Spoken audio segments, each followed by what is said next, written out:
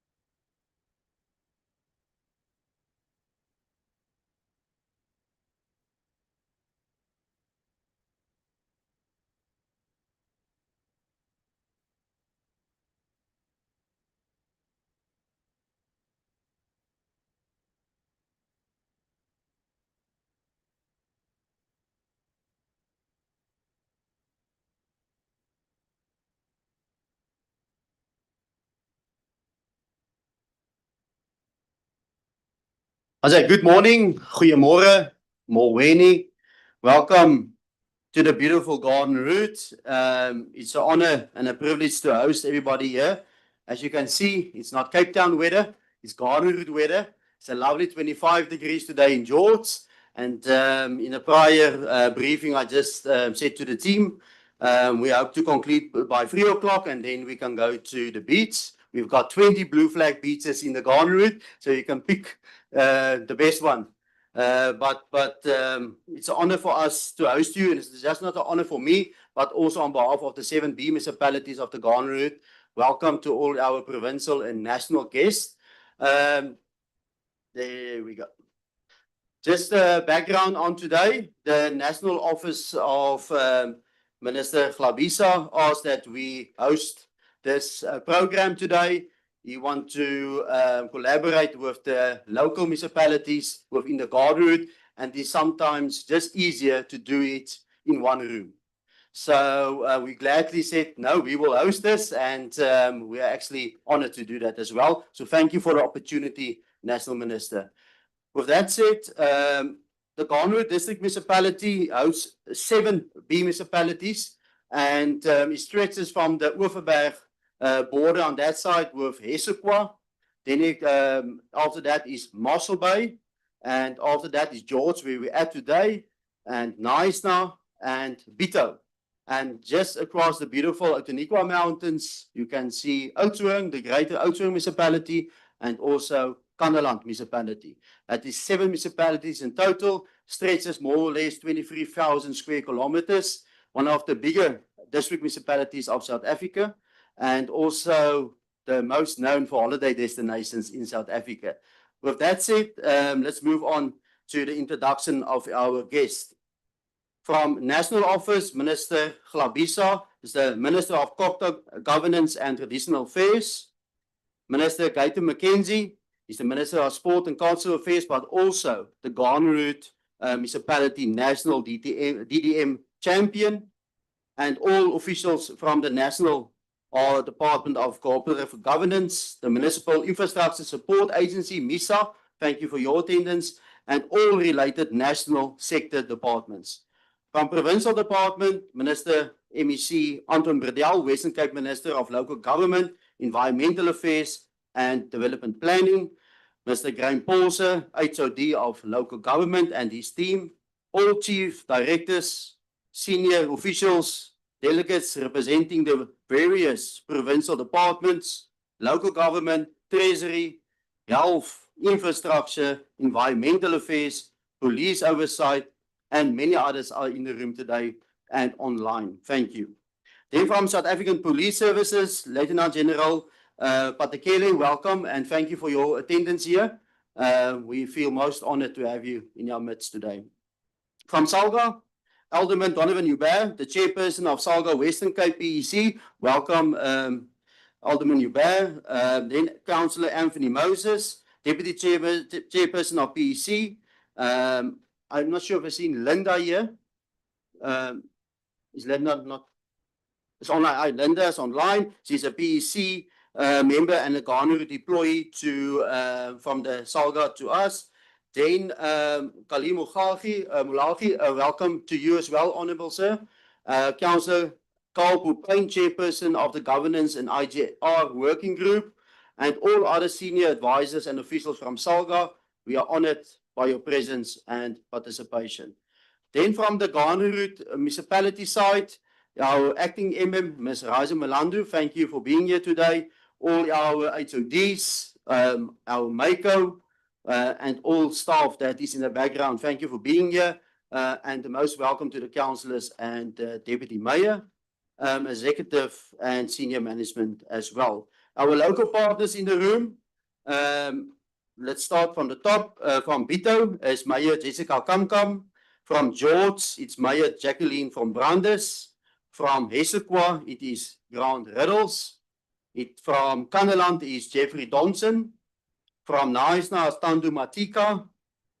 From Mosselbaai it is Dirk Kotze. And from Oudtshoorn is, I normally pronounce it Johan, but I see yes, Johannes. But Johan Alles, welcome, Mayor. As well as all your MMs and your senior officials and staff, we appreciate your presence and your partnerships. To all stakeholders, officials, support teams from national, provincial, and district and local government, as well as technical teams and support staff joining in person, but also virtually online, a very warm welcome to the beautiful Garden Route. Today's visit is more than just engagement. It's an opportunity to strengthen collaboration, reflect on our progress, and find solutions to the challenges we all face in our communities. Thank you to the Honourable Ministers and the teams for prioritizing the Garden Route, and we look forward to a constructive dialogue that will guide us towards impactful change. Welcome to the beautiful region, to the Garden Route. May today's discussions be fruitful and future shaping. Thank you.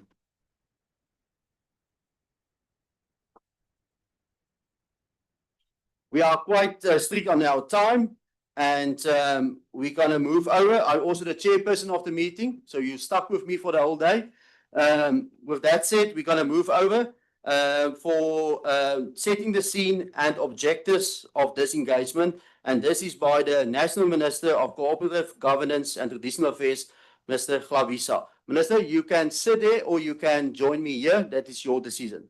Thank you so much. Let's give a warm welcome to the National Minister. Thank you.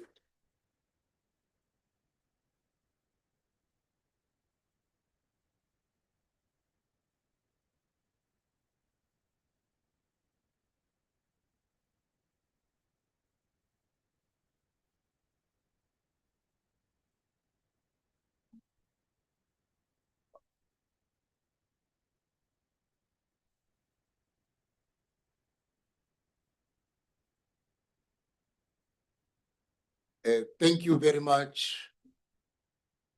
The Executive Mayor, who is our Program Director, I chose to come and join you where you stood because it puts me in a better space in order to be able to see everyone in this room. Let me begin by firstly to greet our Honorable Minister, Gayton Mackenzie, who is also the DTM champion of this area. The Honorable MEC for Local Government in the province, Minister Bredel, the representatives of the Provincial Executive Council who may be present here. I've also done the greetings to the executive mayor of the area who is our program director, but greetings to all executive mayors who are part of this engagement, as well as councillors, the senior managers from CoGTA international level, the senior managers at a provincial level, led by the HOD,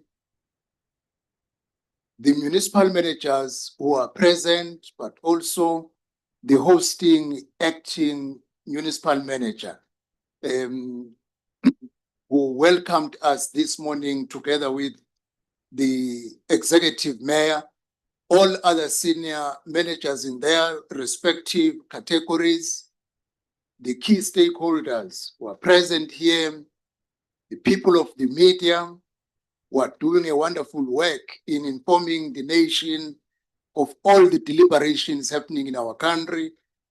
Ladies and gentlemen, good morning.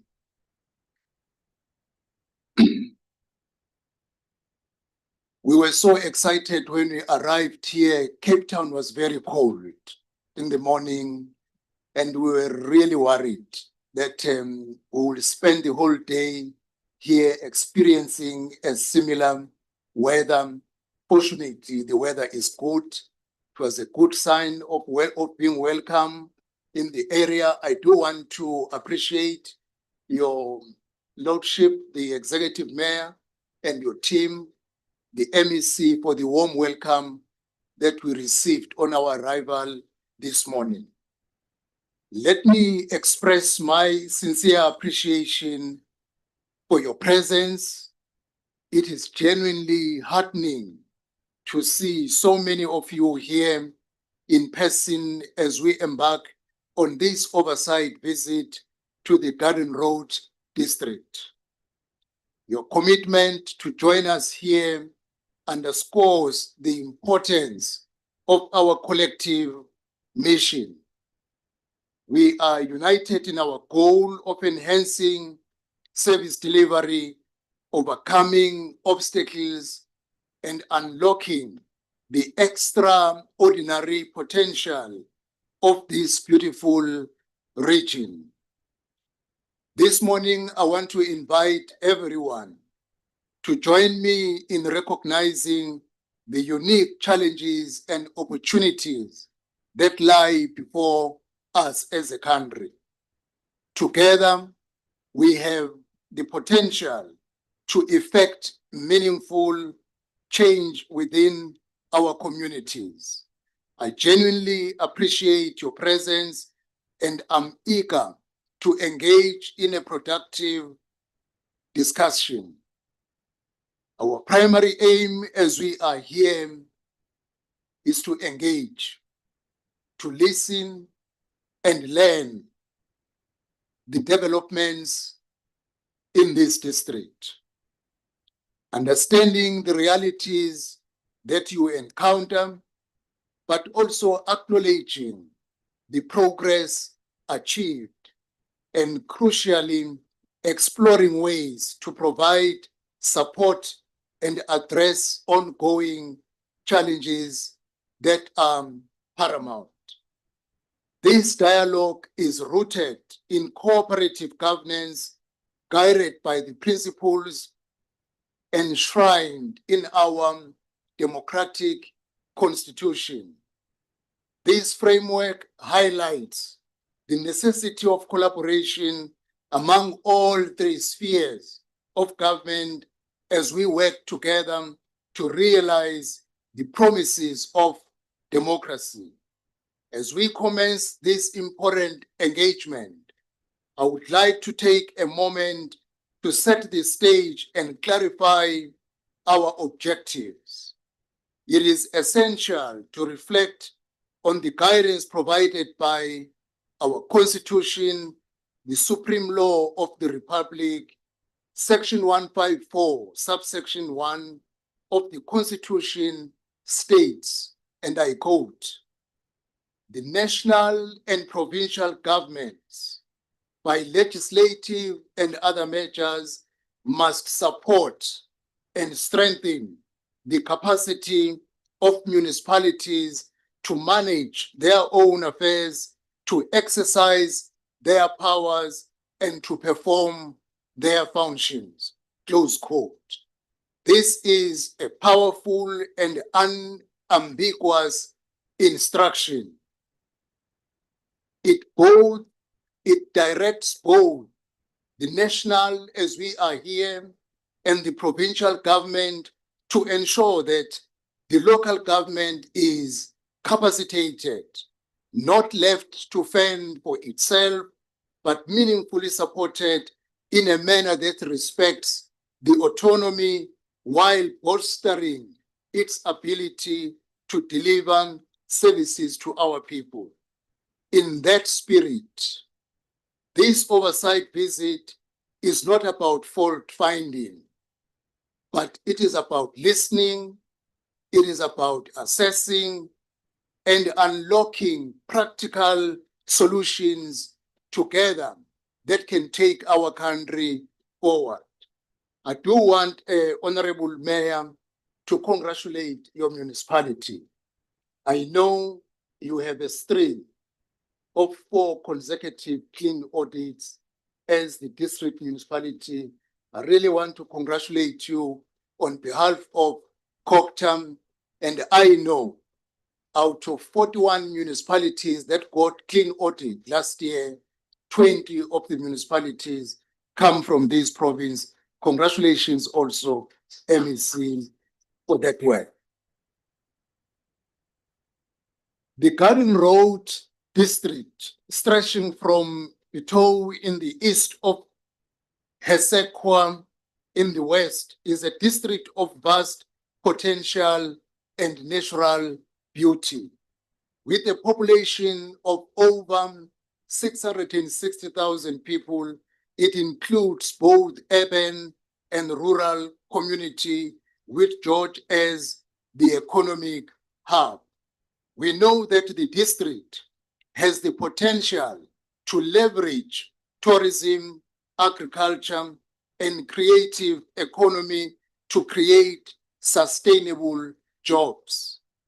Ours is then to work with its municipalities to strengthen local economic development strategies, support small businesses, and remove administrative barriers to investment. We are pleased to note that all municipalities in these districts have functional governance structures. Most councils sit regularly, and key positions such as municipal managers and CFOs are filled. Because what makes many municipalities not function at a maximum stage is to have many senior positions vacant for many years. I'm confident as the municipal manager is acting, the position is going to be filled within a short space of time so that a proper functioning of the district is achieved. While functionality exists, we acknowledge the challenges in some municipalities around political instability and frequent leadership changes.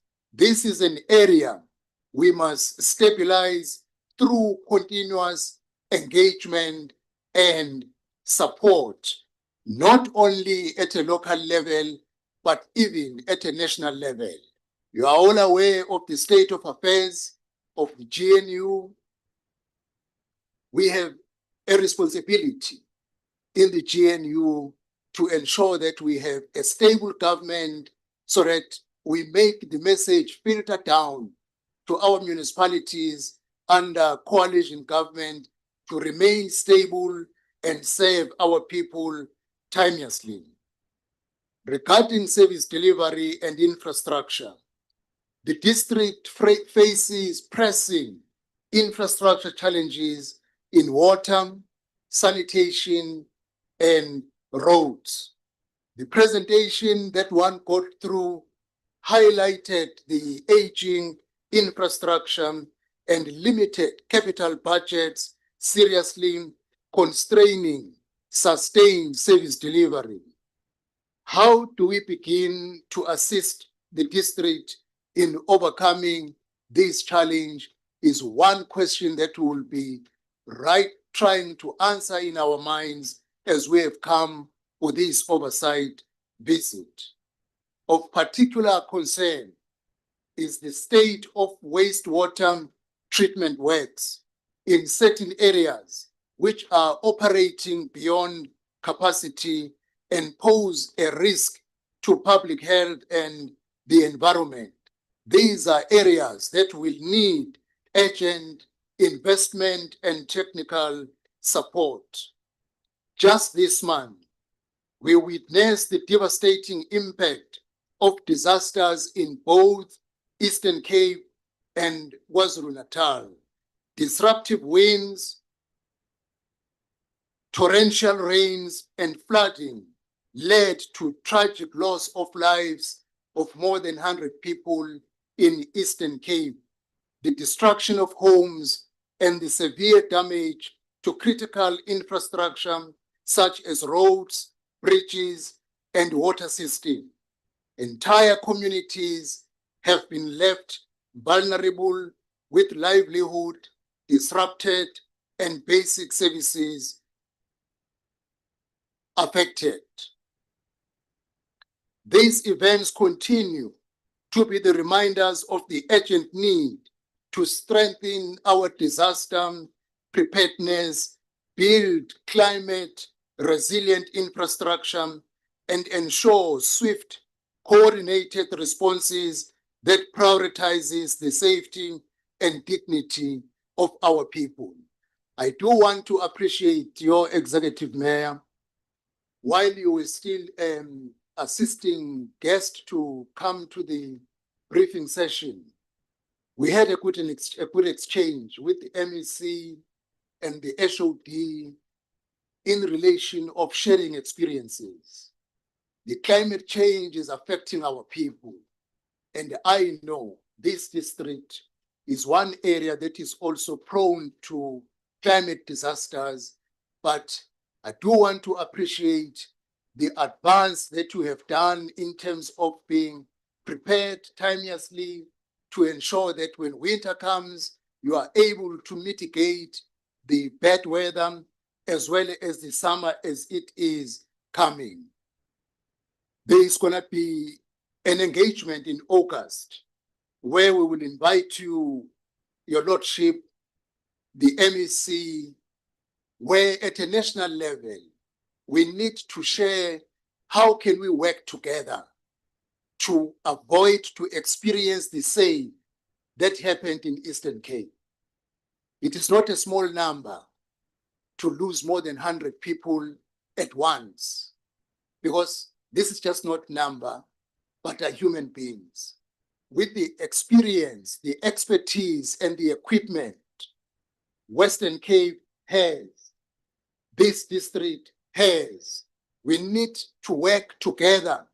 And this is where the spirit of DDM model should really be practical, that we shouldn't allow one province to suffer while the other province is more advanced in terms of the infrastructure, in terms of equipment, and in terms of the know-how in order to prepare in advance. This gathering that we want to have in August, we want to ensure that we are ready throughout the country in terms of the summer that is coming, and we know when we have a serious problem, which button must we press in order to get the resource that is available in order to save mankind. As I've said, the Garden Route District is also disaster prone, especially wildfires, floods, and droughts.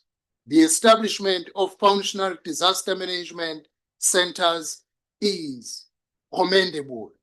However, how then do we all ensure that there is a greater investment in early warning systems, community awareness, and response capacity? We look forward to hearing updates on the identified opportunities in alternative energy projects and the exploration of the embedded generation initiatives.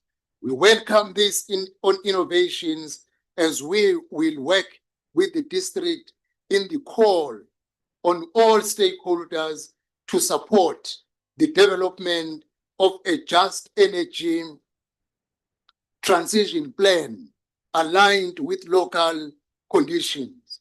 We encourage that the oversight aligns with the implementation of the DTM model. I want to thank Minister Mackenzie for being here as a champion of DTM in this area. And I do want to share with you, colleagues, we have had an engagement with the provincial government, with the city of Cape Town, where we are unlocking the areas of concern around DTM model so that the whole country can go together. I want to convey to you that we have made a breakthrough with the leadership of the province, the Premier of Western Cape, the MEC who was present, and the Executive Mayor of Cape Town. And we are now doing the process of ensuring that the agreed areas, which were areas of concern around DTM, are shared across the country so that we all work together as one country through the DTM model. This whole of government and whole of society approach places districts at the center of coordinated development. The DTM is therefore not just a technical planning tool.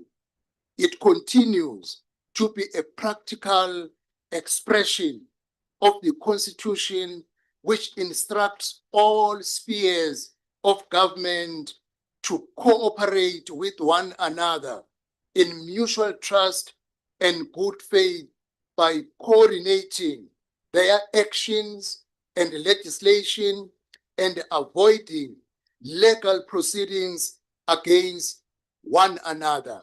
That is what we have demonstrated with the City of Cape Town and the Western Cape Province on issues of differences.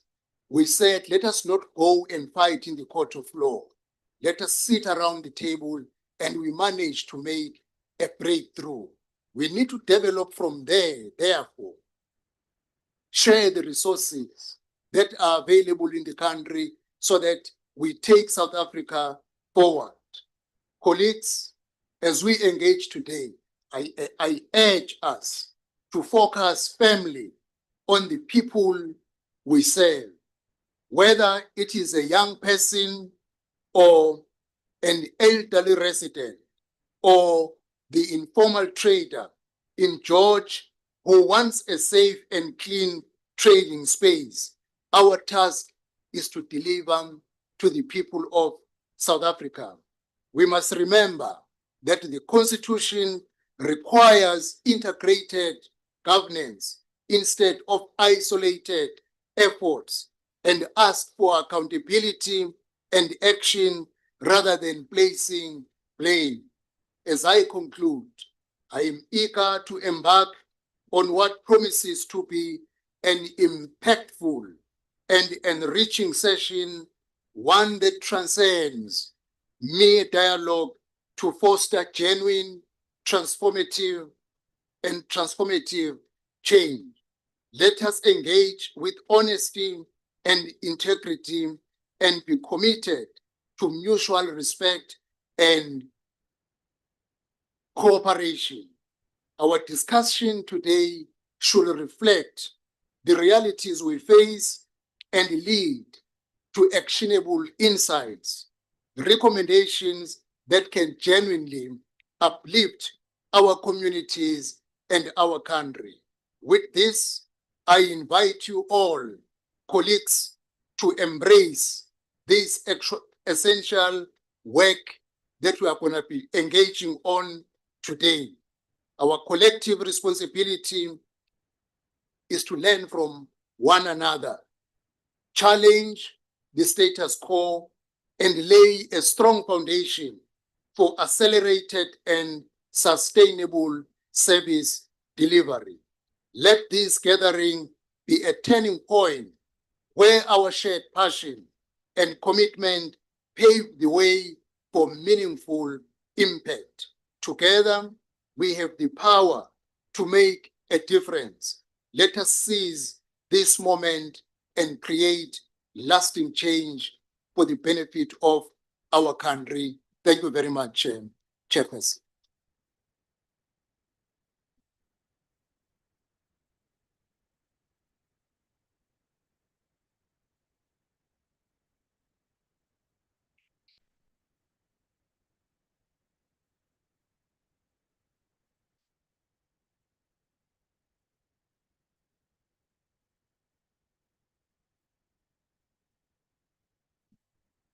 Thank you, National Minister Hlabisa, for that address and your reaching out to the district municipality and the B municipalities for collaboration and assistance. Thank you so much. With that said, actually the main item on the agenda is going to be a bit long, but we are all here to listen the state of the Garden Route. That is not Garden Route municipality per se, it is Garden Route with the 7 B municipalities included. So I'm going to do a presentation. I will add some wording to it. And after that, the local B municipalities have each 5 minutes, more or less, between the mayor or the MM to add on to what is already been presented or something I maybe missed. So let's start with the presentation. Ms. James, can you just fly the presentation?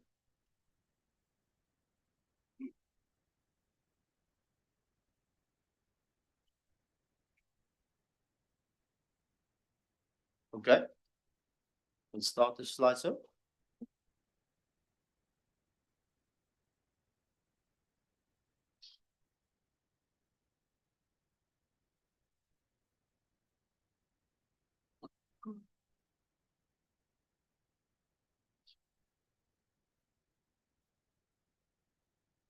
While they are busy flighting, I will proceed with the presentation. I've got a copy here with myself.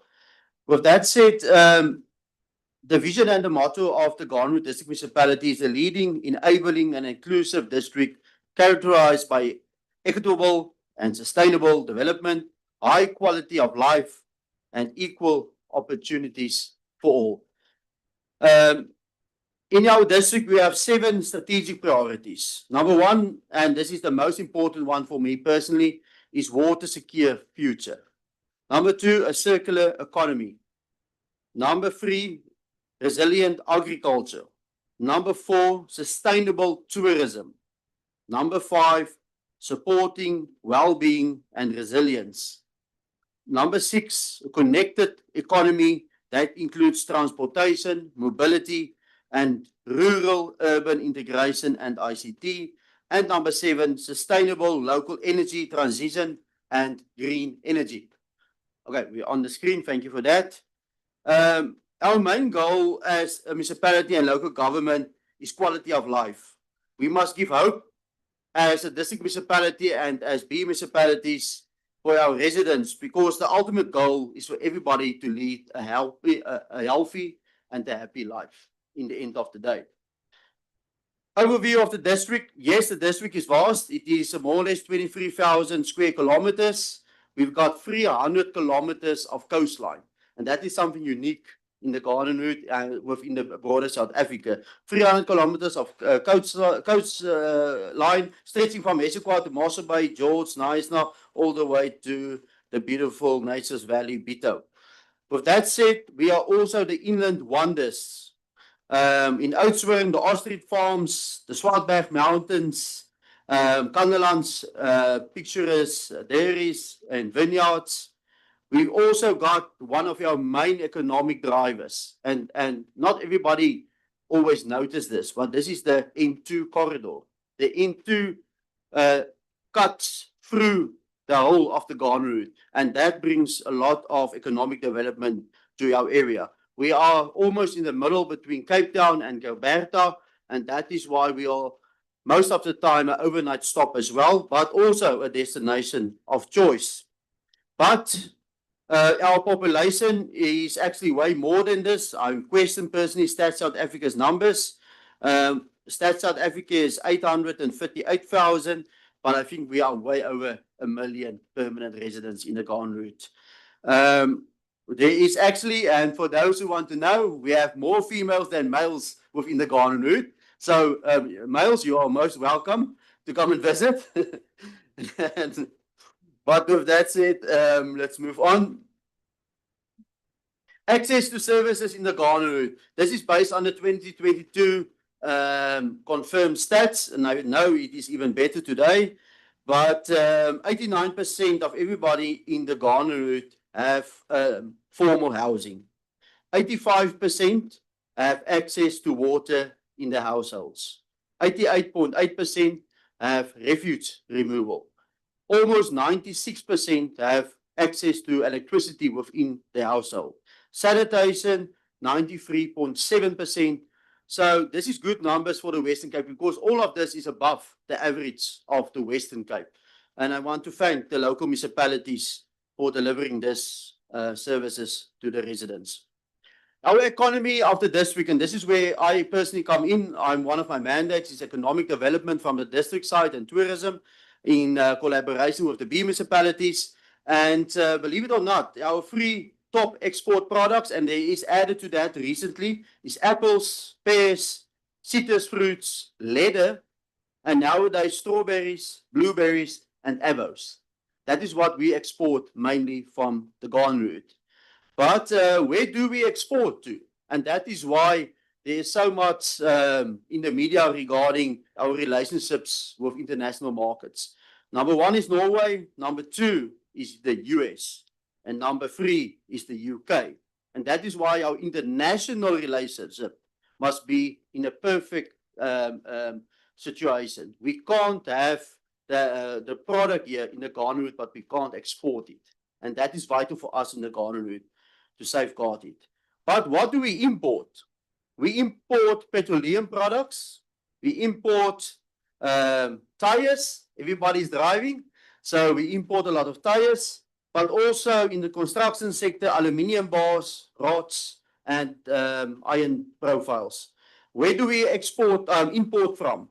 We import from India, from China, and believe it, Malaysia. And this is where the main imports come into the Garden Route. Our tourist activities, and this is based on 22, the National Waterfront is still in the international scope of things the most visited tourist attraction in the Garden Route. I can add to that Knysna Heads, Nyasberg Nature Reserve, and for you that don't know Nyasberg Nature Reserve, it is just north of Ladysmith, and it's a government entity.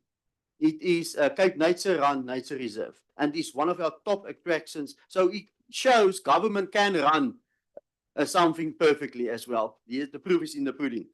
Then Knysna Forest, and then we've got all our game lodges, a lot of them. But also on the list is the Kango Caves, as you all know it, our blue flag beaches. A lot of international tourists come for our international blue flag recognized beaches. And then our caravan parks. There's a lot, almost in all municipalities, we have still caravan parks. Most of them are sourced out to the private sector, but some municipalities still run caravan parks. And this bring in economic development for our local vacation holiday makers here within the Western Cape. But something new that is added, and I'm sure everybody knows about this, is our pilgrimage routes. Something new, like the Camino. Everybody knows about the Camino. We've got our pilgrimage routes now, stretching more or less across the Garden Route District. And it's something new and something we market to our national and international visitors. But if you ask me, Mr. Mayor, why do people visit the Garden Route? What's the number one reason? The number one reason is for holiday and leisure at 52%. So we are still seen as a holiday destination, and we need to change that as well. Nothing bad about it, but we need to change that.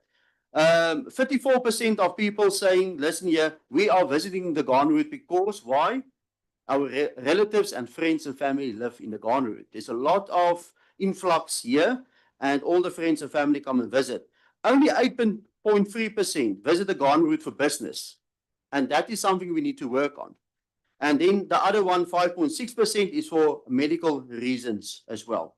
Our GDPR pre-COVID was 15.7%. That is our contribution to the GDPR from tourism.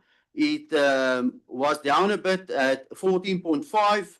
It is 2022 14.8, and I can share today we are back at pre-COVID levels at 16%. So that is something good for us. But the numbers doesn't lie. We export 7.6 billion rand to the Garden Route, but we import 15.7 billion. And that shows us we need more local manufacturers and we need more local producers within the Garden Route. Political status across, we've got 8 municipalities that includes our Garden Route. The municipality itself, 6 out of the 8 is governed by coalition governments. Only 2 have outright majority, and that is Mosse Bay is the one and Hesekwa is the other one. So what does this tell us? A full course on coalition governance for public reps, but also senior administration is so vital. This is the future of government. We can't go into the next cycle of 2026 elections and everybody is not briefed and schooled how to run a coalition government, and that includes administration. We need regulations, we need legislation. So why is that important? Because our residents want stability. I always say the hardest language to speak is the truth. So, but that is only the language the public wants us to speak, is the truth. And with that said, we must be honest about our challenges, and then only true progress can be achieved. Then regarding the national minister already alluded, we've got 8 municipalities that our councils are functioning.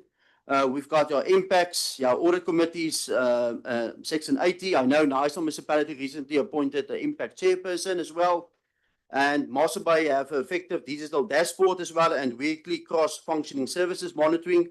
But one of our cross-cutting issue is skills shortage, ministers. We are struggling to get skilled people within local government, and there's a lot of reasons, and I will come to that now. We've got infrastructure backlogs because of financial constraints, because of the rapid population growth. Local government remains over-regulated and lacks the autonomy to make decisions.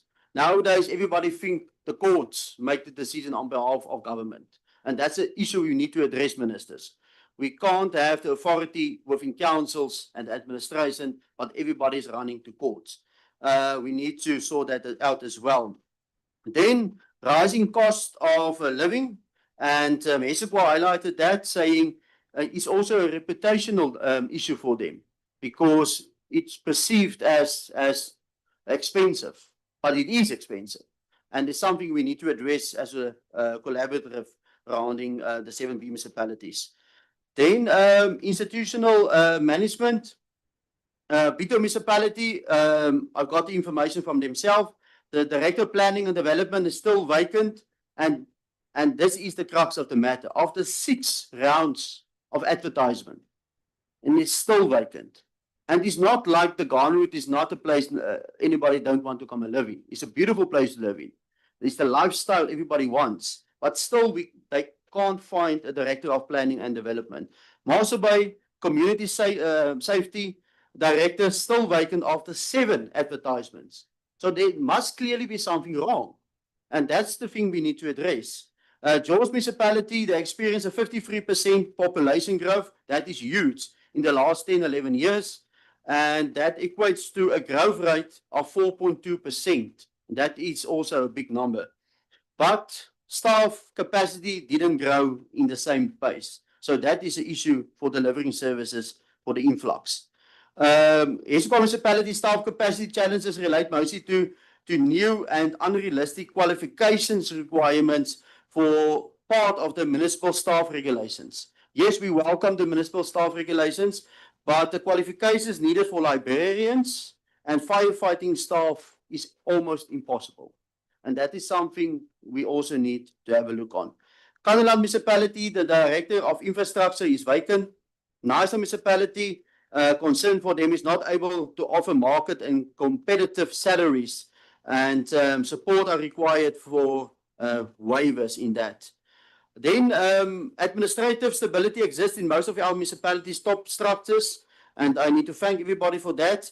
But in Garden Route side itself, Garden Route Municipality, we put a moratorium on hiring new employees to save money, and we also need to look in our top structure as well for cost cutting. Then institutional management, and this is one of our main reasons, is the upper limits salary creep remains a barrier for attracting suitable, qualified and competent senior managers. This is not something new. Everybody is struggling with this. We are struggling to bridge the gap between our managers to our HODs because the upper limits are not welcoming for everybody in that position to take up a HOD position. We need to have a look at that as a matter of urgency, and that is why the white paper on local government, we have the opportunity today, because I think the deadline is today for submissions. So please submit it if you haven't done so already. Then the recent review causes further barriers in attracting suitable candidates. You can have a look at 10.1. It's a contradicting clause. 10.1 says offer of remuneration to be based on skills, experience, qualification, and knowledge. But 10.2 says all candidates to be appointed on the minimum notch. So how is that possible? So there's something in legislation we need to fix. Regarding clean and unqualified findings, financial outputs and outcomes for our audits, the National Minister highlighted a few. Yes, we've got 4 municipalities in the 23-24 financial year with clean audits, and then we've got 3 of them with unqualified with findings and 1 with a disclaimer. So overall, it looks promising for the Garden Route. Mossel Bay Municipality, I need to highlight them, was recently assessed by Ratings Africa as one of the most financially sustainable municipalities in South Africa. Thank you, Mossel Bay. Then the next one is financial management. And this is a concern. And I said it 10 minutes ago, we need to be honest sometimes. But I was always honest. And this is always difficult to talk about. Bito Municipality, in 2 years' time, the outstanding consumer debts jumped from 350 million to 397 million in 2 years, 24 months. A jump of 67 million in outstanding consumer debts. That is concerning. And there, we must have a look at that for the main reasons. Bito Municipality can elaborate later on this. The collection rate is 89%. Mossel Bay Municipality, as you just heard, a good functioning municipality, is also struggling with just under 95%. And the norm, as you all know, is 95%. But one of the best in the Garden Route is Hesekwa Municipality. I hope it's the truth. They say a collection rate of 99%. Well done, Hesekwa. I think it's the best in the country. So they collect their rates and taxes. So thank you for that. But with that said, we are still struggling. We know our budget policies are aligned with MSCOA in all the legislative frameworks across the district. But key risk, and I'm going to highlight 1 or 2, from the Garden Route District Municipality side is the roads function. It's going to go back to province from the 1st of April. There's a risk for the Garden Route District Municipality. Mossel Bay Municipality highlighted the expenditure on unfunded mandates. And they put 1 year is library services. Hesekwa, I already mentioned it, the middle income households. Now, this is the main concern because I was years at the local municipality. The people just outside indigent support, that bracket is the bracket we need to look at. That's the middle income, the start of the middle income. They are struggling with the increases in rates and taxes. Oudtshoorn Municipality highlighted financial sustainability and Kannaland financial systems challenges. Service delivery. As you know, Garden Route is currently the #1 semi-grazing destination in South Africa. Everybody's influxing here. Sorry, MMC Kaapstad is not Cape Town. They're coming to the Garden Route and of a destination of choice. So with that said, there's something positive, but the struggles are there. We need to invest, and we can't quickly enough invest in infrastructure across all the municipalities to keep up with the growing demand. And that is why we highlighted infrastructure. I know George Municipality, Mossel Municipality, Eshoek Municipality, to mention a few, are putting all their budgets now in infrastructure just to keep up, not to be ahead even. But we are trying our best as a district collective. Water and sanitation, local municipalities are investing heavily in water infrastructure upgrades. Mossel Bay are leading on water security through SA's largest desalination plant. Pito, George, Kannaland advancing in upgrades at water treatments and wastewater treatments. But several municipalities face the backlogs, aging infrastructure, and require funding for implementation readiness. Then regarding energy, and we are quite excited on energy. Multiple municipalities, that includes Mossel Bay, George, Eshoek, to name a few, are implementing solar PV and BESS battery storage systems to strengthen energy resilience. It is quite important because we need to have our infrastructure and save some cost on solar. Everybody in the private sector, as you know, that can afford it at their homes and businesses are moving over to solar PV, and that is income that is foregone by our B municipalities, and they need to address that. And addressing this is to install themselves solar PV and battery systems as well, and also for delivering of services. Waste management, refuse services are under pressure due to aging vehicles, illegal dumping, limited landfill space. Nyasa and Kannaland have noted critical infrastructure and capacity concerns. While as a district, we are busy driving to get a regional landfill site open with all our own challenges, but hopefully soon that will be up and running as a regional landfill site. Housing, George, I'm going to highlight George here, faced the highest housing backlog with 20,000 families on the waiting list. Yes, there are several projects, but still 20,000 people on the housing list is highlighted. And then Pito, Nyasa, Oudtshoorn are progressing on site servicing housing initiatives, but are constrained by land availability, funding, and infrastructure. Roads and transports.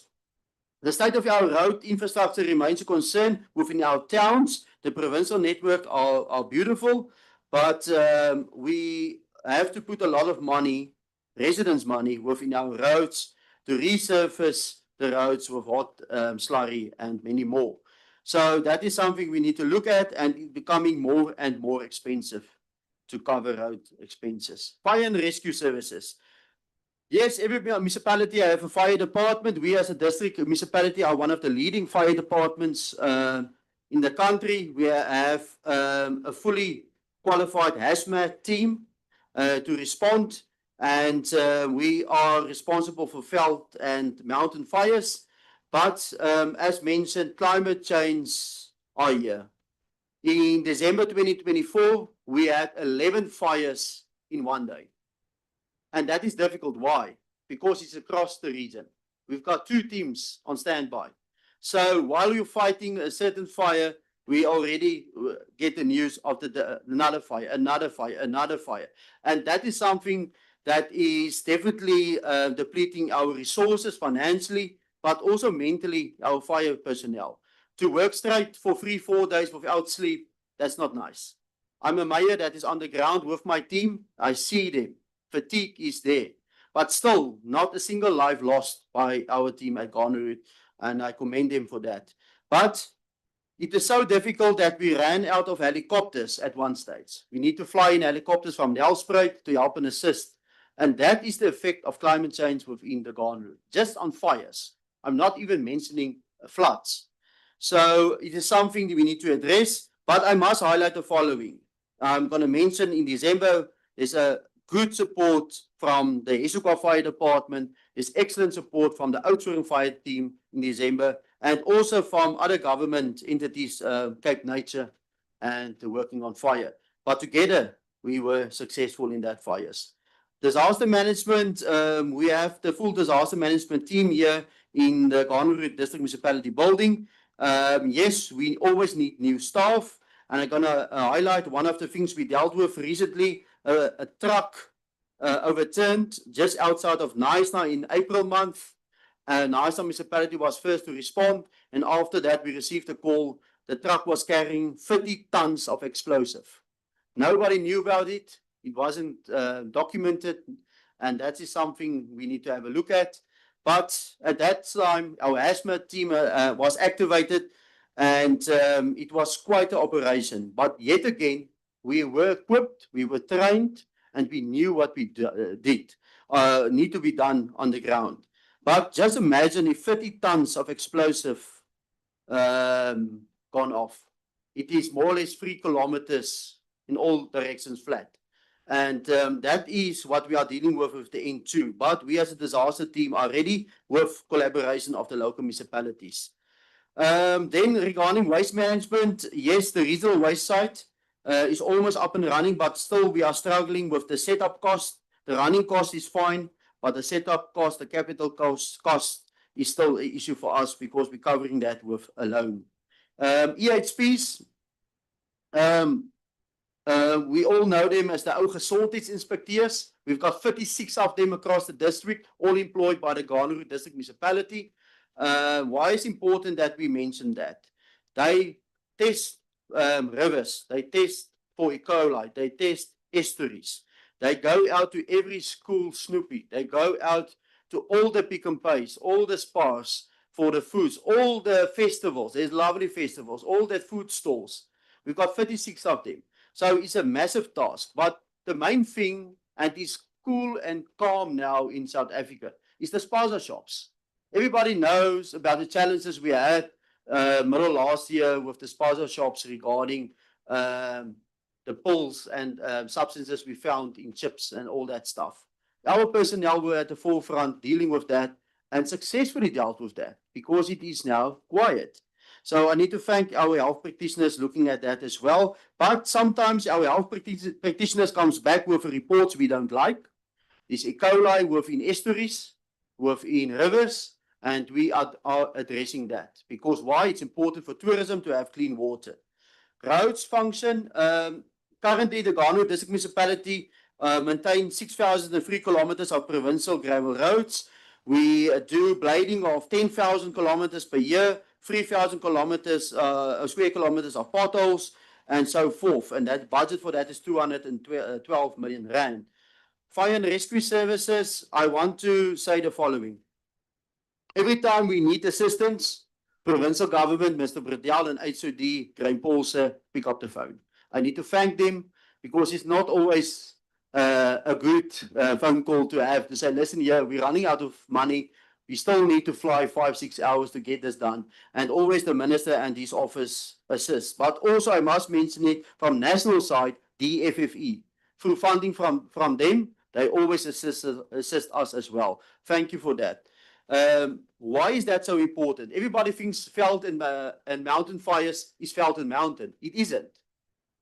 There's a lot of influx in our rural communities now with guest houses, farms, vineyards, strawberry farms, and that is within the veld and mountains. So every time we hear about a fire, it's not only veld and mountains. We need to go there, and unluckily, fires we deal with, there's no roads. We need to build a road to get to the fire. So we are road builders, number one. And number two, we must hold all the water to the scene. And then we must arrange our personnel and also all the helicopters. So it is quite an event to do that. But with that said, our Fire and Disaster Management Center upstairs, we receive approximately 25,000 calls each month.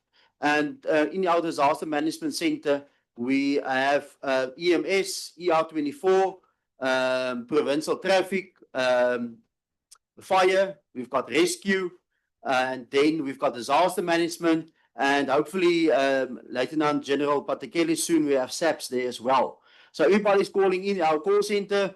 We're lucky that we have excellent personnel. And with our call center collaborating with the B municipalities call centers, we are always successful in helping in need. Something we need to address is MIC funding for district municipalities ministers, because B municipalities can apply for MIC, but not district municipalities.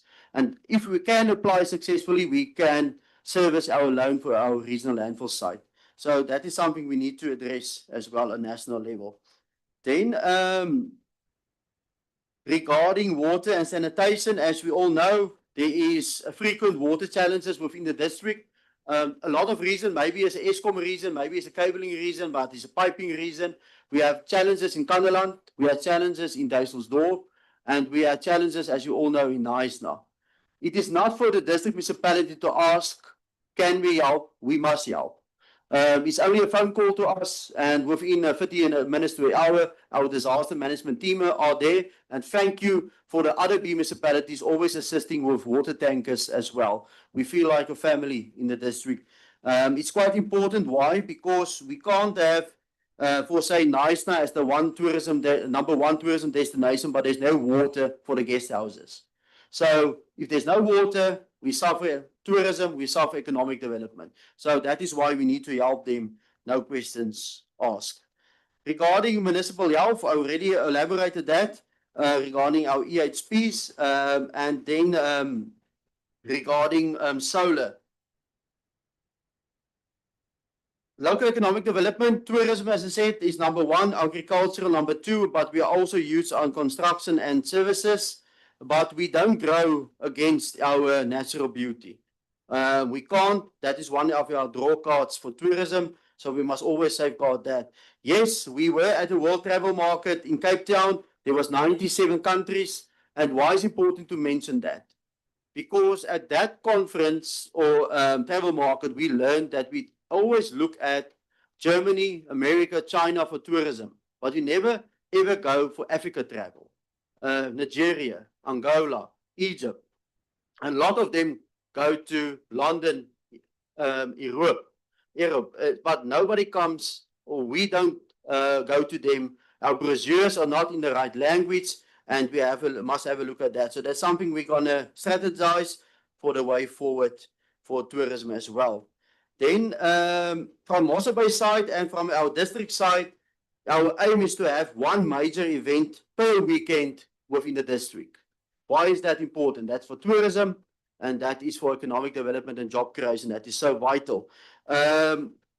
We normally don't mention this, but our rivers, our nature, our estuaries, and something else, our schools, our school sports is one of our major draw cards to the Garden Route. We've got excellent schools. I don't want to mention anyone, but excellent schools, and that draws all the tournaments to the Garden Route, and we are happy to host them.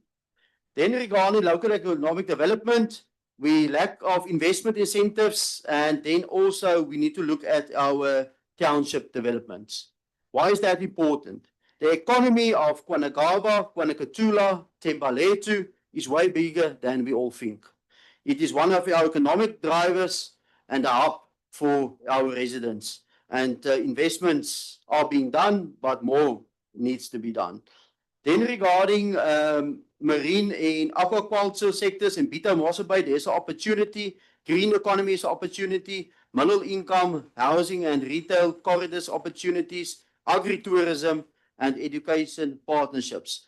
We recently launched the electric infrastructure seminar last week Friday, and this week we will launch phase 2. Where we want to aim to have electric vehicle infrastructure, not just at gas stations, but at our tourism attractions. We want electric charging stations at Kangaroo Caves, Knysna Forest, Blue Flag beaches, because we want everybody to come here and experience the Garden Route in a sustainable way as well, and with electric infrastructure. And it's not only vehicles nowadays, it's RVs, electric bikes and all that stuff. So there's something we launched as a district. Just briefly, Skills Mega program. Skills Mega is something we're hosting, and I think the only municipality in South Africa doing this. We are doing Skills Mega program where we train the youth, not just with an attendance register, but with accredited training certificate. After the training, they can go to the private sector with an accredited certificate and apply for a job, and they're more employable. Yes, we took hand with CoGTA. It's not always easy, but it can be done, and it is being done. And we are busy with chefs training, healthcare workers, fire personnel, and that's all accredited training. There's a lot of opportunities. You can see it on the slide. And overall, to date, it is 124 million rand we achieved in getting from CoGTA and put it into our youth, into education. Then local catalytic projects in Bito, just to a few. Bito are busy upgrading their water treatments in Pietermaritzburg Bay. Also in Kirkland, water treatment. Also the wastewater treatment in Kirkland. And Gansevlei, also wastewater treatment. Naisna is busy with the central transport hub, the taxi rank upgrade. Nekki's secondary development node. Heide Valley secondary development node.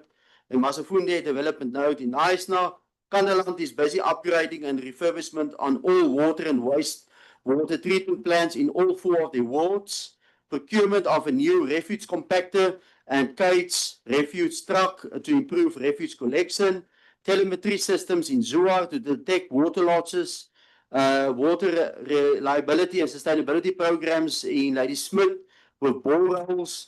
Thank you for Western Cape government also assisting there. Placement of 20 additional 5,500 litre water tanks in the informal areas. Ourselves as Garden Route District Municipality was involved there together with provincial government. Thank you for that funding. George Municipality, there's so much going on in George. Just to highlight a few. Bulk services expansion, upgrade to free sewerage pumps and the Garden Route Dam pipeline system. Water securities, new reservoirs, pump stations in Pakkelsdorp, Thembaletu. Human settlements, 4,500 housing opportunities in Thembaletu, Metro Grounds, Crocodile Farm, and Earth 325. And with human settlements, there is always the bulk infrastructure, renewable energy, solar PV installations, wastewater treatment facilities, municipal buildings, Tamsu, industry boost, energy resilience. George is quite construction site at this moment. Eskom Municipality, and I must mention this, otherwise the mayor will call me afterwards. Eskom Municipality are busy constructing a 10 MV solar farm with a BESS system. But why is that so important? Everybody's doing this. But all the municipalities are taking a certain part of the municipality. If it's the water treatment or the waste treatment of a building off the grid, they are doing a whole town off the grid. The town of Riversdale, once this is up and running, they're already busy with the implementation. It will be the first town in South Africa that is fully load shedding free. So hopefully everybody will be invited there, Mr. Mayor. But something good happening in our area. They're also busy addressing the asbestos pipes and also upgrading electricity reticulation networks. In Mossel Bay, Greenhaven, Grootbrak, upgrade of sewerage lines, phase 3, upgrading of water storage capacities for corridor developments, Hartelfontein sewerage lines, Hartenbos, Kops Reservoir and Brandwag, upgrading of Pinnacle Point sewerage lines, upgrades of pipelines for water between Bartelsfontein Reservoir and Dana Bay, and then also water management solutions. Then something else, bigger projects, 66 kV intake substation is being done at Mossel Bay. I think that's almost at completion. Then upgrading of a town feeder, one for Grootbrak, overhead cables, Morrison Road, overhead lines to be put underground. That's for aesthetic reasons, but also for safety. And then also alternative installations, PV solars with BESS systems, and many more energy efficient street lights. But let's go to the regional catalytic projects. Waste to energy plant, that is something we are working as the Garden Route District Municipality. We are busy with the specification, and it will be advertised soon that we built a waste to energy plant next to Petro SA on the farm that the Garden Route District Municipality owns. Then also in the private sector, there's a solar plant in development in Duiselsdorp, Oudtshoorn, 150 MV and 140 BESS. That is huge. That is private sector. Then in Mossel Bay, there's a lot of gas to energy interest in Mossel Bay. Now we call it Mossel Bay, but it is on the land of Garden Route District Municipality next to the landfill site. That is now in a public participation SEM processes. And then digital transformation, data centers, district water master plans is busy with. Now, the district municipality will never take over any municipality functioning of piped water. It will never be. But we want to get registered. Why? Because every time there's a water crisis, the district must go and help. It's our personnel, it's our vehicles, it's our expenses, and we can't invoice that. So that's the issue for us. But we will never take over any pipe water function as a district municipality. Then we are looking in a fresh produce market. Why, ministers? Because that is one of our mandates. Is a district must do a fresh produce market. And as I mentioned, we've got all the avos, strawberries, blueberries, and all the stuff here. Something we are looking at, but not 100% done yet. Then the landfill site, I addressed that. And something that we're going to launch soon is the honeybush processing facility in Oudtshoorn or near Oudtshoorn. That is something driven by the Western Cape government, Minister Velenkosini and HOD Grain Pulse's office together with us and SETFA. And we are busy constructing a honeybush processing facility in Oudtshoorn. Why is that important? Because there's a lot of smaller farmers there, but they can't afford their own processing plants. So they bring it out to us, we process them, and then they can sell it off to the private sector, hotels, international markets, and stuff like that. But this is a collaboration between local, district, and provincial government. It's a good opportunity, and hopefully it will be launched within the next few months. Then, almost done here, is regarding the tourism side. The Outeniqua Tutu, we all know the Outeniqua Tutu. It was standing still for what, 13, 14 years. But at least we can say that Transnet has put out a tender and the bidders are currently busy with. And why is that important? It's a huge tourism draw card for the Garden Route. But that is one of our mandates. But the main thing we are looking at is the phase 2 of it, is rail by waste. All the waste is coming from the beautiful Bito, Naisna, George, by trucks on our roads, on the N2. But the railway line cut through all these municipalities, even go past our regional landfill site. So that is why we need to, as phase 2, maybe at night time, do rail by waste. It is cheaper and more efficient for all the municipalities. Then something big is regarding the George Airport expansion. We as a district municipality are driving it very, very hard with them, with AXA. And why? Because currently the capacity at the George Airport is 900,000. That will be doubling up to 2 million. The plans are already in place, the funding are in place, and they are busy with all the consultancy services and stuff. The second quarter next year, it will be shovels in the ground, and then we will doubling up tourism for the Garden Route, and we must be prepared for that. Everybody can come in doubling the numbers. But we're also looking for cold storage, and we're also trying as a phase 2 to get direct international exports for our agricultural sector. Because we need to fly it out to Dubai and all the countries, Australia, and what is better than flying out from George directly, and that is why we are busy with the B municipalities, Agri-Western Cape, and all the stakeholders with this. Port of Mossel Bay, they can elaborate a bit later on this. There is a lot of dealings in the Port of Mossel Bay development, but they are still in the planning phase of it. Then Garden Route International Film Academy, that's something we are busy with as well. But to end off this, the Garden Route District Municipality are definitely making steady progress. As you can see and heard, we are investing in infrastructure at a pace unheard of.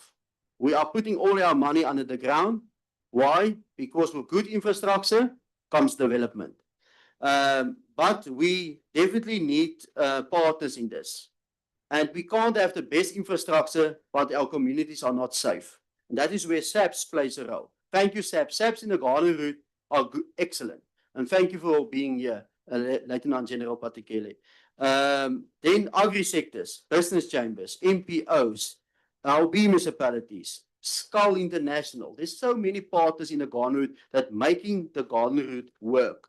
But we call on the national and provincial government to help us unlock the full potential of the Garden Route, because we are proud of the Garden Route. It's a beautiful place to live in and for families to come and settle. I thank you.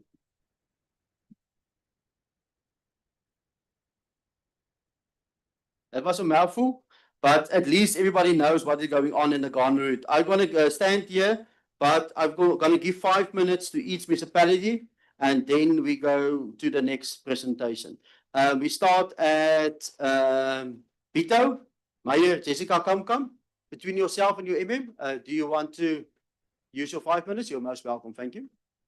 Good morning, everyone. Can you hear me? Okay, to the honorable ministers, Provincial Minister Velenkosini, all the executive mayors present, all the HODs and all the staff, let me just say good morning and all protocol observed. I've been introduced. Let me just give you an overview of Bito. Bito at a glance, that our population, we are just over 71,000. In terms of our access to basic services, water services over 98%, refuse removal over 80%, electricity 96%, sanitation 80%, housing 73%. One of our biggest challenges is our poverty head count. It's about 53% in terms of the latest stats. And then, of course, our unemployment is 32%. We concluded, obviously, our budget process, but one of our greatest challenges was that we have lost one of our WSIG, I think they call it BISIG grants, for one of our water services upgrades. And that has really challenged us in terms of our capital budget. We had to now secure funding for that multi-year project by obviously including it in our long-term borrowings. So that has affected us a lot. We've spent internally close to 20 million. Is that correct, Eminem? 20 million on that project. Just because we lost the grant. As you see, the mayor did present. We've got a water services infrastructure upgrades and also a sewage infrastructure upgrade in the area of Kirland, in the Craigs area. So that has affected us. And as a result, we have a lot of challenges in terms of our informal settlements. I think it's across the board. Services, water and sanitation services, it remains a challenge. We are also looking currently to upgrade our storm water, just in terms of the risk. And we are funding that project by doing borrowing. So, of course, that has affected us. We struggle in our informal settlements to keep a good standard in terms of service delivery. Then in terms of the fires, that's where normally it affects us as local government. In our informal areas, we had quite a number of shack fires and we had one fatality. Then I want to say in terms of our services, primary schools, there's a need for primary school in Ward 3. A tertiary education, there's a skills gap in terms of us having being able to provide practical skills. We only have South Cape College, but we do not have that offering, especially for the kids that fall through the cracks, that maybe is not academically inclined. Another challenge for us is in Bito is that we do not have a hospital. So we are the only sub-district with no hospital, and Neisner is still the closest and the nearest. And we border right until where COVID is, the border of the Eastern Cape. And that's a big challenge, and especially coupled with the provision of the ambulance services. It is getting quite like a very, very contentious issue in the community. So there is a major challenge for us at the moment. And then in terms of the police services, there's always challenges in Bito. our vans that is available, there's normally a challenge there. So you will see on the ground, it really affects the community, health services and policing. And then I want to say that we currently have a Sunrail project. There's an upgrade plant maintenance project from Kirland, stretching right until Kobe, across the border where the Blokrands Bridge is. And that project has been quite a challenge. It has been stopped by the nearby community because of they feel that there needs to be the beneficiary community, but Sunrail has engaged the community, and I think they've reached a stalemate. So I'm not sure how we are going to resolve that. It has affected us locally as Bito municipality, because as you know, the communities they see us as local government as the nearest sphere of government. They're not really interested in where exactly the competency lies. I think that's it. From Bito's side, I'm not sure. Oh yeah, the last thing I want to say is that we really need more guidance and clarity in terms of private-public partnerships. There's a lot of potential, especially when it comes to waste to energy. There's also currently, I'm sure everyone is aware that we have the challenge around our airport. So we're also looking into various ways for us to address those challenges. Thank you. Yeah, thanks, Program Director. Greetings to the ministers. All protocol observed, not to waste time. There's only two areas I wanted to touch on. I think the first one is the ESCOM distribution areas. We're having a serious challenge. That is why our debt, consumer debt, is actually increasing in a period of time. We are unable to put measures to collect the money in ESCOM distribution areas, specifically at Garden Route and the cracks and the part of the Reef. It then brings a lot of pressure to the current rate base that we are actually squeezing them out for the areas that are unpaying. Our collection rate at Garden Route in that whole community is lingering between 7 and 11%.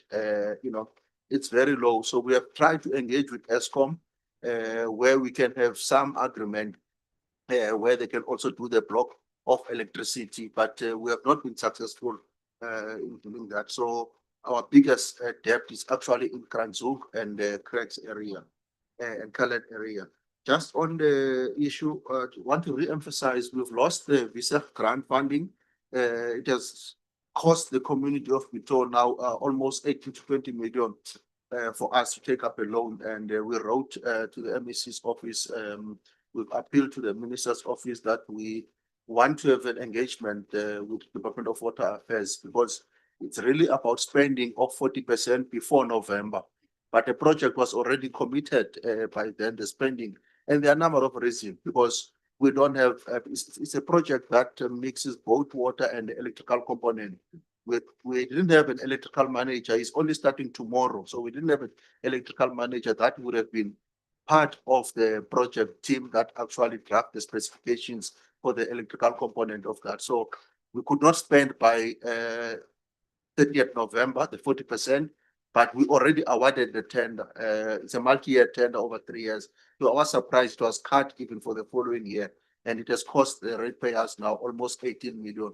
So we are appealing that matter that must be looked at, what's money that could have been utilized. You will see all our focus is on infrastructure project, mainly on water and sanitation. We didn't highlight much on roads, but we're trying to be project ready for all the project that needs to come of human settlement. So thank you very much.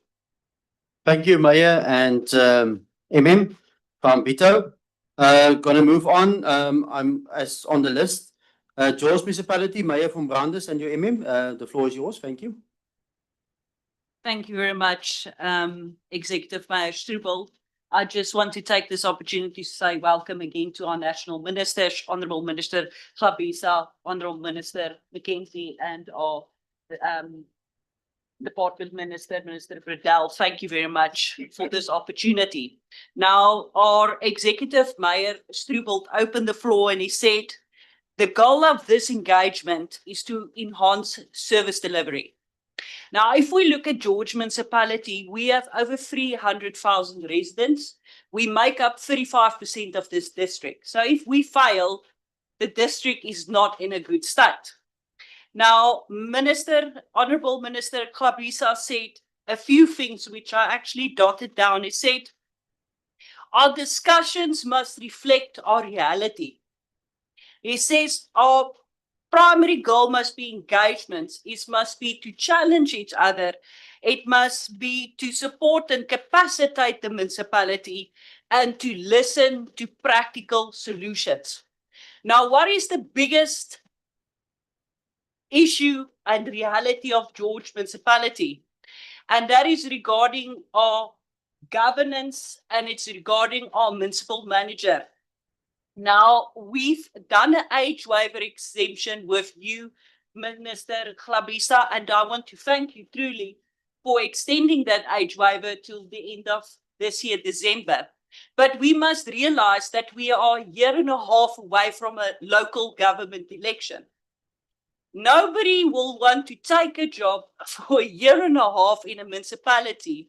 And the reality we saw on the screen, there's been advertisements 7 times for this position, 6 times for this position. It's an issue we are sitting with to get capacity in our senior managements that we are functioning on service delivery. So our biggest issue is to try to extend our age waiver for a municipal manager just for a year and 6 months till the local government election can happen, that the next LGE government can appoint a new municipal manager. That is our most used issue. Now, if we look at capacity in our younger courts, we just appointed a fantastic director. He's 36 years old, Mr. Forza. So we believe in capacitating younger people. Our average of our directors are currently on 49 years old. So we believe we need to get our younger generations in. But in circumstances, we need an age waiver. And I'm pleading today, Minister, this is our reality. If we do not get it, we are in big trouble because our municipal manager also earns 600,000 rand less a year than our directors. So why are you going to be a municipal manager at George Municipality with that also in mind? So that is the 2 realities we are sitting with. And disengagement, I'm pleading here today, Minister, Honorable Minister, please assist us with this just until the LGE election, which is a year and 5 months away. That is our biggest reality. When we look at other issues, we are very fortunate. And I want to say thank you to Honorable Mackenzie, Minister Mackenzie, that sits there. He himself and his department gave us funding. We are quite lucky. We get a lot of national and provincial funding. So we want to thank everybody here for that. On our current financial year, we've got 1.6 billion just on our civil. And our next financial year, we've got 70% of our capital is towards our civil engineering department. If you came from the airport, you would have seen construction everywhere you go. And it's not in certain parts of George, it's in every part of George. We are really a construction city because we believe in infrastructure, we believe in investments. We've got issues like every other municipality.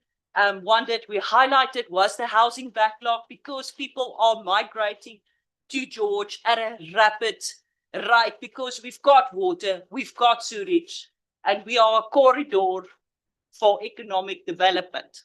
But we are working closely with Minister Schimmers to see that we actually get that housing opportunities. And as mentioned, we've got over 4,500 in the pipeline that we are rolling out currently. So from our side, we want to thank all our national partnerships. We want to plead with our national partnerships to assist us with the reality we are facing with. And from my side, that is all. Thank you very much, Executive Mayor Strubel, for this opportunity. Amen. Thank you. Thank you, Mayor. with a bit of a throat issue. I want to add maybe 2 or 3 issues that the mayor's raised, Honourable Minister and MEC. Think Mayor Stubel mentioned the issue about the minimum requirements in terms of the municipal staffing regulations. That is a serious bone of contention. The minimum requirements, for instance, for a position for a PA is matric plus tertiary qualification for a PA. That is ridiculous. Then for a director, you must have an NCAF level 8 in terms of the regulations governing the appointment of senior managers. For a municipality who has an operating budget of over R1 billion. But for a municipal manager, you must have an NCAF level 7. So there is a conundrum in that regulation. I'm not going to dwell on the upper limits. I think Mayor Stubel mentioned that. That is a challenge for us. The MEC's directive is that you have to appoint on lower level, and we can't find people on the lower level for a municipality of the size of George Municipality. So that I think it's something that the National Minister with Treasury needs to look at.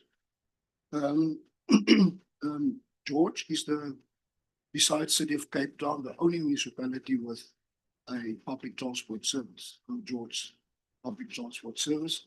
It's also called the PTN.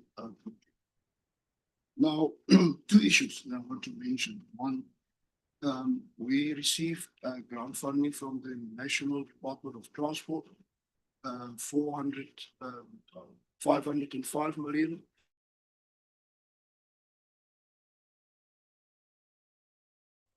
But we received those grants in March, 3 months before the end of the financial year. So there's no way that municipality would be able to spend almost 655 million in 3 months. So as I know PT is here, Stephen is here. We will be submitting an application for a rollover. And I sincerely trust that the Minister at your level that you will support us with the rollover application. Then the other issue that we have with the George project is the Auditor General has raised a finding vis-a-vis the transfer of the fleet. In terms of the intergovernmental agreement, the fleet needs to be transferred at at nominal value. Nominal value is not the rand. Now we've got about 150 buses in George.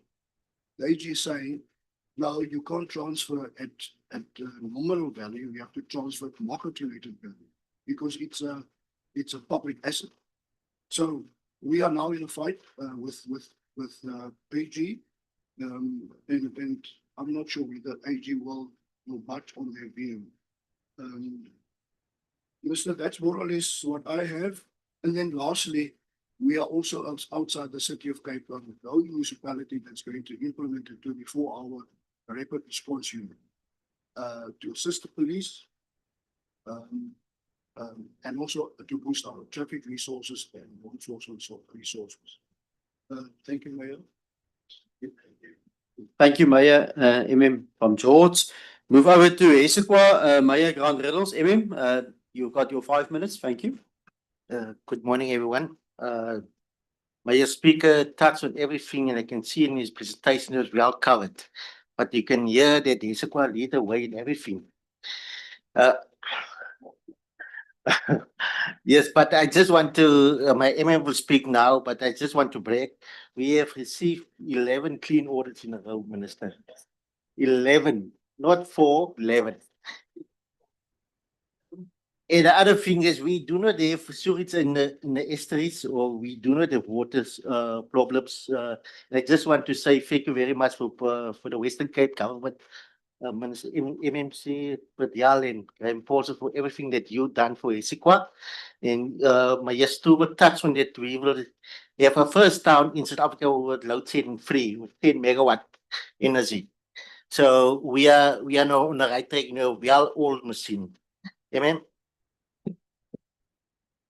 Thank you, Mayor. Good morning to the honourable ministers. I think first of all, to just carry on with what the Mayor has said, I think it's due that we say thank you for the solar energy. The funding for that was 173 million from government and 40 million from HESEQA. What makes this project quite unique is the fact that we were able to turn the procurement process slightly on its head, because nowhere else in the country is a project of that nature within that capital budget being implemented.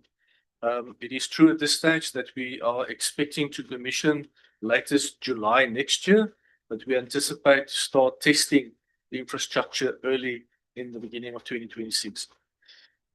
Minister Hlabisa, there's something that popped the radar on last week that is a significant threat to HESEQA and the region. And that is that we learned very hastily that the working on fire budget from a national perspective have been reduced.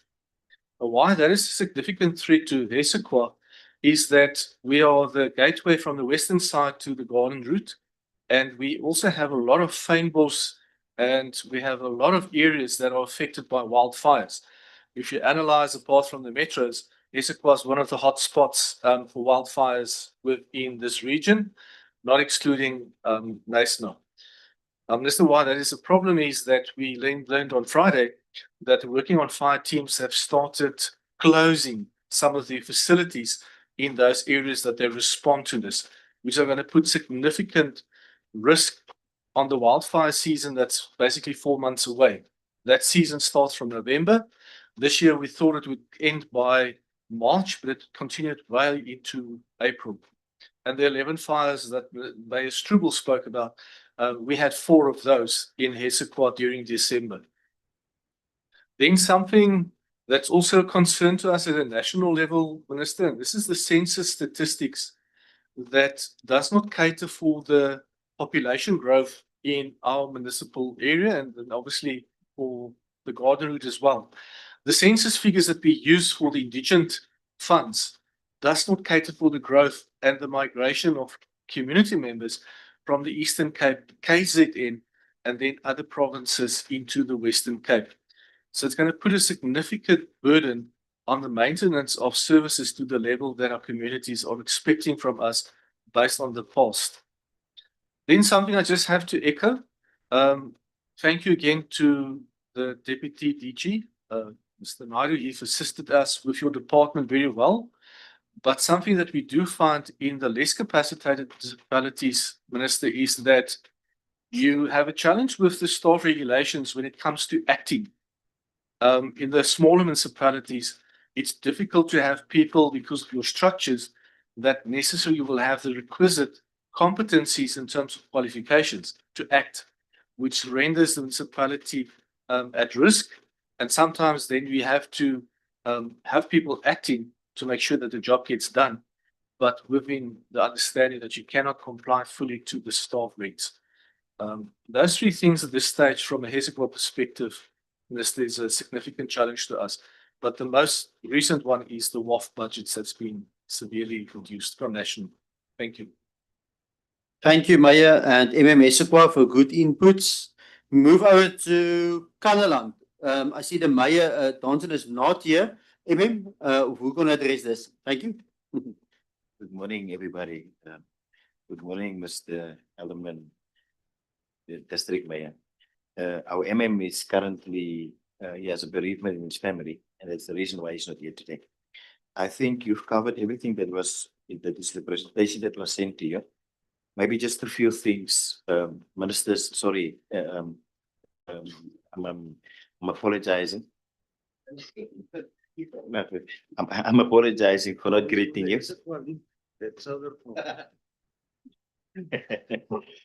Okay. But I think I just need to say 2 things. The one is, yes, we are focusing extensively on water and sanitation. I think it's also at this point in time public news at the moment that at Ladysmith Ladysmith wastewater service, the plant, we've got some issues with the what you call this guy, the contractor. I saw it in the news somewhere, but we are busy resolving that, and that's going to be a crisis for us if it is not resolved very, very quickly. But we as municipality are busy dealing with that issue. The other one, in terms of water, there was a time when we wanted water, a dam to be built in Ladysmith specifically to address the issue of the water. Our water dam at this point in time can only have a capacity of 60%. It is a directive that was sent out that calculate to around about 29 days of water. So every time around about January, February, we run into crises. This year nearly we run into a crisis, but it's not necessarily this year that we dealt with the drought specifically. There was other issues as well, because we think when you look at the water pipes, there's a lot of asbestos pipes and a lot of old pipes, so you've got a lot of problems with that infrastructure. But you have raised the issue of the dilapidated infrastructure. And one thing I need to maybe just mention it. I remember, I know that in the past, Minister Bertiel and Mr. Paulse has helped the municipality in this regard. Currently, we are having a big issue with our fleet. With our fleet. They actually get to a point at the moment where it is becoming difficult to render the services that are going to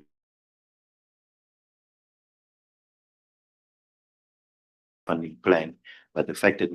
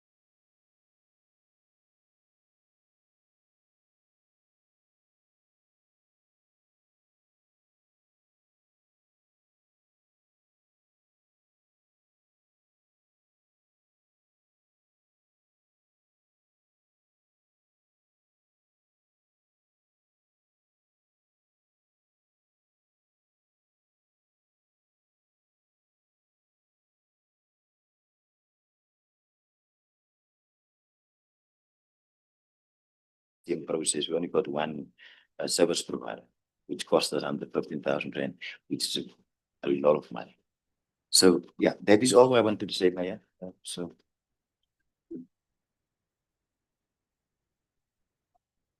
Perfect. Thank you for the input on Kanalan. Then we go over to Naisna, Maya Matika, and your you're welcome. The floor is yours. Thank you.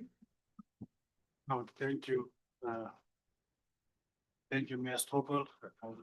Let me start by greeting Mr. Hlabisa and Mr. Mackenzie, as well as Mr. Velenkosini. As you said that in one of your presentations, that Nyanza population has grown to 76,000. Currently, we have a fully fledged senior management. In November last year, we appointed the municipal manager, Mr. Mapolova. Then in February, we appointed two more directors, Madeleine Boyce and Director Wesso, Infrastructure. And in April, the last appointment was in April, when we appointed Director Johnny Douglas of Community Service. So now, for the last 5 to 6 years, we didn't have a stable senior management. Now we do have a fully fledged senior management that has been fully appointed. But one of the challenges, Minister, that will lead to intervention is for us to keep those fully fledged senior managers.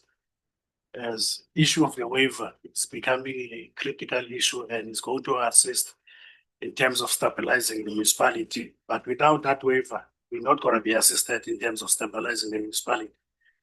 Our current waiver has been rejected, but we will request for your office to assist us. As you know that the municipality have not been having any senior managers for quite some time. The current salary scale is not market related, which is the minimum. Some of them are less than $1 million, some of them are 1.1 million, while we're having managers who report to those directors who are earning 1.8, 1.7 million. So of course, when there are vacancies out there, those directors might leave, but it will also cripple the municipality in terms of stabilizing the municipality. So we will need your intervention on that. Of course, in terms of our finance, we understand the issues that regarding the financial position of the municipality. We are, the CFO and this team, we are trying to do our best to make sure that in terms of our finance, we are well taken care of. Our current consumer debt is 533 million, with an average collection rate in this financial year of 72. Of course, we are below the 75 of national treasury. But we are making some strides. We have also improved in terms of our audit. Last year we did qualify, which was very bad. This year we have improved to unqualified as with findings. So we are looking at making sure that we are going to the clean audit. We have some serious challenges in terms of water and sewer, as you have been highlighted by yourself, where we still need a lot of funding to address some of these challenges, which cannot be an overnight thing. Our current allocation MIC funding is around 20 to 26 million, which is not enough to overhaul and address all of these challenges that the NISA is facing. We all know that we are facing a lot of aging infrastructure and water challenges in terms of our pipes. We still have lots of asbestos pipes. That is a municipality, we are in the program of replacing. We have applied for BFI funding so that we can overhaul in terms of all our changing of pipe infrastructure and also making sure we upgrade our water and waste treatments.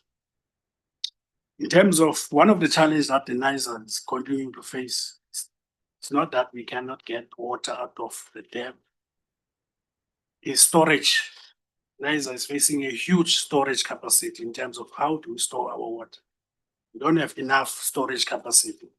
We do have a source of dam where we are sourcing water, but in terms of storage, it's one of the issues that we must look at it in NISA. I think NISA is the only town where we have more, in this district, we have more than 72 informal areas.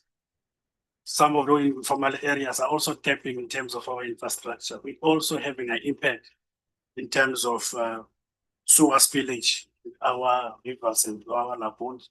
We are also looking at that and also upgrading some of our pump stations. We have recently received a budget to buy pumps, which the supply chain process has been finalized. We'll be buying new pump stations to assist some of these pump stations that are there. One of the audit that we look at, about 43 pumps have been sitting with the service provider for almost 2 years, so which we got them now. So we're in the process of getting all those pumps back to all the pumps, the sewer pump stations that are there, because some of the pump station has not been working for 2 to 3 years. But with the new MM and the new director, we went and looked, and then we found out that there's this pump station that have been sitting. The other challenge we're having is issue of fleet, and especially in waste. Our trucks, majority of our trucks has been in George and for repairs for quite some time. We have recently allocated some money to fix that. But also in our new budget, we have allocated some money to buy new fleet, new trucks, especially trucks to assist in terms of, because for the last 3 to 4 years, we've been using service provider in terms of our fleet. Our own fleet has not been used. So we are also looking at that. One of the other issues that we need to highlight is the issue that in terms of our backlog in terms of housing is more than 90,000 in terms of backlog of houses that needs to be built. With the 72 informal areas, it might increase in terms of housing backlog. And we also have 12 forest villages that NISA have to look to take care. We have to transport water by trucks to those forest villages, some of them, because some of them are 60 to 70 kilos away from the main CBD, which we have recently been transferred to the municipality. So we are also looking at those those other issues. I think the MM will add on some of it. Some of the tourism also part of the minister that we must highlight that we have a company that is exporting drones. We have a drone company that is exporting drones overseas, majority of it, or medical care that is also being exported. We are also growing in terms of boat building. So in terms of our economic development, we are growing in terms of boat building. More companies are opening, are building boats. I think I'll leave it there and then more ahead. No, thank you very much, Executive Mayor. I think for me, the starting point would be to deal with the relationship between Knysna municipality and the district. It's quite urgent. The situation I found myself in is that there is great animosity between the district and the Knysna municipality. There are court cases, on issues that we can solve. We can sit down and solve. And I'm going to request that this matter is attended to. As we speak now, the district has been thrown on the street, And it's a matter which is very difficult for me as an accounting officer because I've got a very good relationship with the colleagues at the district. I understand their roles and responsibilities, but at a political level, it's very bad. If I may give an example, on the regional landfill side, we've submitted that item 4 times to council up to the last Thursday, but there's never been a resolution for us to sign. We're the only municipality that has not signed that agreement. And it's to the benefit of Knysna municipality. Why? Because there will be 1 or 2 councillors who hate the district. I don't know why. Who would just stand up and wanting nothing to do with the district. So it's a matter that I would really request that it be attended to because it's affecting us a lot. At administrative level, we're working extremely well, but at a political level, it is killing us. The second issue is the issue of the human settlement function. Human settlement function is not a function. It's a concurrent function between the province and national, but we are carrying the burden of staff of human settlements. We are not getting a cent. We are paying those staff from the ratepayers' coffers, and yet it is not a municipal function. It is better, Minister Mackenzie, for libraries because provinces give us something. It may not be enough, but we get something for libraries. We have just recently signed a service level agreement, the annual one that we signed. We are getting something, but for human settlements, we are getting 0. We are on our own. And we carry very huge expenses. The third issue is that there are 3 court cases that will get Knysna out of business.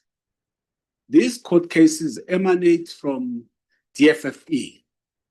They emanate from the pollution to the lagoon, estuary, and all that. A fine per case is 10 million or 12 months in jail for the accounting officer or both. So I've already appeared, I'm appearing on the 16th again in court. It's a matter that I think it will require an IGR solution.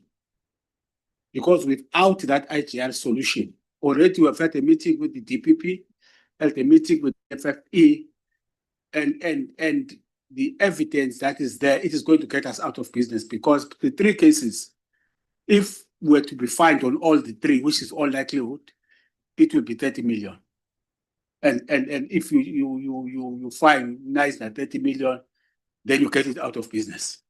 It may as well close shop. So my request is going to be, we have held a meeting with the DFFE, but it was not at a very senior level.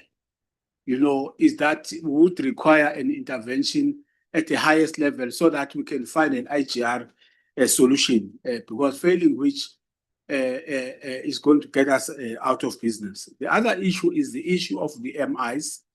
In the last audit, we received 2 MIs. One is on the landfill side, which we have recently received. We responded last week on Friday. The other one is on the wastewater treatment works. We have already responded on the 2 MIs, but we are requiring a lot of support because we need financial injection for us to be able to deal with that. I must indicate that MISA is assisting us a lot, Minister Hlabisa. I'm expecting to sign a technical support plan, just that Sam to Prince delayed. We're supposed to have signed it on Friday because I wanted to come here to showcase it.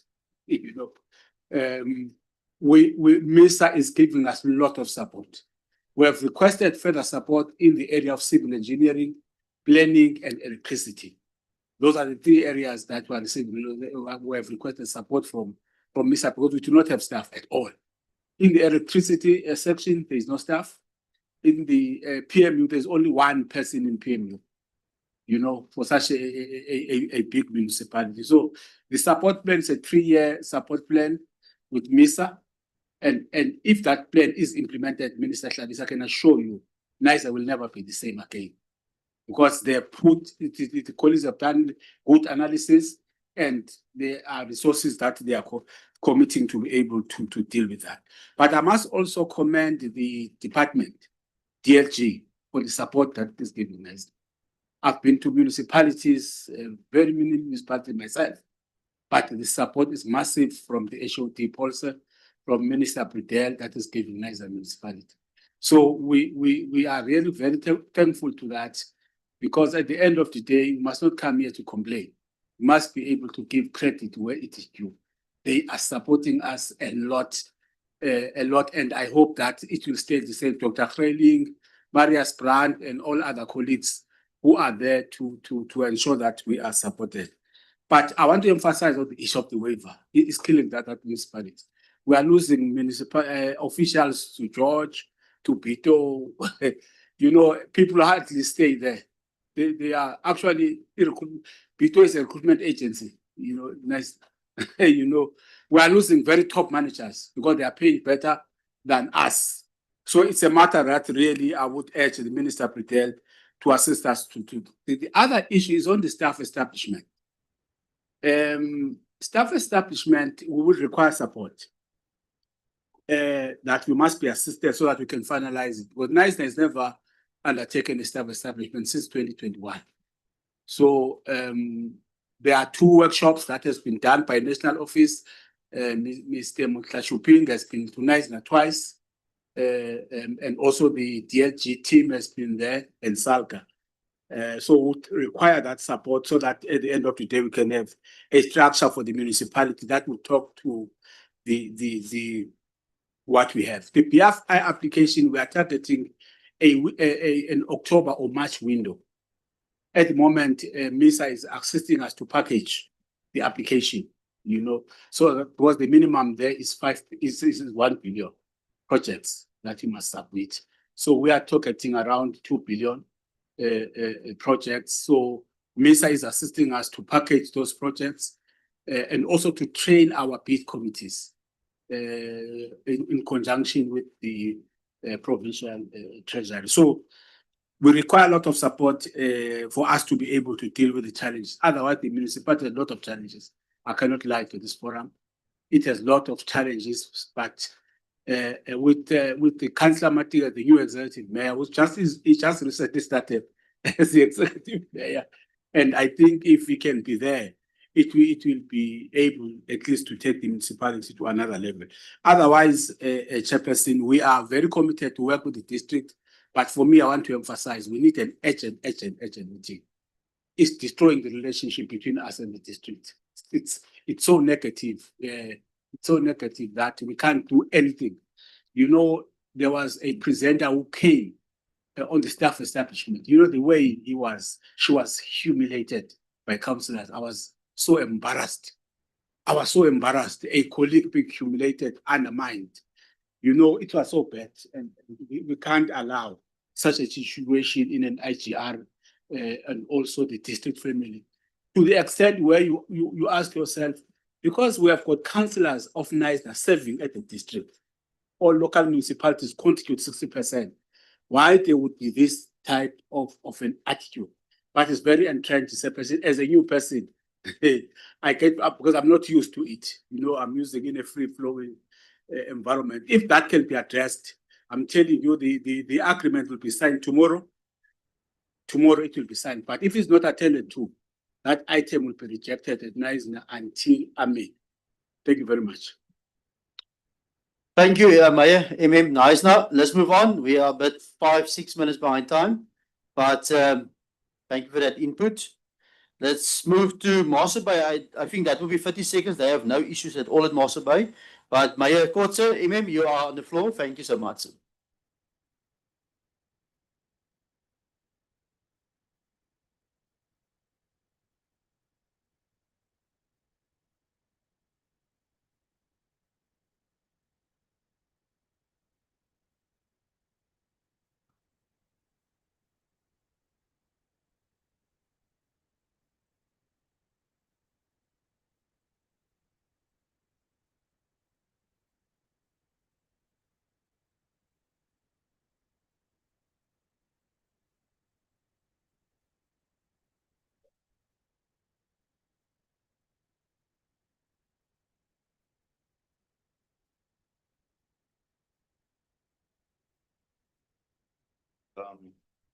Compliance being done, and we don't say that Treasury mustn't do oversight and look at what municipalities are doing. But lately, a circular 101 went out, contradicting legislation. Section 67 of the MFMA indicates that municipalities are allowed to do donations. In Mossel Bay's case, we've through that donation process for 13 years been working in collaboration with Mossel Bay Tourism, very successful in such a way as one of our main economical drivers in Mossel Bay. Over the past December holidays, Mossel Bay first and Grootbrak, which is part of our municipal area, second best tourist destination in terms of the amount of people who came to visit. We also grew our tourism industry in terms of cruise liners from 4 to around about 27 this year, which obviously mean that we create more jobs in the tourism industry. But Treasury decided on a blanket statement, basically, that we are not allowed to do that anymore. The reason for that is obviously that they don't want municipalities to try and circumvent SME legislation and so forth. But supply chain legislation. But we understand that, and obviously we comply to that. But the problem is, like I've mentioned, blanket decisions and no focus on service delivery, on what is the actual outcome. But that's it from my side, Minister. It's days like today that I'm very glad I'm not the minister when everybody is laying their complaints in front of you, because there is quite a few challenges. But I'm going to give over to my email. Thank you, Mayor, ministers, MDCs, colleagues, all protocols observed. It's an honor to say a few words here today. And if you look at local government in South Africa today, you see negativity all the way. Just negativity. Collapsed municipalities, failed municipalities. But in the Western Cape, we are so fortunate to have so many things counting in our favor. And just to mention a few, CoGTA, thank you, Minister Hlabisa, for the change that you brought in a very short time as far as CoGTA is concerned. The people spoke about the upper limits today. You already brought out a draft upper limit, which is 180 degrees compared to the previous year's one. And we believe that, I think the Bogo promised us that soon in July, you'll see the final one, which will address 99% of the problems that local government are facing. Secondly, Minister, we have a province that works for the Southern Cape, for the whole of this province. I think the MM of Mapolova mentioned now that you can pick up the phone and speak to our province and you will get assistance. There's a safety net. Also, will phone one municipal manager 12 o'clock at night and ask if it's possible for you to send a water truck to that municipality. That is how we work here, and we've got the appetite to assist one another in this program. Thirdly, Minister, we have the SAPS in the Southern Cape, in this region, and General Patikile is here with the Brigadier. Thank you, General, for adhering and listening to what local government say. and for putting your resources with us to fight crime in this province.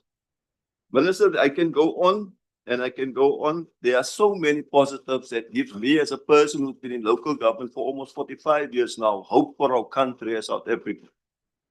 Minister Mackenzie, thank you so much. I've heard of the good work you've done here for George. I'm looking forward to see what comes to Mossel Bay, Minister. I'm looking forward very, very soon.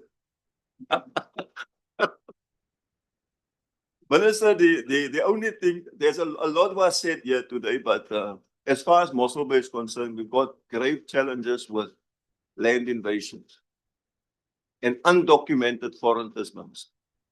That is costing us a lot. Land invasion affects so many areas of local government.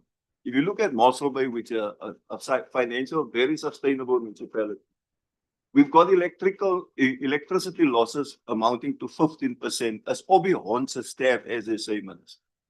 And if you break down what that means to the municipality, if you put it in monetary terms, you look at 75 million, Minister McKenna, that the municipality is losing.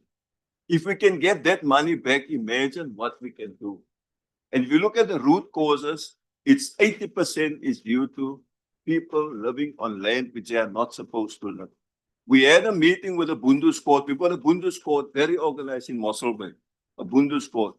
And they shared information with us that about 50% of the people living illegally on municipal land are foreigners, some of them undocumented. So it's not my function as a municipality to address it, Minister. It's a national government's function, so we will appreciate if we can get some assistance in that regard, Minister. Further on Mossel, it's going well in Mossel Bay. I want to thank you all. Minister, I've seen you in action. I've seen Minister Mackenzie in action. You can make things happen quickly. Please let it happen for Mossel Bay. And when we look at grants and donations to local governments, do it equitably. Please, Minister, ensure that it's done equitably. And then, the last from my side, if we can get CoGTA to assist municipalities on a national level, that before legislation is put down on us, let CoGTA stand in for us, Minister. Many national department doesn't know what's going on local government level. We've got people now, we've got ministers who are competent, who knows how local government works. Before they bring that impractical legislation, force it down on local government, let CoGTA stand in the water for us, Minister. I thank you. Mossel Bay. Thank you. Thank you, and Mayor. Let's move over to Oudtshoorn. This is the last one on the list. Mayor Oudtshoorn, Oudtshoorn, the floor is yours. You can continue. Thank you so much. Thank you. Nou praat ek klaar, ek gaan dit Engels praat. Thank you, good morning. Thank you, Chairperson. Minister Hlabisa, Minister Mackenzie, Minister Verdell, good morning, and thank you that you visit us today. Minister Hlabisa, you don't know that, but I'm the first mayor that forms the DLU. I was part of the first DLU that was formed. That is the Oudtshoorn municipality. I've got 4 points, ministers. And the first one is about grants, a practical thing. It's not possible, and I'm speaking now, as you can see, I was put at the back, our rural municipalities sits at the back. So I'm speaking on behalf of the rural municipalities, and it's maybe applicable to all municipalities in the country. Grants, your bigger municipalities, you heard of all the money they receive. Some of them receive for solar plants, more than half of our total budget. I mean, so we're not near that. My argument with grants is that if departments, water, sanitation, whoever, if you apply for the grant, the first thing is, where's your water plan? Where's your sanitation plans? Where's your river plans, or name it? Now, there is no funding for those plans, and those plans can run up to 3, 5, 6, 7 million per plan. My question is, why can't the grant be granted to a municipality? You apply for a grant, you want certain water rectifications done, but now you must have a plan. Why can't in that grant application some of that money not be part of the the water plan, so that all municipalities at least can have water plans, electrical plans, whatever master plans there is need to be done. Because that is the problem. National government can say, listen here, we're only going to pay the money or we're going to pay directly to the consultants or whatever the case may be so that municipalities don't waste that money. So there can be plans made how to protect that money. But we need money for the master plans and that. That is why smaller municipalities are battling to get funding for water and for electricity and all of that, etc. Then secondly, Minister, get rid of district municipalities, or at least make them much smaller. Have the function of district municipalities that they have an office and they run certain things, but like your health can be situated in municipalities because the all shops and whatever is in a municipality area. What does that mean? Where do I get now from? If you use that money from district municipalities, we can rather have more municipalities because in rural areas, you're sitting with towns far apart from each other. This municipality, like for instance, I'm taking an example now, Kannaland. On the one side, there's Ladysmith, on the other side, Calitzdorp. They're two separate towns completely, but they are run out of one town. So having more towns, the same applies for Drakensberg, for instance. There you sit with two big cities or towns next to each other, Paarl and Wellington. It's difficult to run a municipality, one municipality out of that system. So I think we can use money out of the district municipalities and form more municipalities. Then thirdly, Minister Mackenzie, you must stop spending all this money in George. I promise you, you can build a cricket field in George. They're going to play one game in the season because it's going to rain the rest. In Oudtshoorn, you're not going to see rain. You're going to have cricket every day. So the same with the athletic tracks. Please, we need Oudtshoorn is going to go. We're going to go haywire if we don't get funding for that. We don't ask for new facilities. We've got excellent facilities. It was just a mistake from somebody in the media to say that Oudtshoorn's athletic track was condemned. It's only because we don't have the facilities for the pole wall. That's all. I mean, it's going to cost us like 250,000 rand to rectify that. The rest is fine, but we need only money to fix our facilities, not to erect new ones. So please, Minister, if you can do us a favor on that sport facilities. Then the fourth one, Minister Hlabisa, that is a critical problem, and I don't know where to get help from. AfriForum brought a case against Oudtshoorn, and it's regarding the article, the NFMA 74. No, not it's a Systems Act 74 2B. It reads that a municipality must your tariffs must be in proportion to your service that you receive. Now that's an easy argument. If you receive your water at your house, there's a meter and you pay for 10 kiloliters of water. That's it. But how do you manage now your sewage system? You can't. AfriForum, and they won the court case, and that court case is a high court case that is applicable to all our municipalities, because none of the municipalities is doing the right thing there. You can't say water use, because in my house I've got a big garden, so the same water is not going through this sewage system as what my neighbor is. So that court case is applicable to all municipalities. So all municipalities are actually illegally at the moment with their sewage tariffs and that. So please, I ask you, your assistant from your department.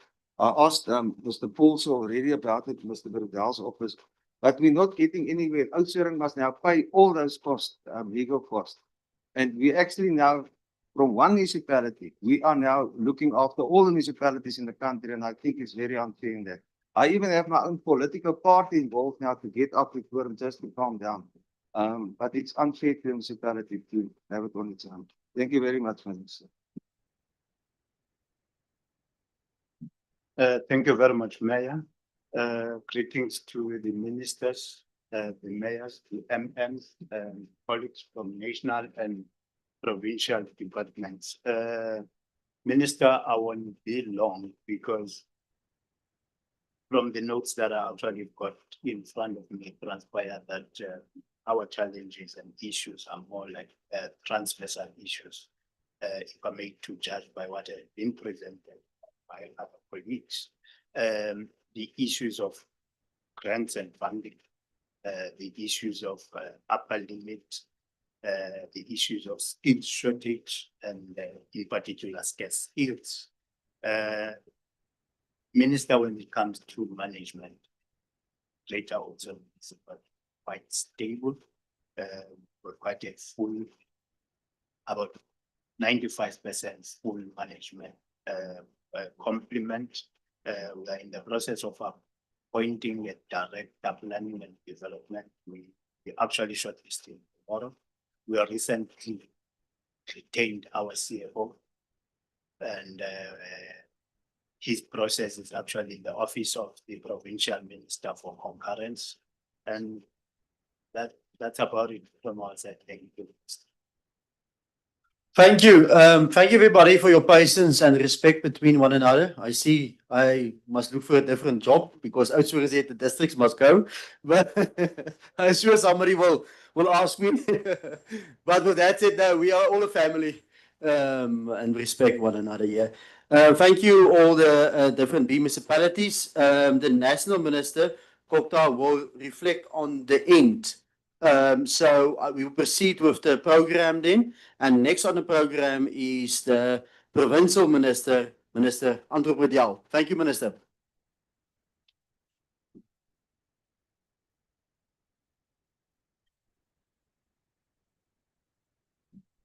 Thank you, Chairperson, and my apologies. I'm not dressed appropriately for the occasion, and now I'm getting warm because I thought that the Minister of Sport is going to let me walk the streets. So I put on my khakis and my jean today. But yeah, thank you for the opportunity and thank you for being here. It's a great privilege and an honor to also accept the national ministers here. Mr. Mackenzie, Minister Hlabisa, also congratulations. I think you 1 year in office today. Or yeah, you 1 year in office. And yeah, we can give them a hand. As has been stated, a lot has happened. We cannot solve everything overnight. A lot has happened. And as we will build going forward, we will start to solve a lot of the issues. I want to start off with an unpopular saying, but I'm going to be brave and say it because a lot of the MMs and mayors in this room isn't or wasn't part of what has happened in their municipalities in the past. Ministers, I also want to tell you that a lot of the issues in municipalities, it's more to do with leadership, a lack of leadership and a lack of management than political. We must be honest about this. Otherwise, we're never going to solve it. There's a lack of leadership and a lack of management in our municipalities.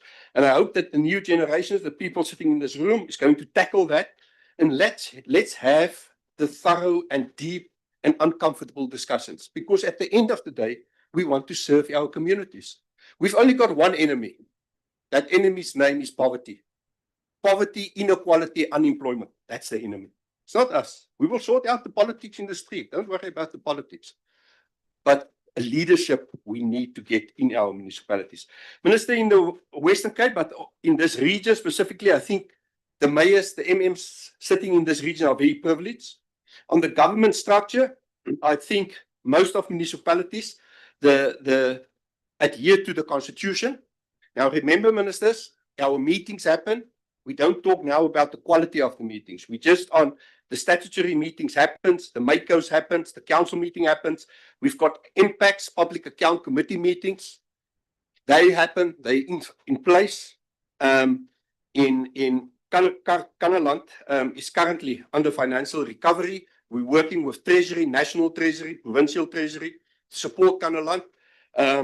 Remember, some of our municipalities also struggle with demarcation issues because they don't have a big economic hub. So they need special attention and special support from national. But to those municipalities, I also ask, please come to the table. We cannot run you and we don't want to run you from national or from province. But you need to step up as well. Our institutional capacity ministers, senior managers, most of the positions are full. The minister and myself will tomorrow have a special session only on waivers, etc. The minister is doing a lot of work to get, as been stated by the MM of Mossel Bay, to get us back on track with the salary issues, all the uncomfortable issues within this domain. Unfortunately, these things to change legislation because we're the custodians of the law, colleagues. We're the custodians of the law. A lot of people are very angry with me. I'm the custodian of the law. I can't pick. If people lay a charge, then we need to follow up. Then you must man up and stand for that charge and defend your actions. Most of our municipalities, I think a big threat is property rights. They do have the municipal property rights. They have the evaluations in place, but I think I get a lot of pressure on the municipal bills. And we will need to talk to that and see how can we relieve, because that's the people that pay you. That's the people that keep the ship running. Service delivery, most of our municipalities provide services, the basic services, but there's problematic areas. We've heard from, and I thank you for the honesty. Nice to put it on the table. I think it's also because the MM is new in Neisner. There's big issues on water, sanitation, refuse removal, etc. And to be honest with you, the environmental legislation, if you specifically look at Neisner, is going to bite you. Environmental legislation is strict legislation. But let's talk and let's sit around the table. I agree. It's no use finding a municipality 30 million rand. Rather take the 30 million rand to fix the problem. That will help. And let's have that discussion. But we also cannot leave it. We cannot go every December and put a board up and say, you cannot swim here because this is basically sewage water. That we also cannot have. So we need to be honest with one another and let's have the discussions. And we've got a team that will support you. I think also, colleagues, today, and Minister, now I'm going to plead with you, the white paper for local government. It's out there. We need a bit more time to get our communities to consult. We're going to put in our recommendations, but I still think we need more time to discuss it with our municipalities to get their inputs also. I know you gave us time, but we need a bit more time because I think this white paper is going to be crucial to get local government back on track. So in the pockets that there's challenges, we will face those challenges together with our municipalities. We don't play any political hands. If you don't want to speak to my office, you can speak directly to the administration. They're there to support you, to help you. They're not there to tell you what you want to hear. And colleagues, because we're in a legal frame, you're sometimes going to get an opinion that you don't like. And because that's how we interpret it. But also to those who run to their councils and say, hey, MEC Bradel, ek is mos die vark en die verhaal so, hy is die babbel maak gogga bang in Afrikaans. I've only got an opinion. It's just an opinion. It's not law what I say. It's an opinion. I can also be wrong. I'm human. But we will give you our honest opinion, and we've got a professional team that will support you wherever possible.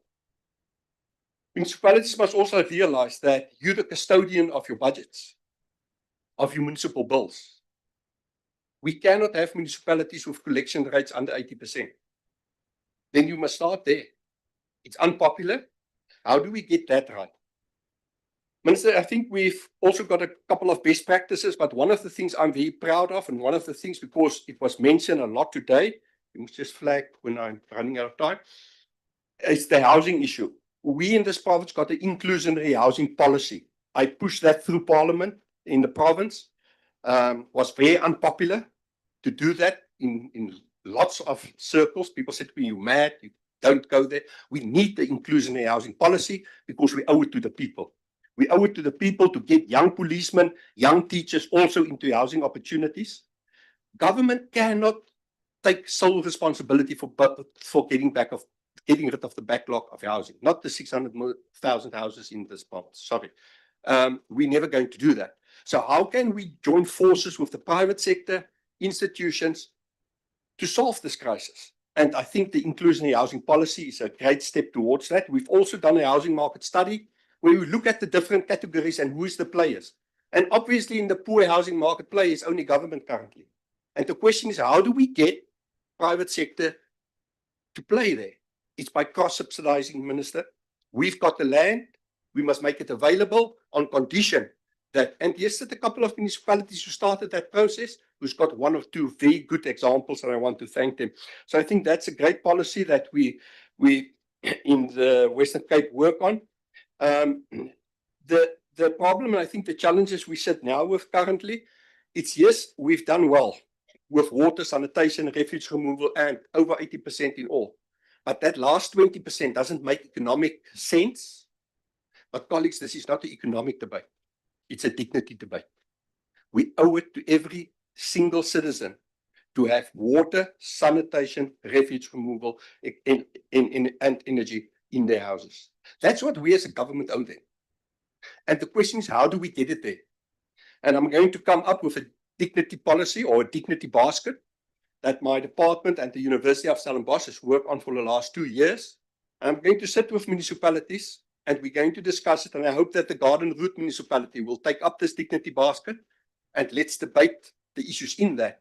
Because at the end of the day, when we run into a drought, people will tell you, you must provide me water because I can pay. It's not a paying debate. It's a resource debate.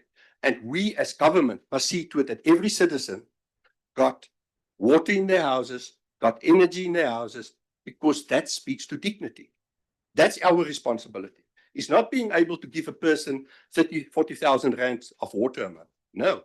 It's to see to how can we get 10 kiloliters of water into each house. It's going to be a nice heated debate, but a debate that we owe it to our people. Currently, we use roundabout in the province 170 liters per person per day. International norms is 201 liters, but in other provinces up to 250 liters.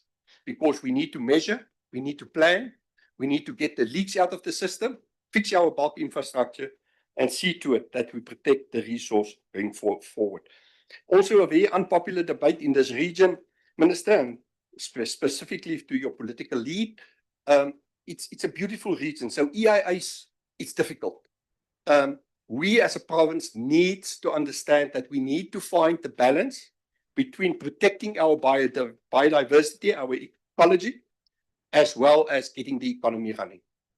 It's the green agenda within the economy that will take this region to the next level. We need to understand that. We need to understand that we need to sit around the table. And the other day, Mossel Bay and myself had a nice heated debate on those kind of issues. And we welcome those debates. It's not that we hate one another and we fight with one another. It's listening to one another.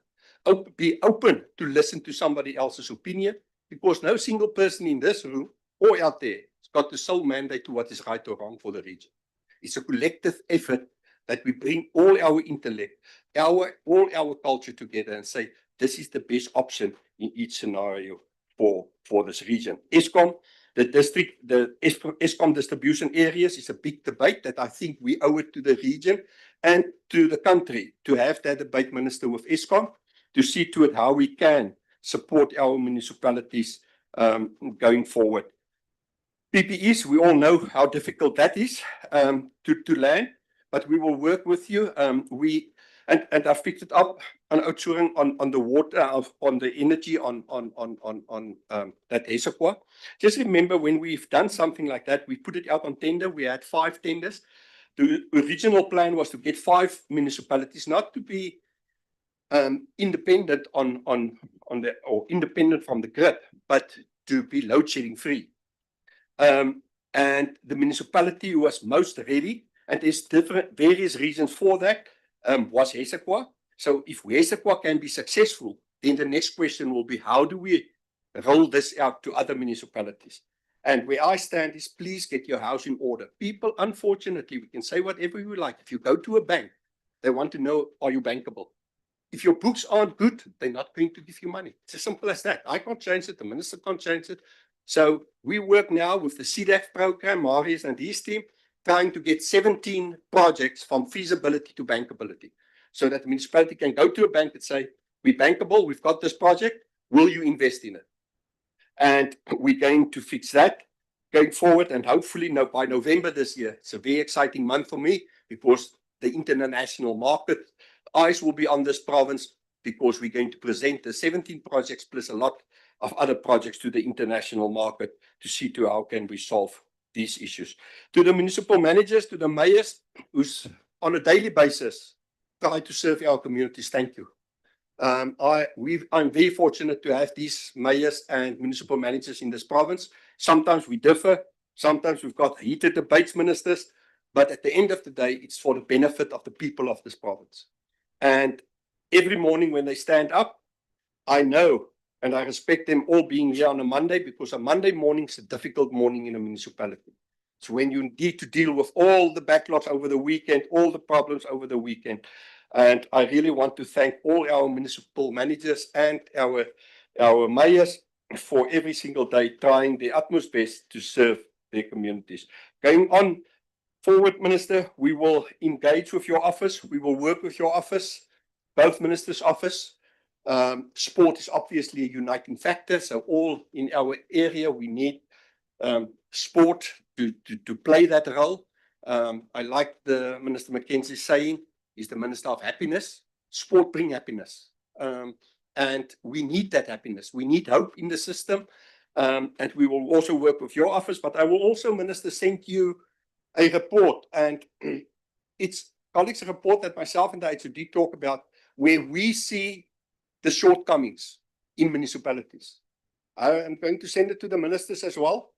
It's not for media, it's not for political gain or anything, but if we flag the shortcomings earlier, we can intervene earlier.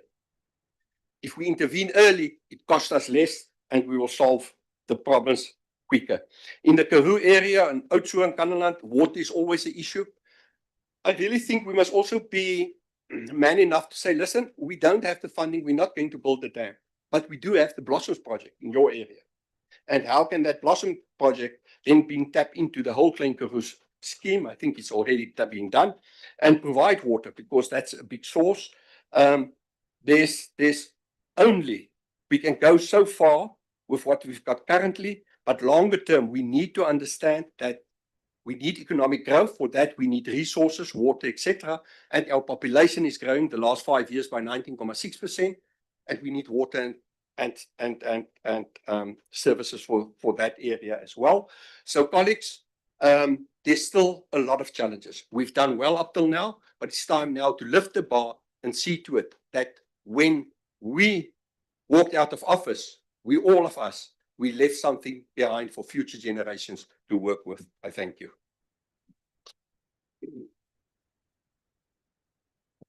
Thank you, Minister. Okay, there's going to be a 10 minutes body break. That's for smokers, not drinkers. It's for coffee, it's for tea, and it's for a bathroom break. But 10 minutes more or less. I haven't got my glasses on. I think 12:30 will be efficient. So everybody, please don't go away, because we have a lot of engagement still. We have coffee, tea, where that door is in there. And then the ministers upstairs at the briefing room, there's also catered for you upstairs. With that said, everybody back 12:30. Thank you.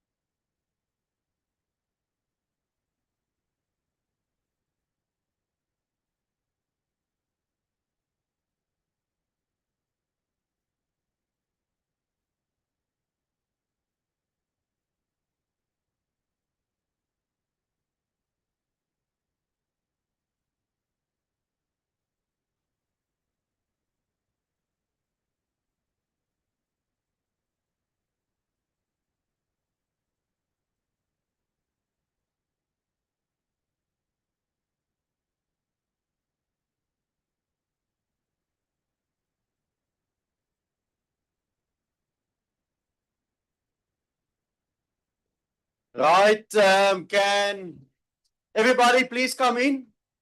We want to proceed. Thank you.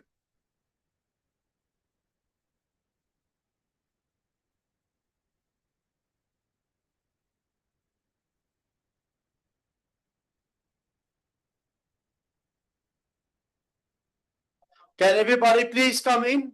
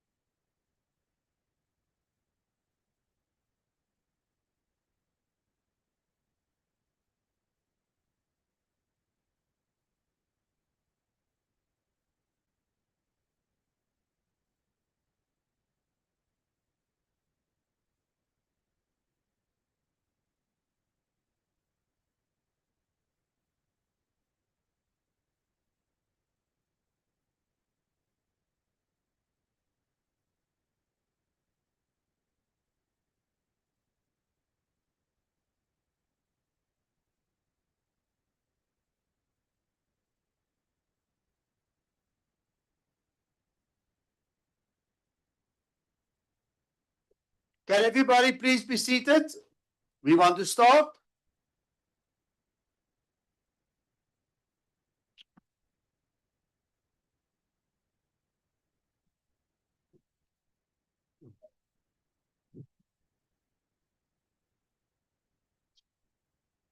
I know the two broodjies is lekker, but please come in everybody.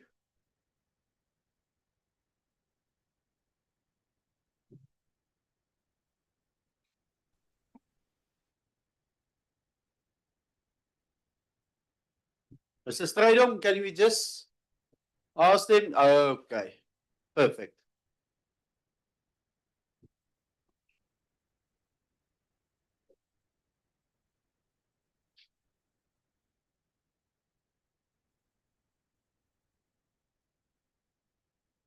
One and two. Okay, thank you. Let's start. Next on the program is the reflection by the DDM political champion and Minister of Sport, Arts and Culture, Minister Garden McKenzie. Minister, you can stand up front. Thank you so much. Let's give him a round of applause.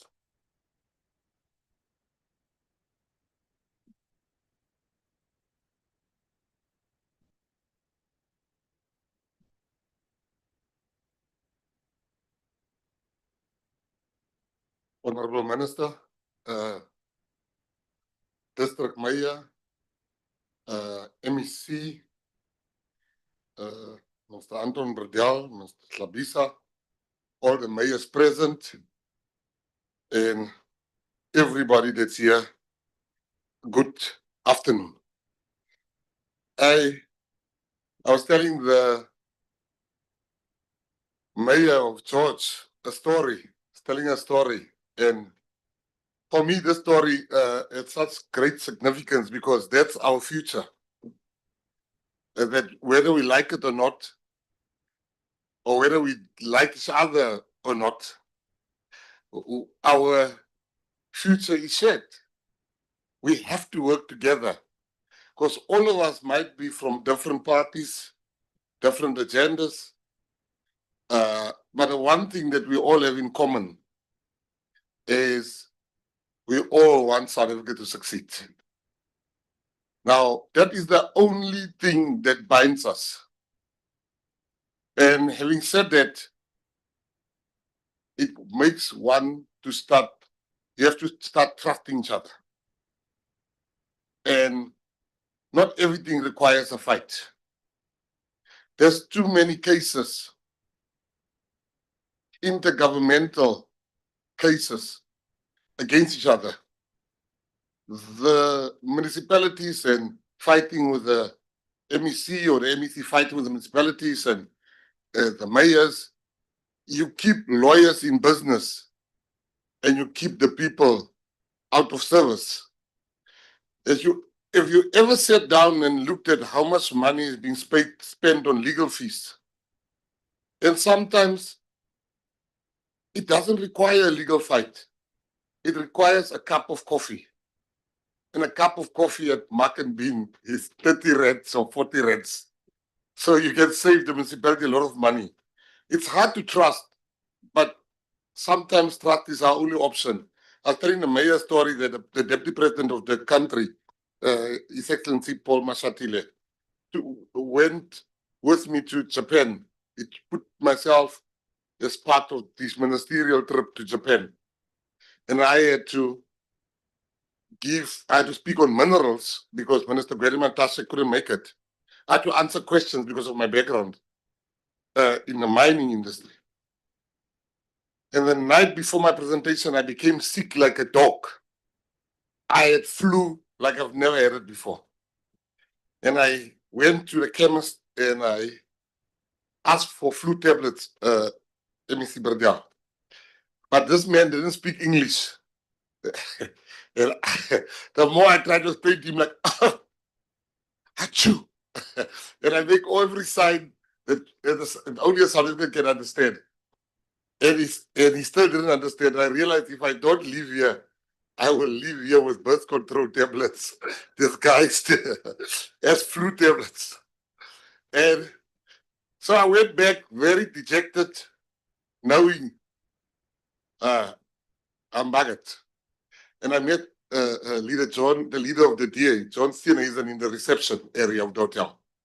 And he said, Mr. Mackenzie, you look sick. I said, I'm very sick. He says, give me 5 minutes, I'm coming. And he came back with a packet full of tablets.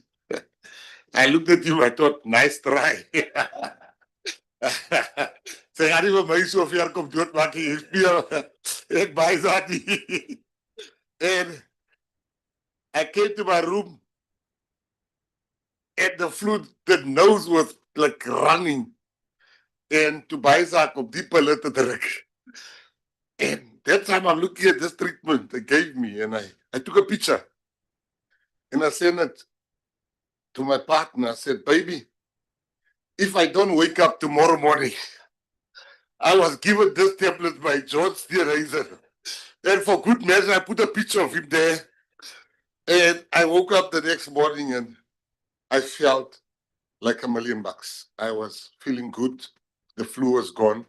Now, I say that in jest, but we gotta really put politics aside to serve our people.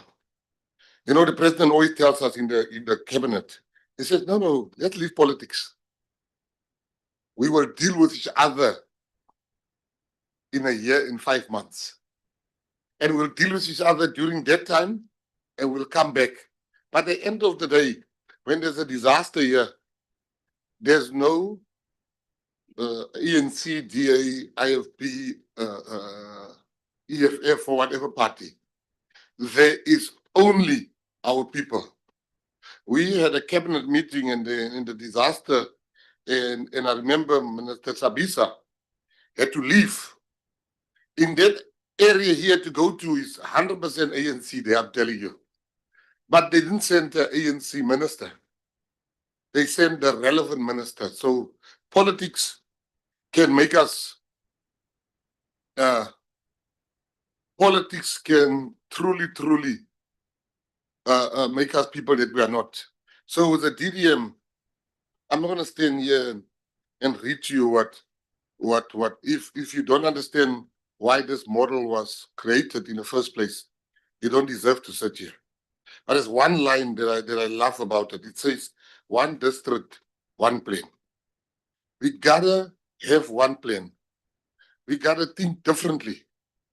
And you know, there's good and there's bad. And the problem that I've picked up since joining government is that people are so set in their ways that they think theirs is the only method that is right. And I was praising the mayor of George on national TV on SABC. And somebody sent me a message saying, why do you praise her? I said, because she did not use our money to pay salaries like your municipality did. And I think he blocked me after that. So what I'm saying is that, you know, when it comes to George municipality, and I'm going to say it again here, they got money from us and they use the money for its intended purposes. Now, what's the story there? The story is not, why is George getting money? The story should be, why is George going to continue getting money? And that is what the Hessequas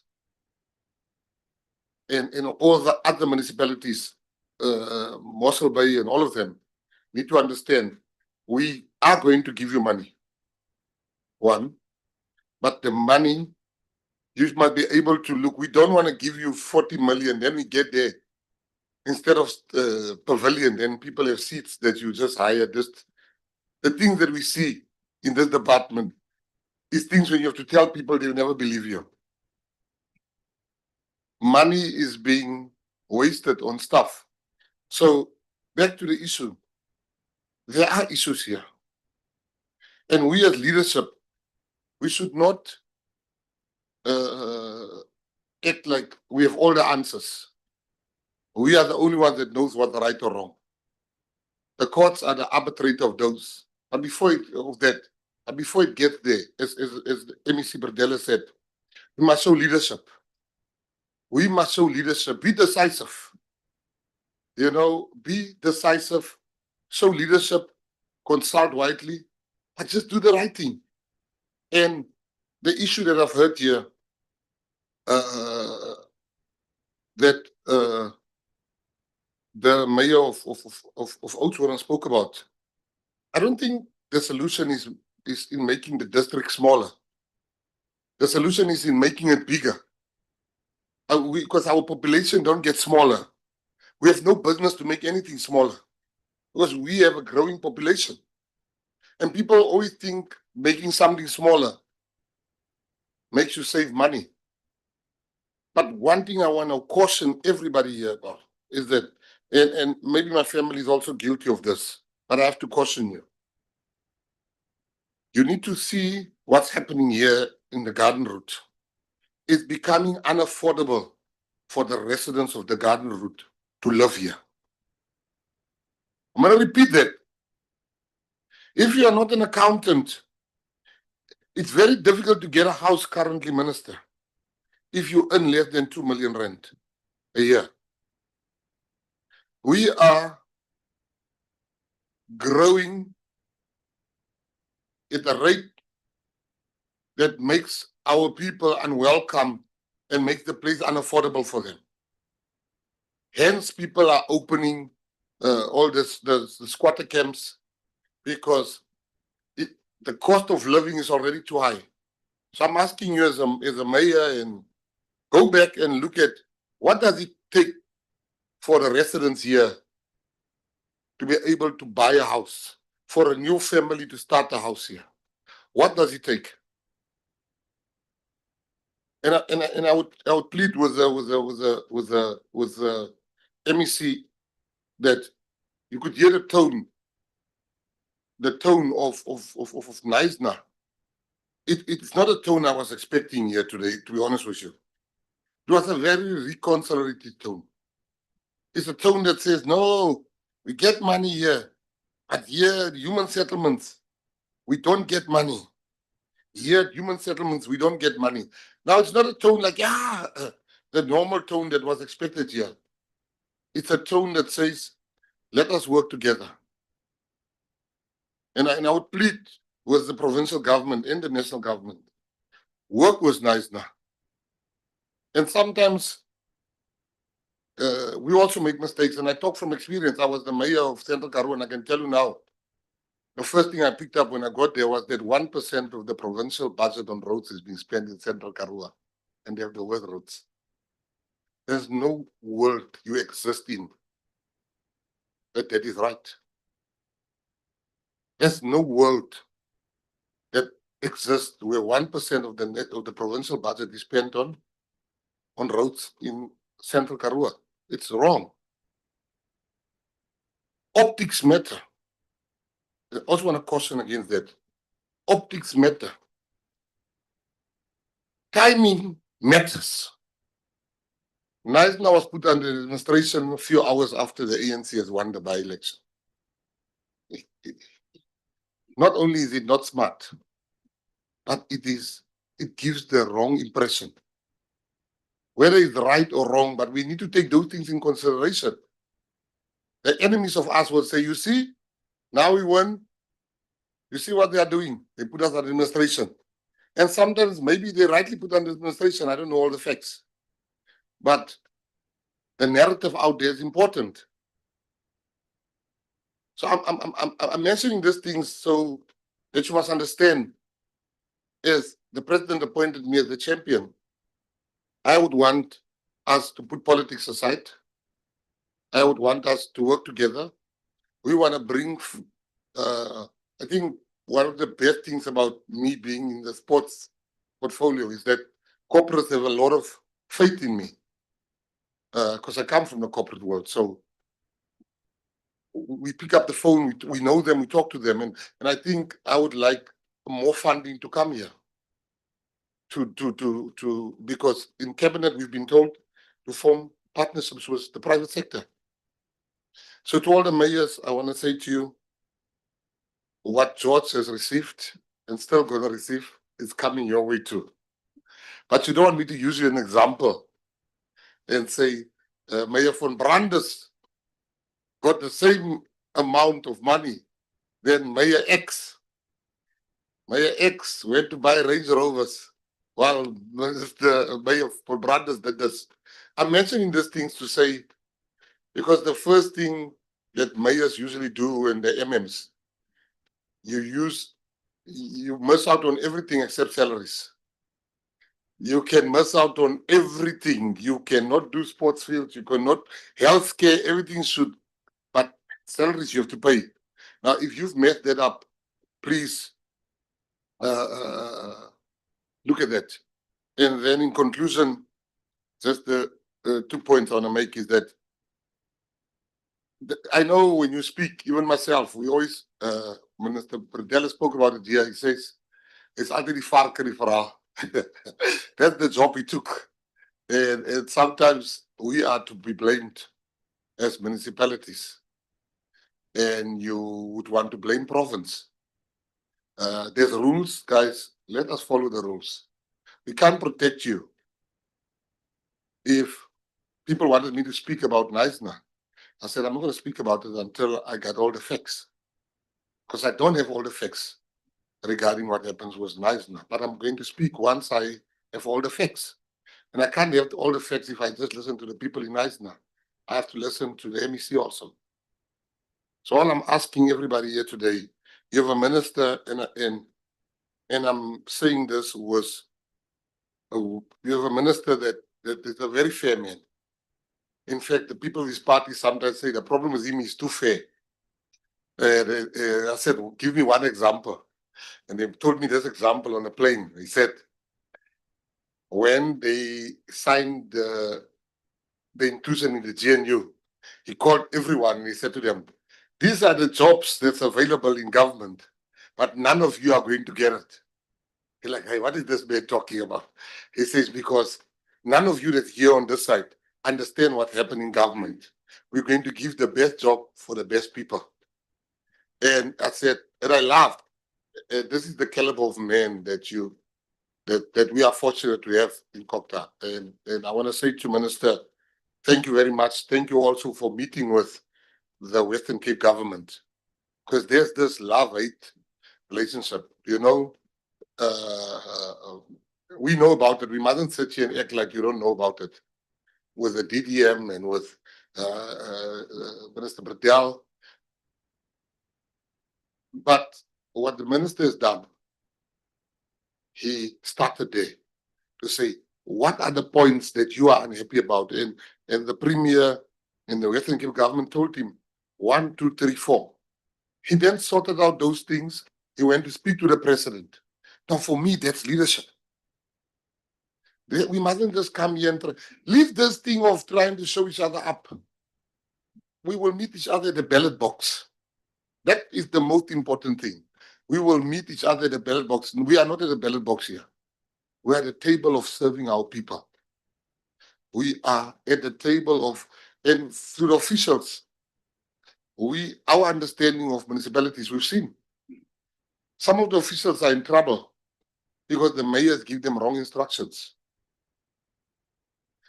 You know, having a job as a mayor or a deputy mayor or a minister.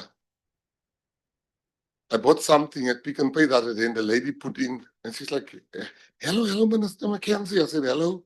Minister Mackenzie, I need a job by you. I said, but you have a job. She's like, this job. I don't even know will I be here next week. I said, I don't even know will I be here tonight.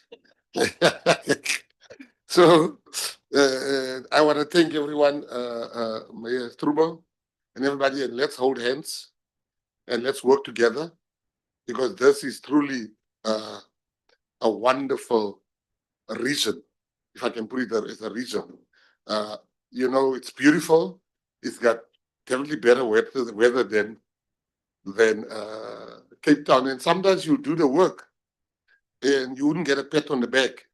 That shouldn't make you stop. I mean, the Springboks are winning, the cricket team is winning, the golf teams are winning, the sprinters are winning. People praise me. I did absolutely nothing. Just when I was in Maritzburg, I went to pick up an old friend of mine I haven't seen in years. We went for lunch at the waterfront. And as we were walking, everybody says to me, "Yes, sir, Easter. Was wen oral. Thank you." And every time the person says to me, "You are winning," I say, no, I got nothing to do with it.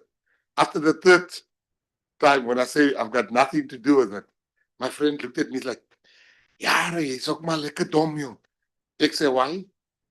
You mustn't say you got nothing to do with it, because môre, as hulle verloor, hulle gaan vir jou blame. So as jy maar nou al klaar die prys vat. Thank you very much." Okay.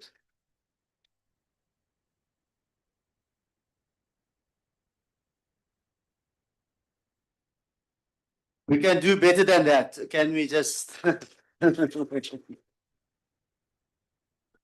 Thank you so much. Next on the program is from Salga. As you know, the importance of Salga for local government. We acknowledge you and your role you play. And with that said, we've got the chairperson of Salga Western Cape here, Alderman Donovan Joubert. Thank you.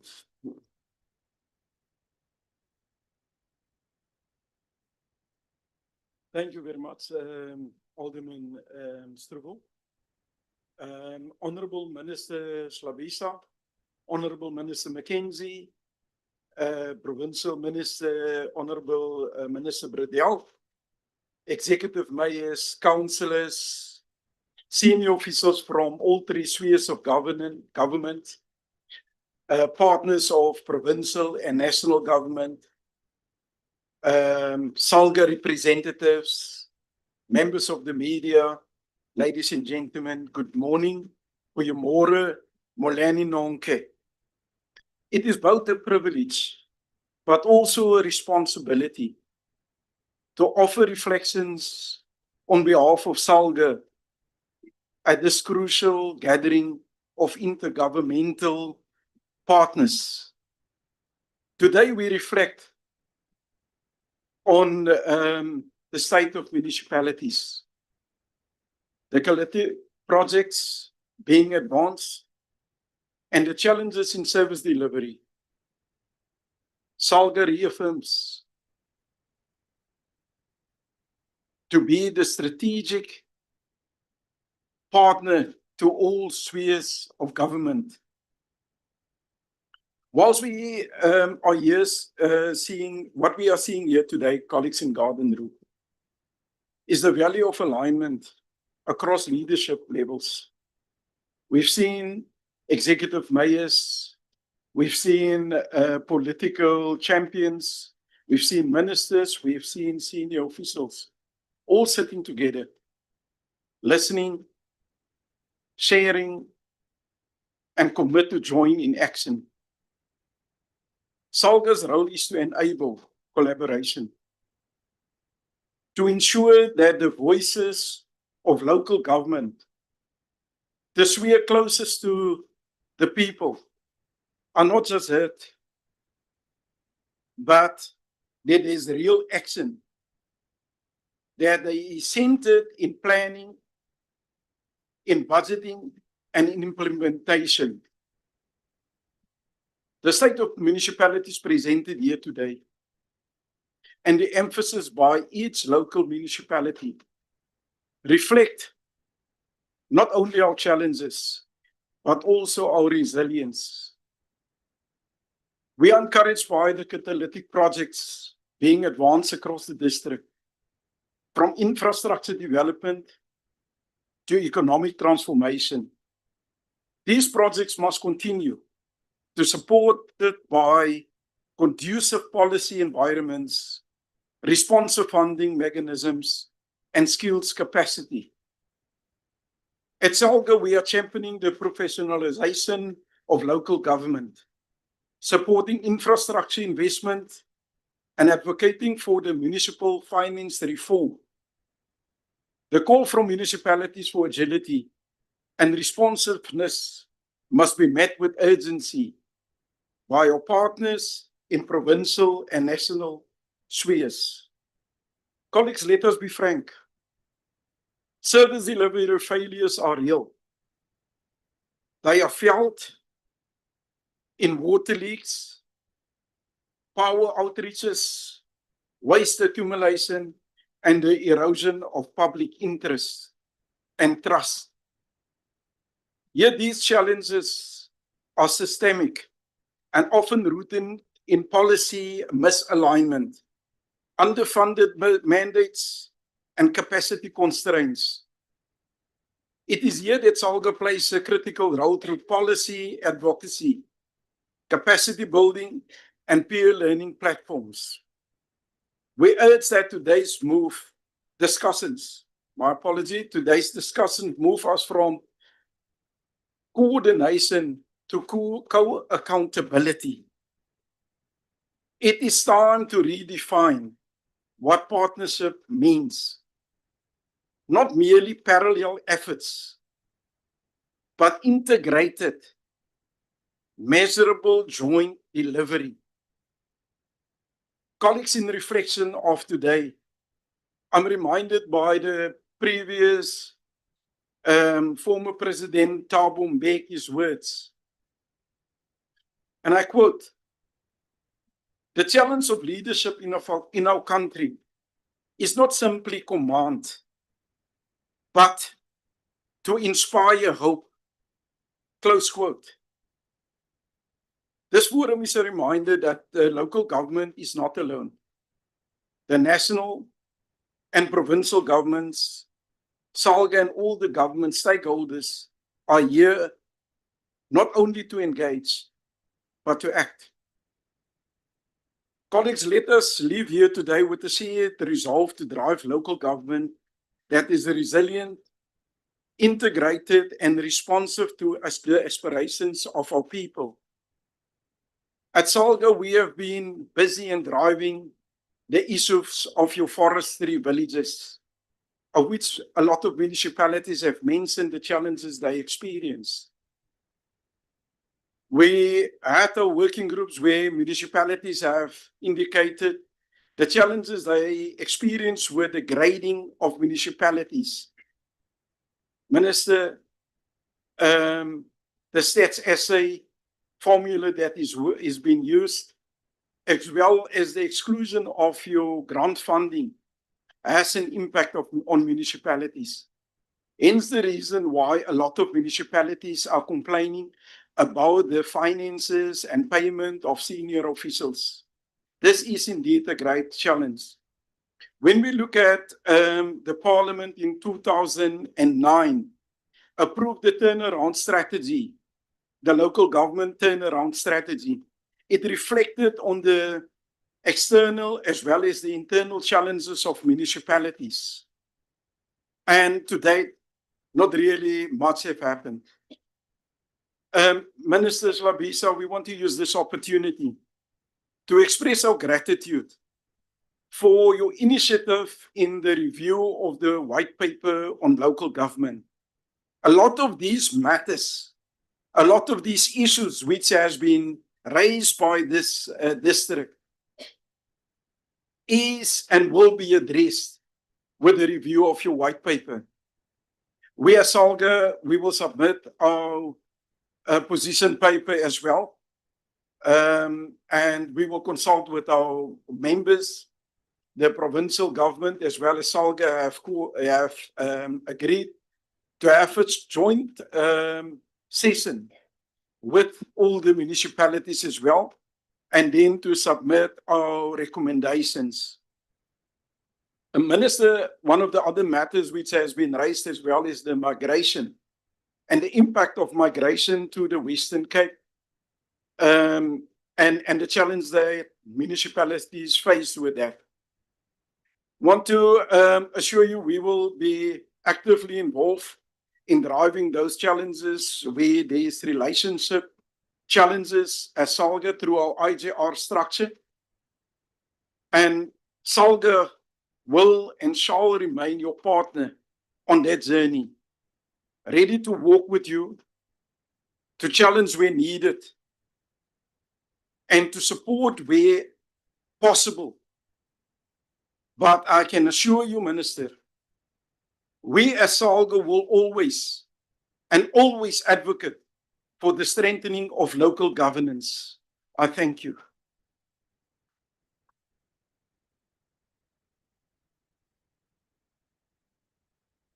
Thank you, Alderman Donovan Hubert, for your input on behalf of SALGA as a chairperson.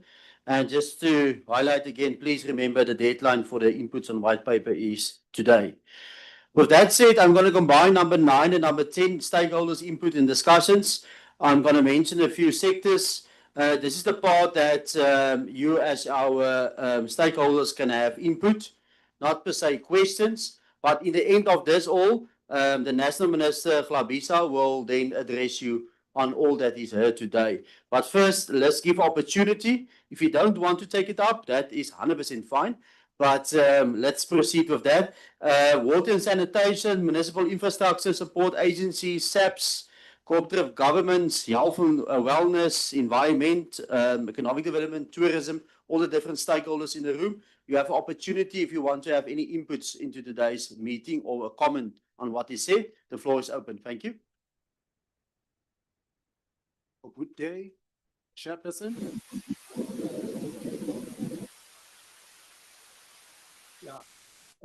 Thank you, Chairperson, and thank you for everyone in the room. All protocol observed. From Water and Sanitation, I'm presenting on behalf of the National Department of Water and Sanitation. The Department of Water and Sanitation is providing support to the Garden Route, and there's projects that are being undertaken that have been funded through the National Treasury, overseen by the department.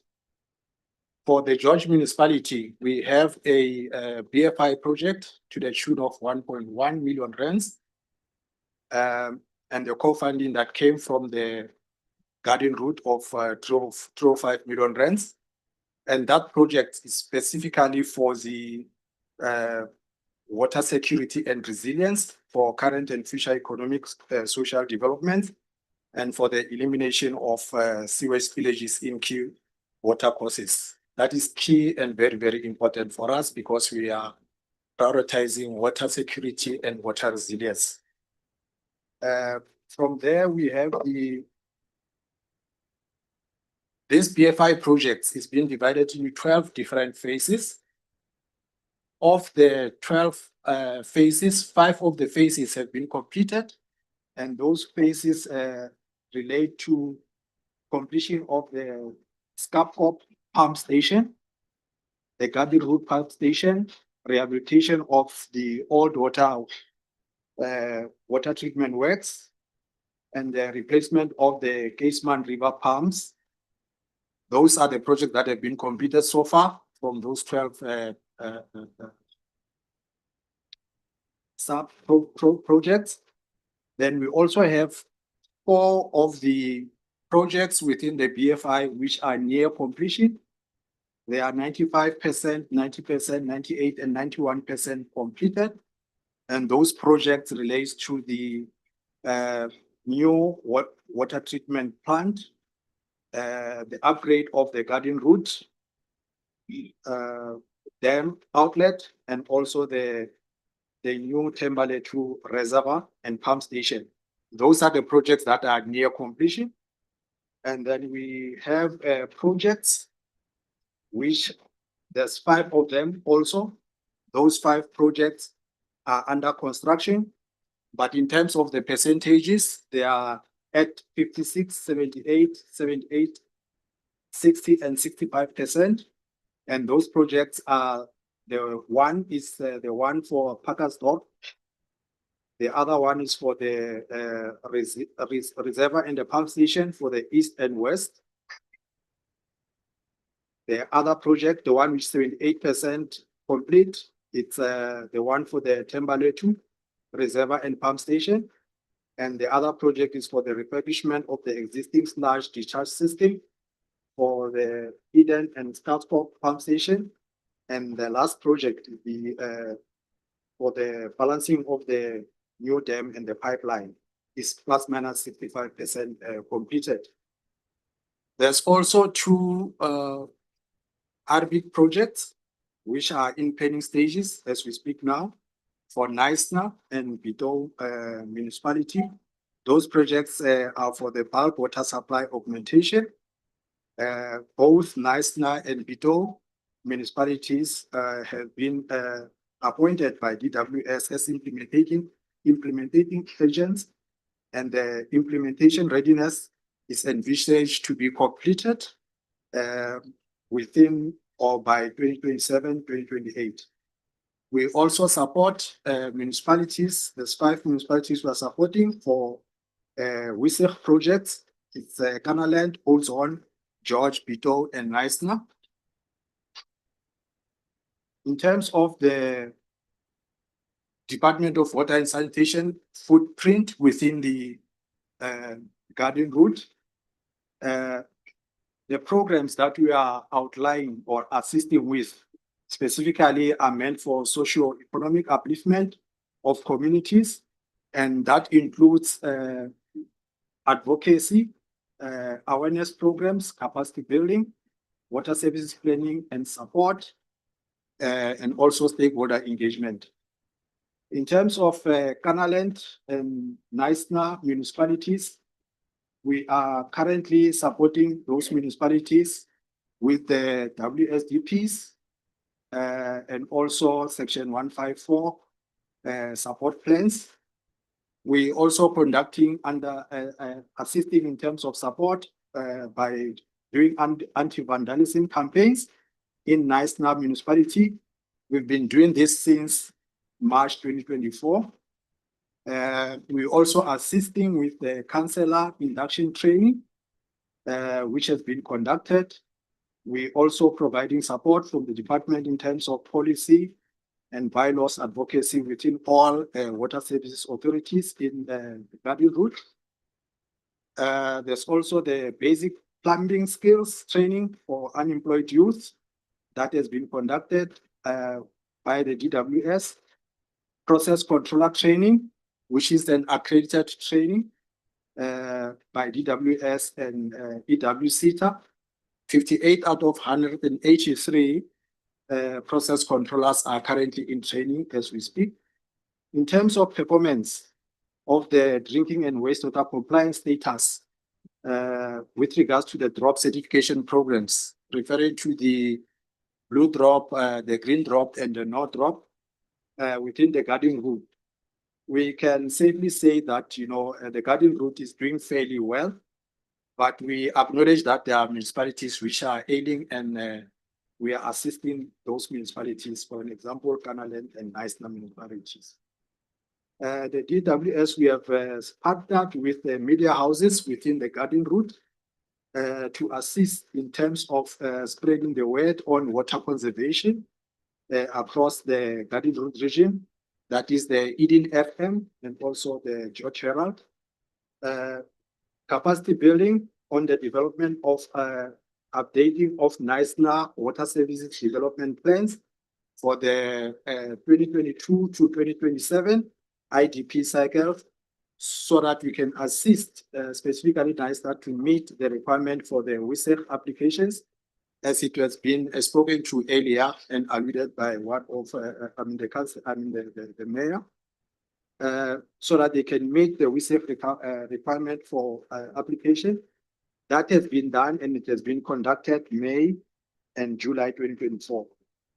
We have established a water and sanitation support plan for Kanaland to assist with planning and implementation of water and sanitation service development provision. We have also assisted in terms of launching the Water and Sanitation Forum for the Knysna municipality in April 2025, which was attended by the DMC Sikolo. That is where I'll stop. There's a presentation that has been presented, which contains the support that the Department of Water and Sanitation has been providing to the Garden Route. Thank you very much. Thank you for your response, and thank you on behalf of Garden Route for your investment here.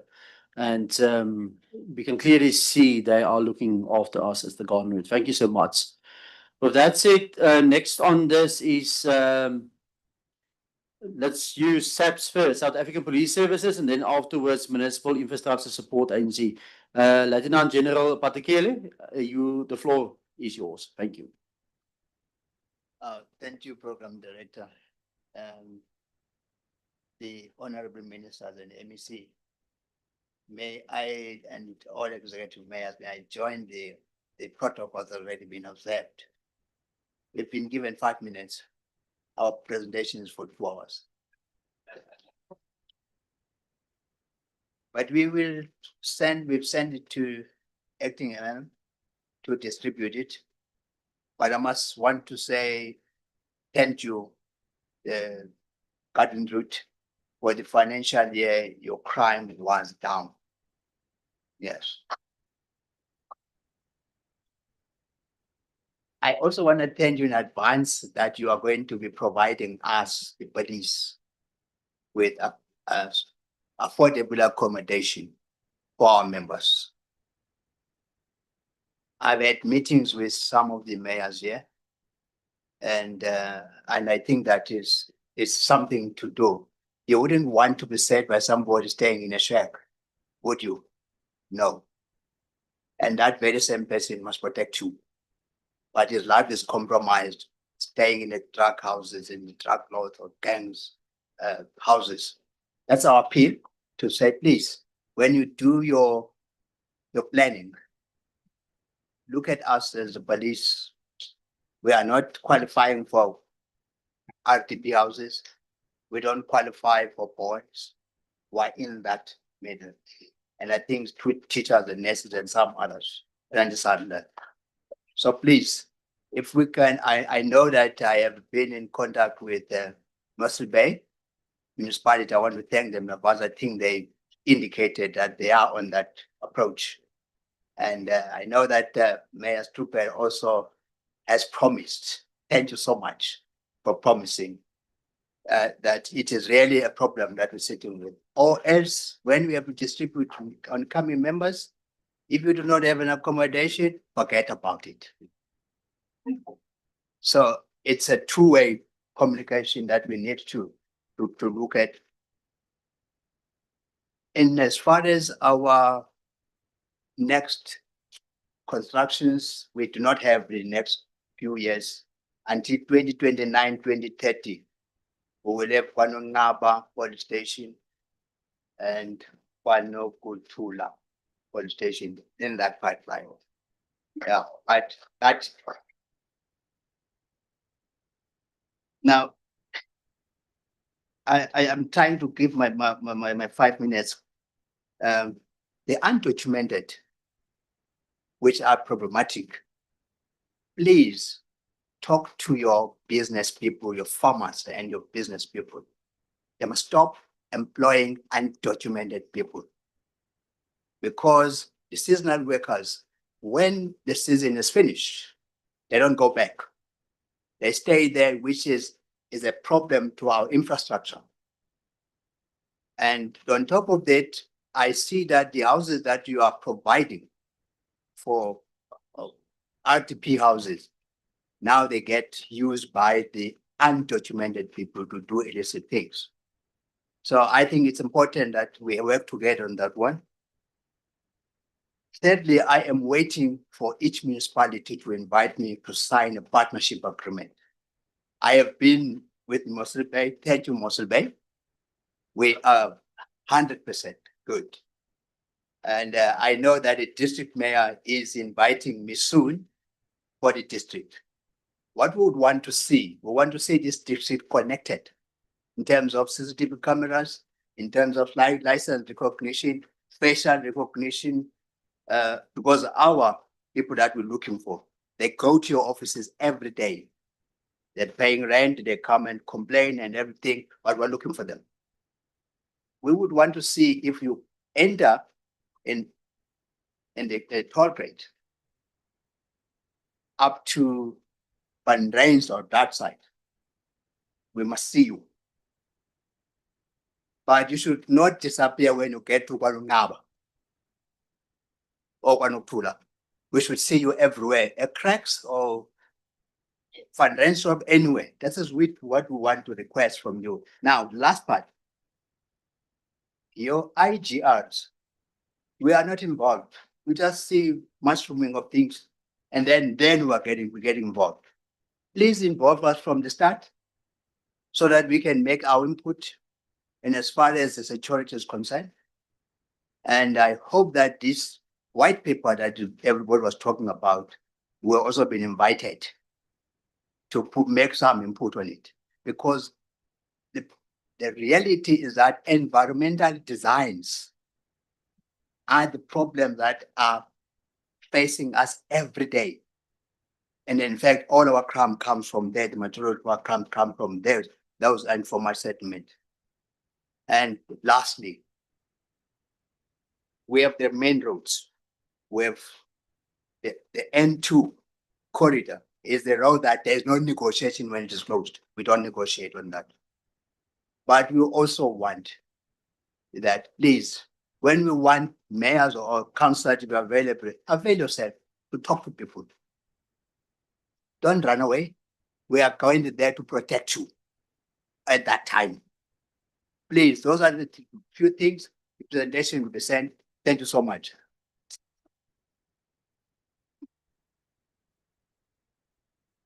Just Mike, thank you.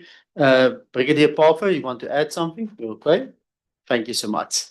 Okay, let's move on. There's no order in this. I'm just going to pronounce your name, and then you can announce your name, and then you can say you're ready. Municipal Infrastructure Support Agency, are you ready? Okay, you can proceed. Thank you so much. Thank you very much, Executive Mayor, and good afternoon once again to the ministers, all the mayors, all the municipal managers, MEC, all protocol observed. I'll be very, very brief. I'm representing MISA, which is an entity of the Department of Cooperative Governance, and it's mainly responsible for providing technical support to municipalities on the infrastructure development programs. So our two primary responsibilities is to provide the technical support as well as to build technical capacity in municipalities. So we provide that support through planning, infrastructure planning. We also support municipalities to prioritize projects that will respond to the infrastructure needs on the ground. We support municipalities with project packaging, where they can also apply for funding such as the MIG and other grants. We also have a financing support that we provide to municipalities. there's quite a lot that has been said about the insufficient funding for infrastructure by most of the municipalities. So as MISA, we do work with municipalities to help them to package projects and put together feasible and bankable project plans that can then be considered for funding facilities such as the budget for infrastructure facility. We also are very hands-on in providing support in terms of project execution. So our support is mainly through our technical resources. We have got civil engineers, we've got electrical engineers, we've got town and regional planners who work with municipalities to support them throughout this infrastructure value chain. So our key concerns as MISA is firstly the vacancies in the technical departments in some of the municipalities. Our support goes down the drain because there are no warm bodies to actually absorb the technical support that we provide to municipalities. And then secondly, it's the issue of aging infrastructure and the lack of operations and maintenance, which largely contributes to the service delivery failures that we see in some of the municipalities. And then the MIG performance, it's not all the municipalities that are not performing well on the MIG, but there are two municipalities that are our priority as MISA, and that's Nice and Canaland. So the support that we have prioritized mainly for these two municipalities and others is to support them to access this alternative infrastructure financing, as I've indicated. There's different sources of funding over and above the conditional grants municipalities receive, and we want to encourage less reliance on grants and municipalities to start thinking innovatively about how they can actually utilize their conditional grants to leverage and access even private sector funding. One of the mayors spoke about triple Ps, and that's a very good opportunity for municipalities to actually tap into for infrastructure development. Technical skills development programs, we have quite a number of them. We actually train municipal officials, process controllers, technicians, people who work with electricity infrastructure. We do the actual hands-on training, working with institutions such as the SAIS and so on. Planning for operations and maintenance, as indicated, this is a very critical element that municipalities need to prioritize, especially using a portion of the infrastructure grants that municipalities receive, because municipalities expect to get additional grants for O&M, and municipalities are actually supposed to budget for operations and maintenance using their own funds, but because of the financial constraints that municipalities find themselves in, there's provision for the MIG to actually be used for operations and maintenance.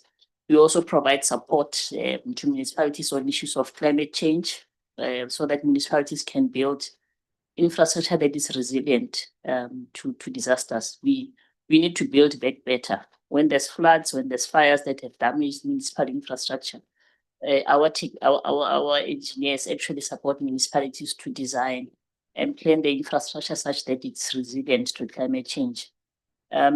There's also a support that we provide on the corrective action plans that we do in partnership with the Department of Water and Sanitation to improve the drop results. Fortunately, in this district, it's only Canaland that has got not so good drop results, and we are giving that hands-on support for Canaland to have an improvement in the drop results. We've received requests from the district with the issue of the regional waste management program.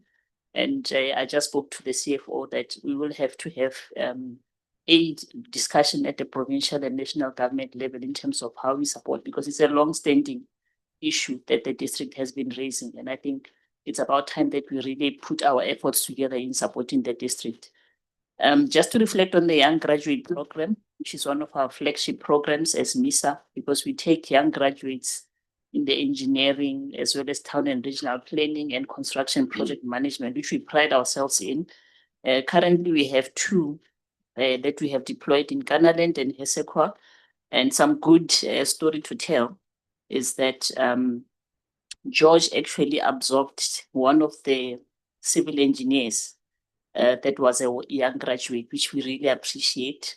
And Hesekwa, yes, I believe Hesekwa also appointed a young graduate that is now a water services manager. Ghanaland also absorbed one of our town and regional planners. These are very good stories because the whole purpose of us taking on these young graduates is to contribute towards technical skills in the local government sector. It pains us when they have completed their 3-year candidacy program and they're taken up by the private sector. So whenever we hear that a municipality has absorbed them, it's a very big tick for us. And we really appreciate that and we wish that more municipalities can actually absorb these young graduates. And then lastly, we have a few projects targeted at Ghanaland and Knysna. In Ghanaland, we'll be updating the water and sanitation master plan. I think the MM did raise it earlier, that they've got an outdated master plan. So MISA will be using our resources to update the water and sanitation master plan. Secondly, as a quick win, we'll be replacing existing street lights with LED lights for energy efficiency. And then lastly, in Ghanaland, we'll be doing a replacement of rising main units as well as installation of rising main units. So those are the 3 projects that MISA will be implementing in the current financial year for Ghanaland. And then lastly, in Knysna, I think the MM did speak a lot about the support that we are providing. We will be doing an energy master plan for Knysna. So that's in a nutshell the support that we are providing. We do want to do more with the limited resources, but what we'll appreciate the most is that critical posts, especially in technical departments, be filled. And thanks, that's my input for now, Executive Mayor. Thank you. Sure. I think the Oudtshoorn Mayor must invite you for his master plans as well. So, but MISA is doing excellent work in our region and I must congratulate them. They are one of our true partners. Thank you so much. If you ever wondered if your voice matters, I can clarify it now. There was concern around the deadline for the white paper and the minister there just released a statement to say it's going to be extended up until the end of July. Thank you, Minister van CoGTA. But please submit it today as well, because politicians leave it up until the last day. With that said, okay, next on the program, I see cooperative governance. Is there anybody at input from them? Thank you, sir. The floor is yours. Thank you very much, Honorable Mayor. My name is Stella Duma from Department of Cooperative Governance. I'll make a few comments, and my colleague, Dr. Naidu, sitting next to me, will also make a few comments. The first one is on the issue that was raised around the cost of supply studies, the case that was initiated by AfriForum. I just want to indicate that the department does support municipalities to develop those cost of supply studies. And the fact that you have to develop cost of supply studies does not necessarily mean that your tariffs must be at that level. But NESA wants to see that so that when they approve your tariffs, there is a scientific basis for those tariffs. We will look at the issue around working on fire. At this stage, we don't have the details, but we'll look at that and bring back the response. I just want to remind municipalities that MIG is dispersed based on a formula that applies across the country. So there is no application that the municipality needs to make. But just to build on what the CEO of MISA was saying, we have introduced a facility within that MIG framework where municipalities can use at least 10% of their grant money for repairs and refurbishment. And this is different from operations and maintenance. It's repairs and refurbishment. For now, it's for the water services authorities, but this coming financial year, we are looking at including roads and stormwater, as well as waste management, so that you can use the portion of your allocation for that basis as well. We have received, we had a meeting with West Coast District Municipality recently. The minister had that meeting where they received, where they raised a similar issue around the regional landfill sites. So wanting to use MIG for that purpose, it's a discussion that we are continuing with them, and I suppose this district, we would want to have that discussion as well to see how that can be done. The last issue on my side, Chairperson, is the catalytic projects. And I want to commend this district. From what I heard, there's a lot of catalytic projects, and perhaps some might know, some might not know that catalytic projects are actually at the core of the DDM approach. We are monitoring catalytic projects throughout the 52 DDM spaces. The idea is that when you implement catalytic projects, you are growing the economy. Because there is then a multiplier effect arising from the implementation of these catalytic projects, and in due course, your economy will grow.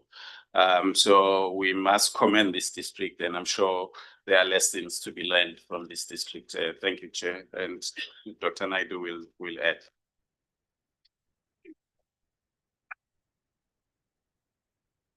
Thank you very much, Mr. Duma.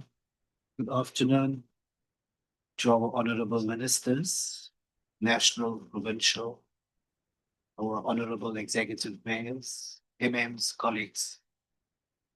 I just want to make maybe 2-3 points.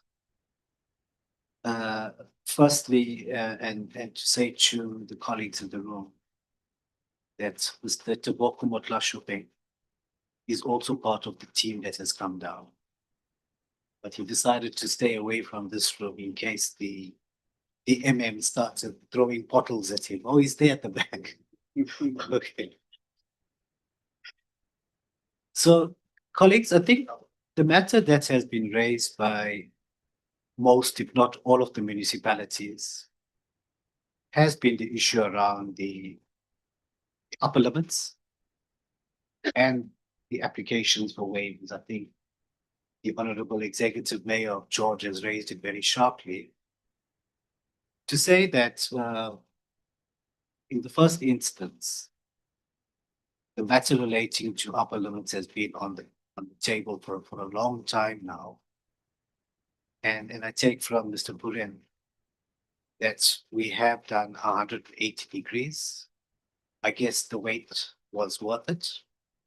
And that come the end of this week, this Friday, we will be meeting again, hopefully for the last time, to see what we have received from the stakeholders. I think there's been a lot of support in terms of what we have put out there.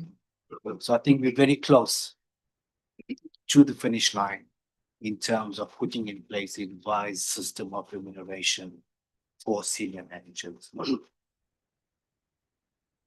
But let's also be mindful, colleagues, that we're solving for 257 municipalities and 9 provinces. So it gets a bit more complicated when you look at it from that perspective. So it may not be as easy as one would think if you solve it just for the 30 municipalities in the Western Cape, but it is for the entire country. Second thing is Circular 101 issued by National Treasury. I think it would be important to share with us what has been some of those unintended consequences from issuing that, because from where I sit, it constrains possible resources that would have ended up in the municipal coffers. And maybe they may not know the extent to which they have strangled municipalities by issuing them. So not just on Circular 101, any communique that has come through from government, be it National Treasury, other departments, and us as CoGTA, that would be our responsibility in terms of facilitating a resolve and a symbiotic benefit for the parties. There's been many issues raised, colleagues, and I trust that the Honourable Minister in his response, if not now, towards the end, will cover those things. The last point I want to make is that is to commit our responsiveness to yourselves. There may have been instances that's where we have been slow in responding, but I think that's going to be things off the path. I commit here in front of everybody that as soon as we receive requests for support, intervention, guidance, clarification, that we respond as expeditiously as possible. Thank you very much, Chair. Thank you, Dr. Naidu, for that commitment. I think we all are happy to hear that. Okay, any questions on this? I'm going to relate this to health and wellness, treasury, environmental affairs. Anybody? So I can't see lights from this side. But if anybody wants to have input to this, just raise your hand maybe, and I can see. There's two hands. Let's start with the lady. Thank you. You can have the floor, and then afterwards the gentleman almost next to you. Thank you very much. I'm Lisa Mentor from Department of Health. I'm responsible for Garden Route and Central Karoo. So, Minister Mackenzie, it's good to observe and to say thank you for having this opportunity and having this platform to all the members, the honourable members, the mayors, the HODs, the provincial minister, as well as my colleague CEO sitting next to me from George Hospital, the CEO. So our input as a collective from Department of Health with everything that we've heard here today, it is quite exciting to hear that we can get together with municipal managers and the local government in order for us to be able to contribute to the planning for the service delivery for the communities of the Garden Route. We are serving 88 clinics, 13 district hospitals, and we have the one regional hospital here. And if we can be part of the planning, and as my colleague from SAPS also indicated, that we don't want to be served by a police officer or be kept safe by a police officer that stays in the shack. The very same situation is you do not want to be served by a nurse or doctor that do not have accommodation. So I'm extremely excited when I heard about the inclusive housing policy that is being gazetted and that is being pushed through specifically in the district, because accommodation is extremely expensive for our staff members, and we do need to attract people that has the skill, that has the relevant skill and has the relevant capacity to serve our community members. So from the side of the Department of Health, we are excited also to share with you that we are building the Woonley Clinic, and we're halfway through pretty much. Once the foundation and everything is there, we were about 3 months ago, we were already at 25%. So the Woonley Clinic will be the new clinic there at the taxi rank. Then Ruitenbos, we're also building a completely new clinic there. And then in Marsh Road, we are also constructing renovating a building. So there will also be a new building. So there's quite a lot of exciting things happening.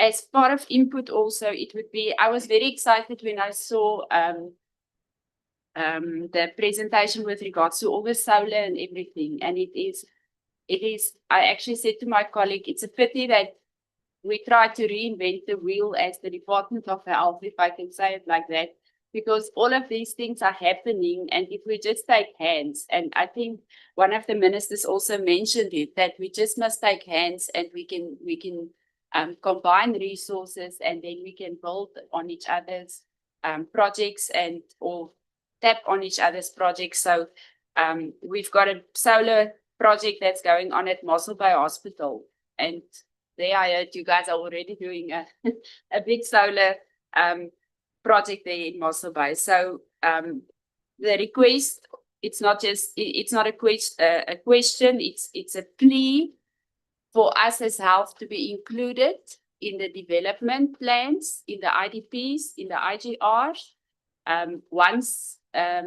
we get to the level where there's already approval for the port or for the airport to be expanded, we need to be able to deal with whatever the numbers are that's coming in, meaning that our healthcare facilities need to expand. We need to prepare.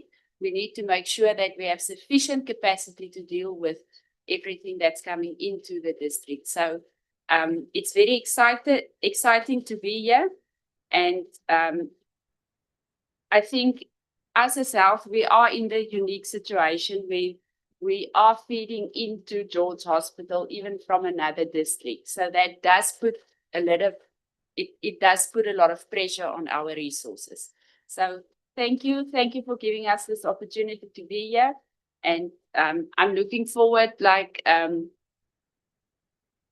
Sub said that they want to be invited by every to be part of their platforms. I also would want to be invited by every to be part of their platforms. Thank you.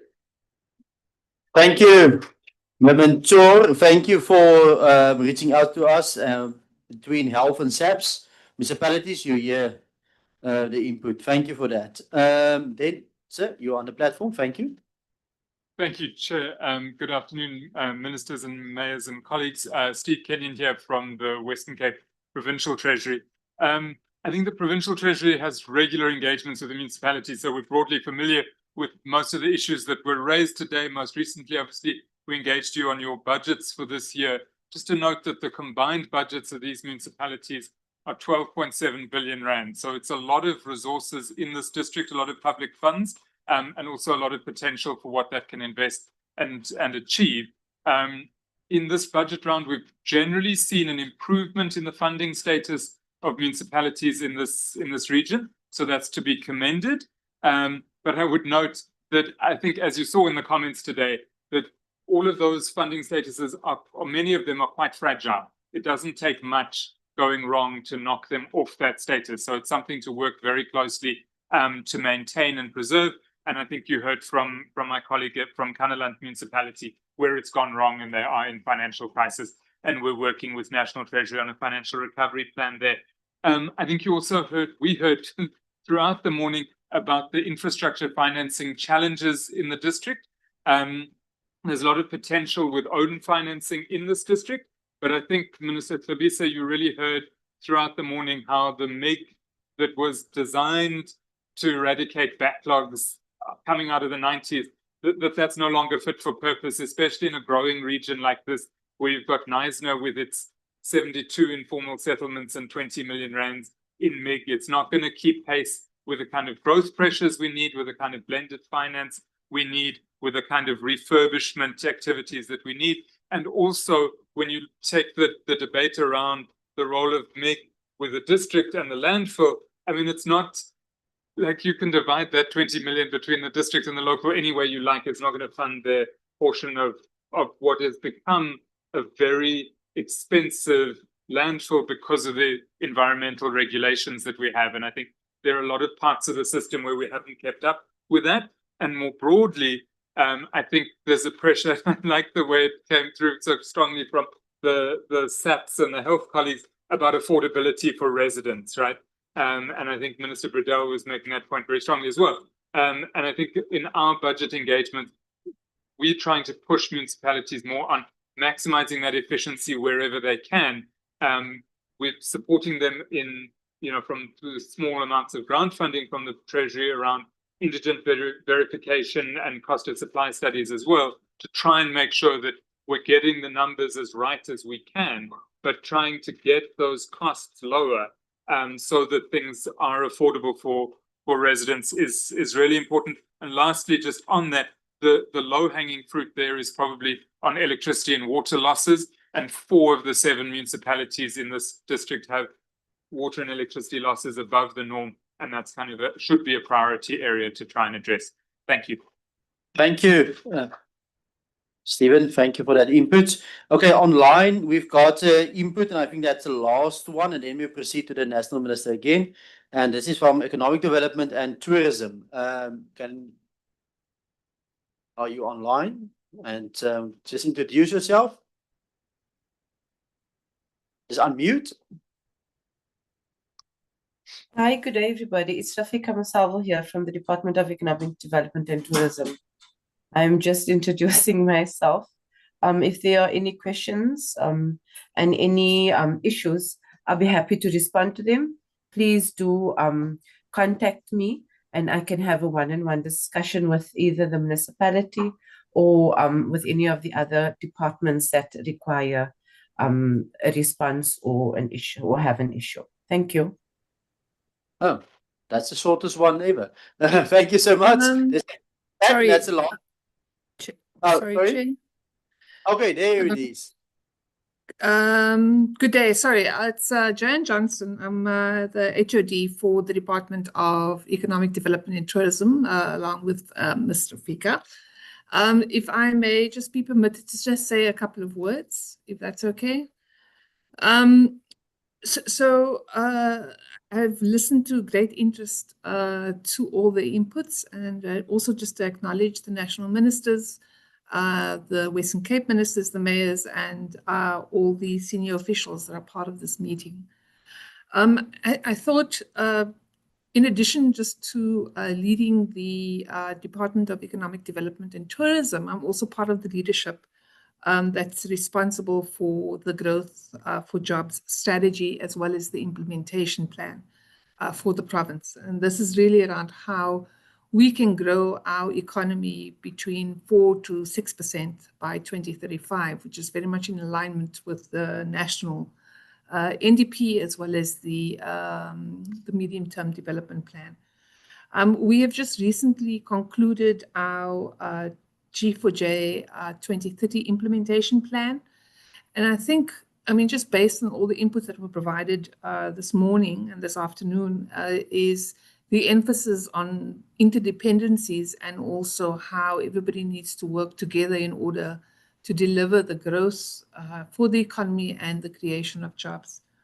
So within that, spatial is obviously very much important. We will not, as a province, be able to achieve those targets unless it's felt across the regions, and of which the Garden Route has certainly been identified as critical and very important.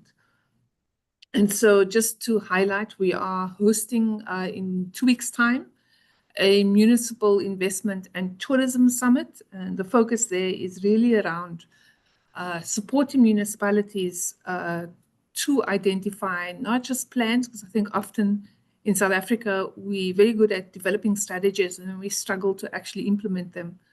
But the focus there is on really pragmatic tools that the municipalities can implement in order to increase and improve tourism as well as economic growth. And there's certainly around the tourism side of it, there's been quite a lot of touch points that relates to that.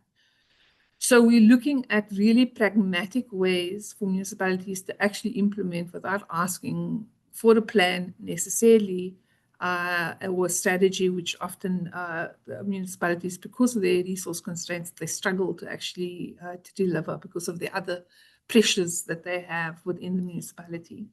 So that's the first thing. But I also want to say that's quite important that we do actually work together, because if you look at marketing, at growing exports, at growing in investments, Cape Town is the most recognized brand that the province has, for better or for worse. So when tourists, for example, decide to come to South Africa or Cape Town, they do so because they recognize Cape Town as the place that you have to be. It's on people's bucket lists.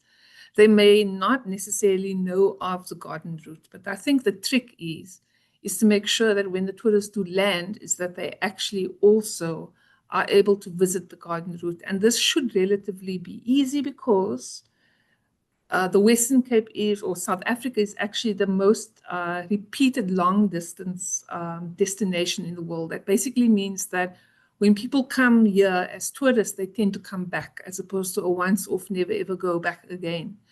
And that provides unique opportunities for the regions, and particularly the Garden Route, given its strong tourism offering. So we wanted to highlight that. And the second is that we are planning to have the Western Cape Investment Summit, which will feed into the Presidential Investment Summit. And we've done an analysis in the municipalities around how strong their offering is and in terms of investments, and then also their level of readiness. And so the inputs that we'll provide to in the municipal summit in 2 weeks' time will then provide a platform for improvement so that municipalities are also able to participate in our investment summit in November. So that's just an alert around how our department is attempting to try and support the municipalities in the Garden Route, but also to ask them to reach out if they do spot any opportunities that we're currently not aware of, and then perhaps use the various platforms and forums that we're creating to have that dialogue. Thank you very much. Thank you so much for that input. Yes, let's clap hands for her as well. Thank you. Okay, I've got a hand to the back. I know it is local government, and the last one actually is environmental affairs and development planning. Is for your department? Thank you, sir.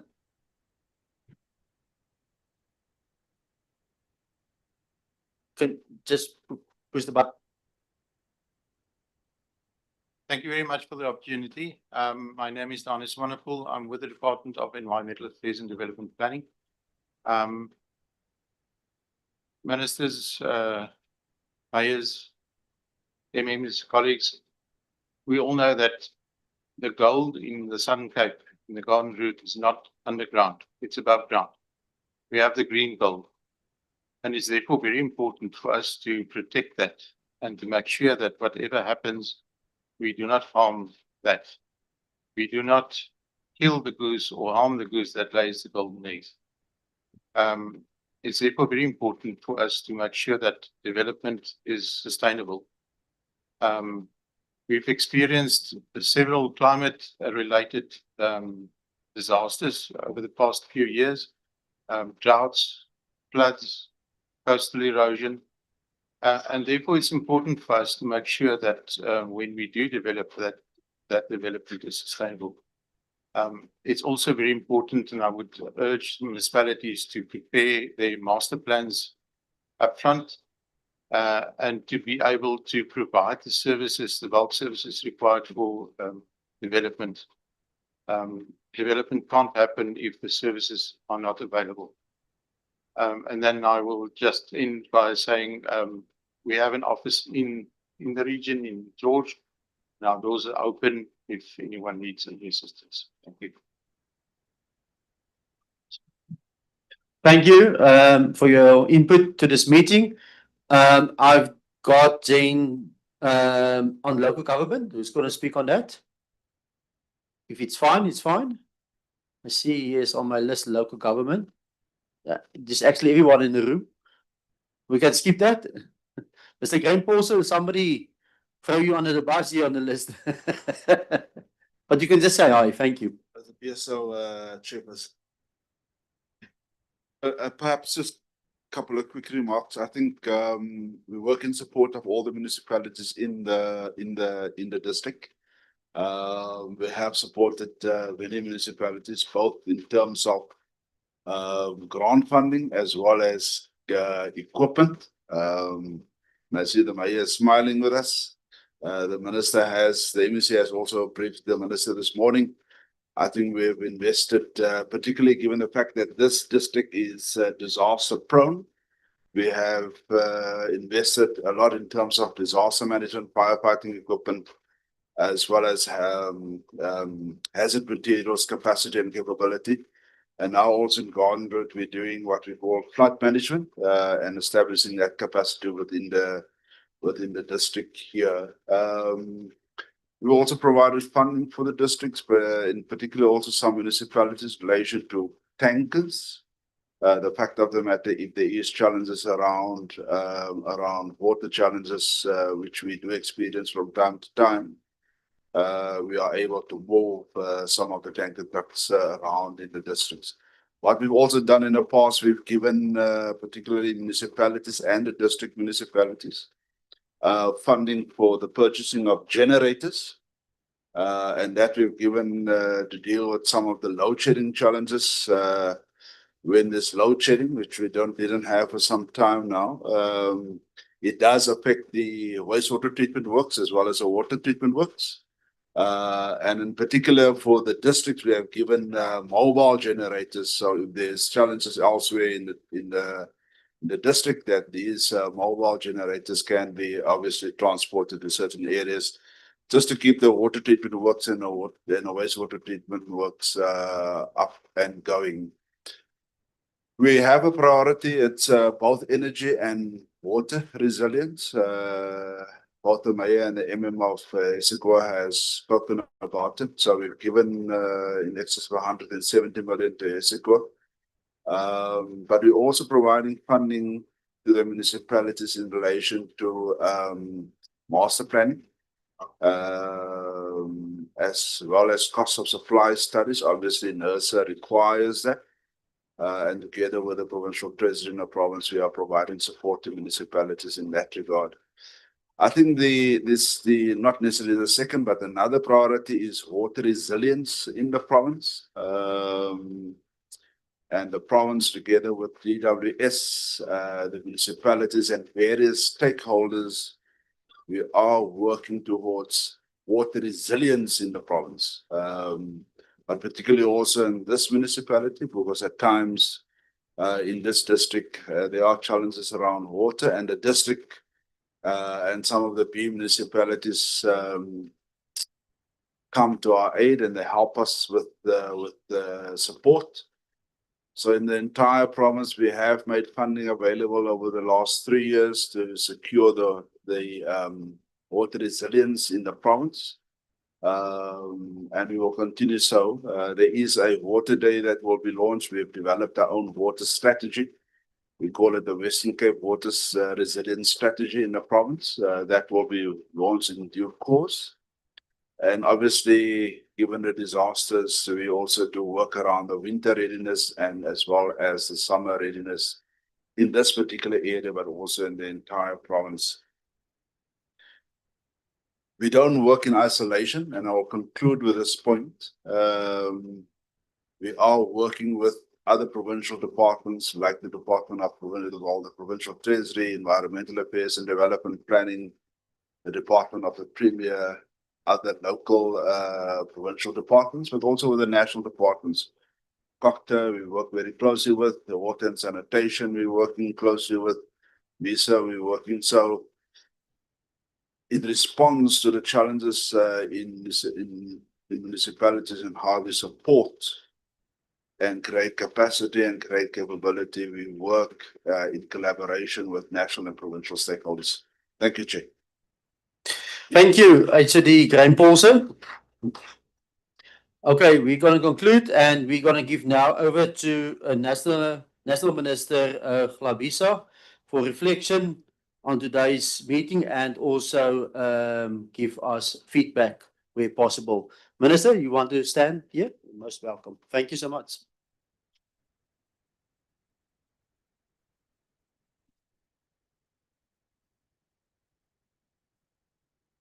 Thank you.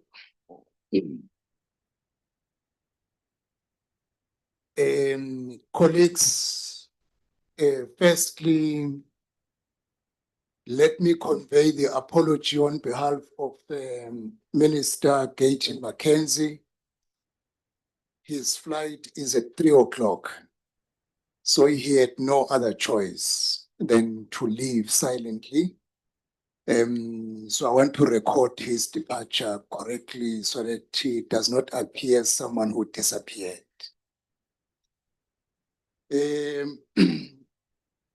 Secondly, I do want to thank the spirit in which the meeting, the engagement, has been handled with. The team responded on some other issues. Dr. Naidu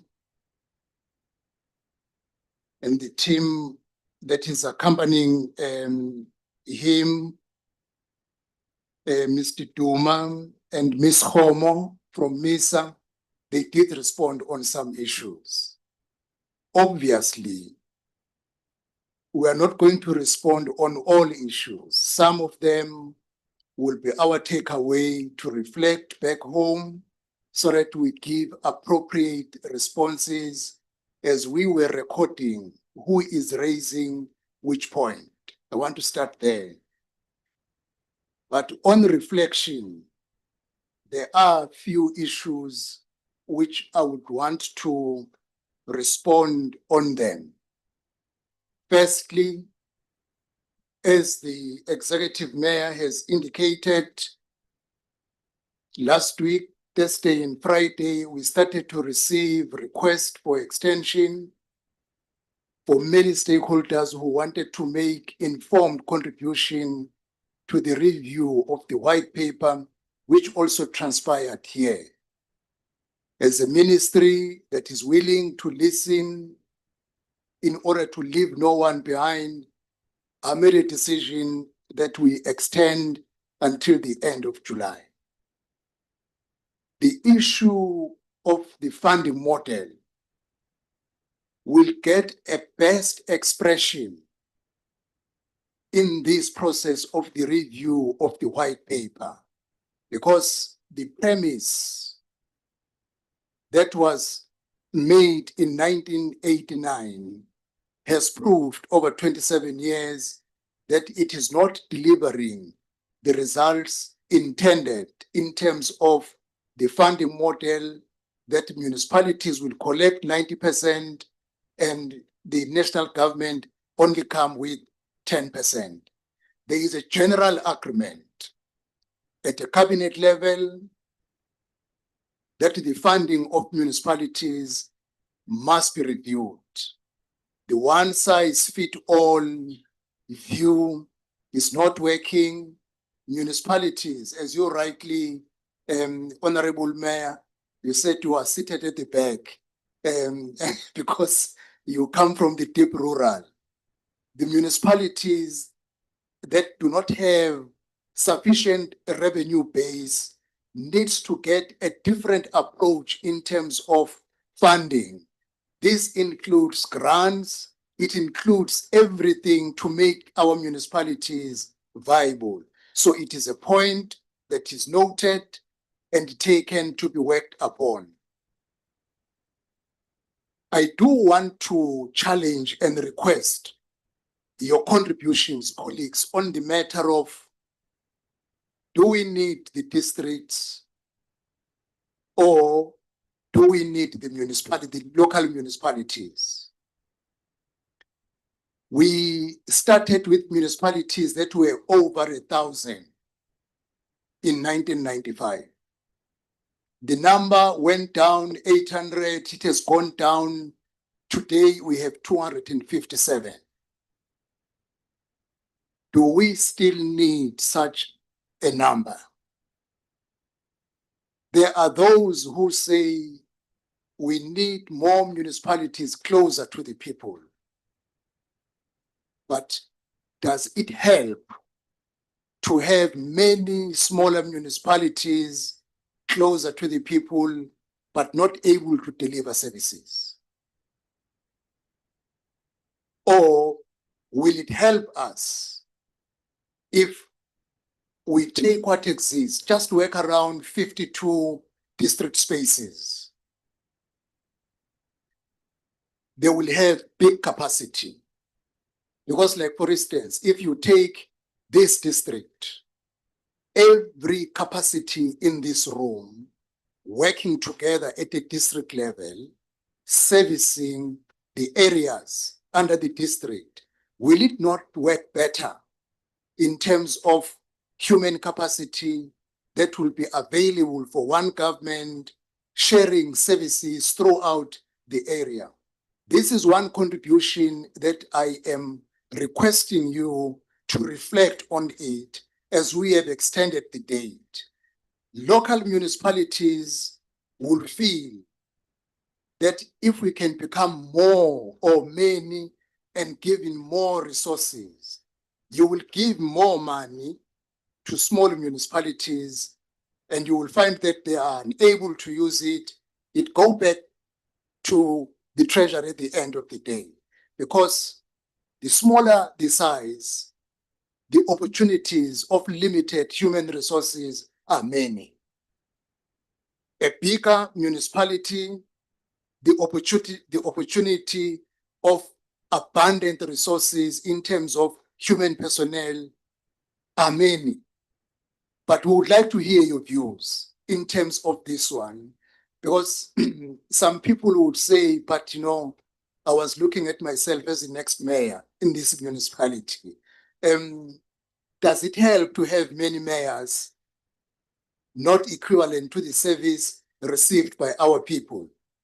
Will it not help, as I conclude this point, to have 52 big municipalities? You will save a lot of money for the other mayors, speakers, and deputy mayors, and you rechannel that money to make the remuneration of councillors to be better than what they are. I think it's a subject that we must engage this one and be honest with it. I'm a former councillor for 24 years. I know councillors are not remunerated according to what they are doing. Now, we need to escalate therefore the discussion that if we want to remunerate councillors according to what they are doing, make all of them full-time in the first place, so that a person doesn't have another job and only becomes to the service of the community as a part-time job and get that little salary. Make it a full-time for everyone. Obviously, you will need to bring down the number if they are full-time, because they can be many if they are part-time, but once they are full-time, definitely the number should come down, and then you should increase the compensation of these councillors. The contribution that you can make on this subject will change the local government space to something that can be an ideal thing to have as a country.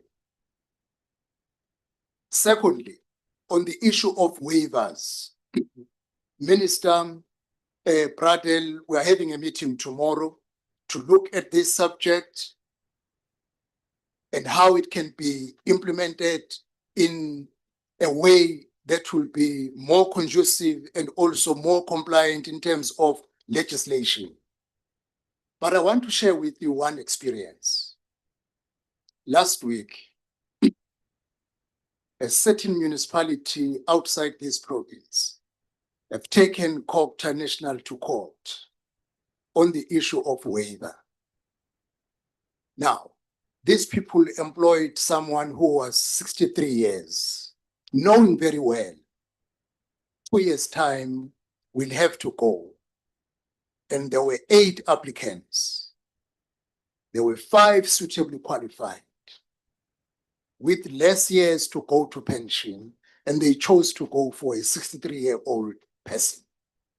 Now, they just relaxed 2 months before the end of the period in terms of 65, then they woke up from being asleep. And they want a waiver from the provincial MEC. He declined. He said, you knew this long ago, and you had an opportunity 2 years ago to employ someone who can stay for 5 years. You chose to ignore those people. And then last week, Monday, they escalate the matter to Minister Hlabisa, and they want a response now. The team, Dr. Naidu, said, okay, give us a certain information. Instead of coming back to us, they just rushed to court. that the court must compel us to agree with them. And I'm not going to agree. Because municipalities should be responsible in what they are doing. I think, Minister Bradel, I have approved many waivers from Western Cape. I have done many, but coming on time. But I think we need to start engaging the prior planning. We have many young people with high capabilities that must occupy these positions. And if we have an MM that is highly capable, that MM must groom other people. Because you know in advance when he or she is going to turn 65 years. You just don't know a day before. I'm sure if we can engage this subject and be honest and fair to it, we will be able to get waivers where it is necessary. Yeah, on an instance where you have advertised many times, you are not getting a suitable person, you can produce that evidence quite obviously. A waiver will be entertained. On instances, I listen because we will treat a case by case. When a municipal manager must leave just a year before the elections, that is a different case also, which will need a fair assessment to allow the municipality to run through preparing for elections and get someone to hand over to. So the issues will have to be treated on a case by case, but there are others where I will decline because people knew long time ago and decided not to do anything.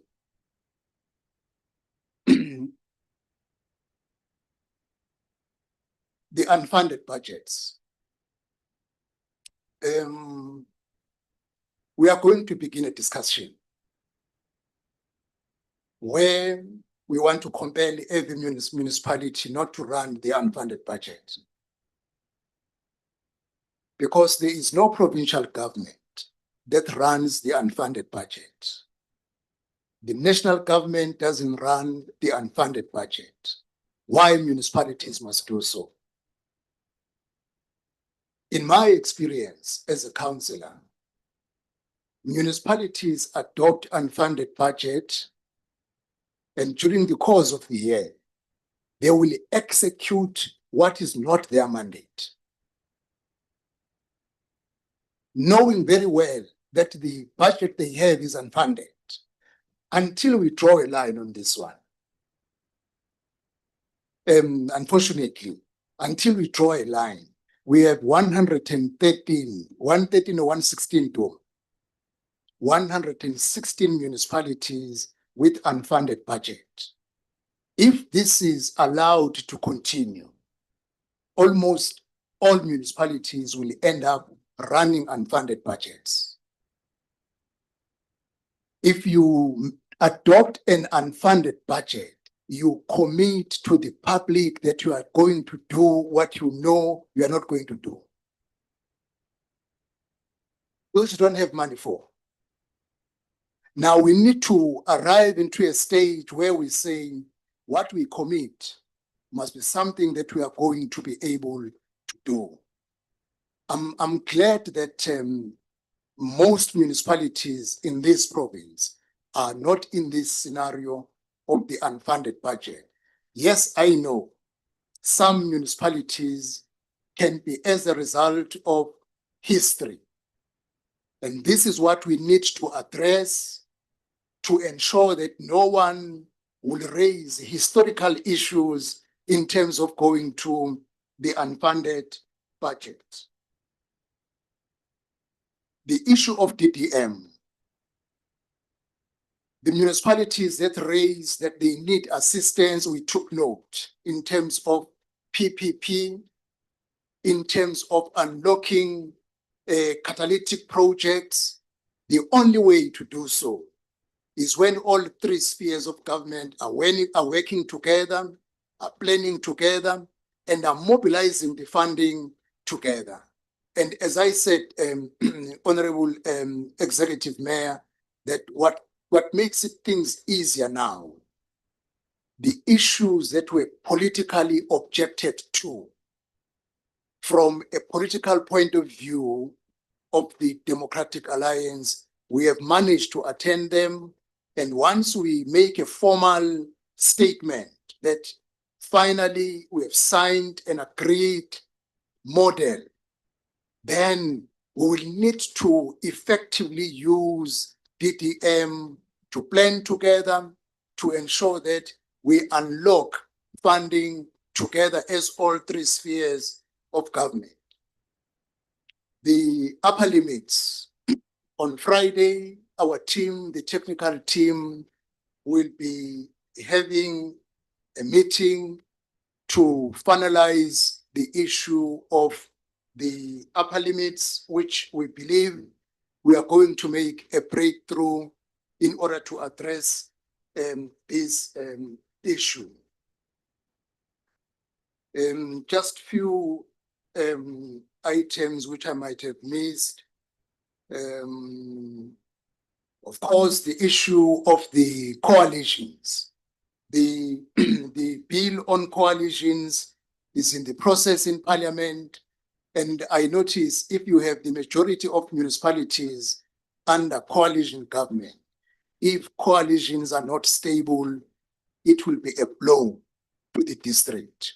So now we need to capitalize in how do we make our councillors understand the good practice of coalition governments. Coalition governments, as you rightly know, go to Denmark, they are working superb. For many years, they have mastered the skill of working as a coalition government. As we all know, in terms of the economy, Denmark is doing very well, is one of the top countries in the world. Go to Germany, the coalition government has demonstrated that multiple views working together, they are able to take the country forward due to all talents available working together for the common good of the country. I just want to conclude by appreciating, or before appreciating, the professionalization of staff vis-a-vis the high qualifications requirements. I think we need to also to engage this one, that if you want to professionalize staff and get the best output from the people you employ, especially from middle management to senior management, indeed, the question of higher qualification requirements will not be easy to avoid, because we are talking at a level of management. The Minister Pradel said what makes municipalities or the government able to function is leadership and management. These two things at a government level, in terms of administration, you need people with sufficient education, qualifications in order to be able to lift up the standard and make a municipality competent. But lastly, I want to appreciate when it comes to the issue of disaster management. It's one good takeaway which I indicated to the Minister Pradel and the HOD, and then to you, Executive Mayor, that in August, we would want to share experiences as a country. A one gathering for all 9 provinces and Western Cape. In many areas, they are too advanced when it comes to disaster management, we will want this knowledge to be shared with other provinces and eventually agree to form a platform where we know how to access certain resources. I made an example in the morning. It took more than 7 days to use drones to look for missing people in Eastern Cape. It took more than a week before drones could be used because they were not there. Now, it's just one thing that we can agree that as a government, together, the NGOs, private sector, can we not mobilize central drones that can assist on various disasters as a country? If a helicopter has to be hired, it might cost more than a helicopter bought, which can be hired to other people to use, but specifically meant during times of disaster. We are not desperate. Now, I think the experience, the resources you have, I admire the most. And we need now to share these experiences with the country. As I said, 21 municipalities out of 41 20 out of 41 come from Western Cape on clean audit. It tells you there are things that are done right when it comes to financial accountability and management. We need to share these experiences. We need to do a twinning of municipalities, those who say, I want to work to the best of my level to reach clean audit status, because it will not be good to compel someone who has no desire for a clean audit with a municipality with a clean audit. You take the one who says, I want to make it. Then you twin up that person with the municipality. Oh yes, I recognize the district because it is a host. I know there is a municipality with a longer record of clean audit, and we want, therefore, to use those municipalities. I was running away in mentioning others and leave others. I said, let me confine myself to the hosting district. But I do know and really appreciate, because to have clean audit for 11 consecutive years, it says it is a culture. Even if one person can leave or die, the culture is there in the municipality and it is kept throughout. We need to inject this culture to other municipalities, because, to conclude, actually, some people say, well, clean audit doesn't mean anything if it doesn't talk to the development on the ground. It does mean something, because it means that you are able to account and you are transparent and you are doing it right in terms of resources at your disposal. If you are able to account and use resources correctly, you should then graduate that clean audit must be translated to service delivery and advancing the lives of our people against poverty and all issues that are taking our people backward. I want to therefore thank yourself, Honorable Executive Mayor, the Minister of Local Government in the province, colleagues, mayors, councillors, SALCA, all key stakeholders, and the administration. The engagement was enriching. We take a lot that we will be taking to share with other municipalities with the intention of making every municipality to work. Thank you very much.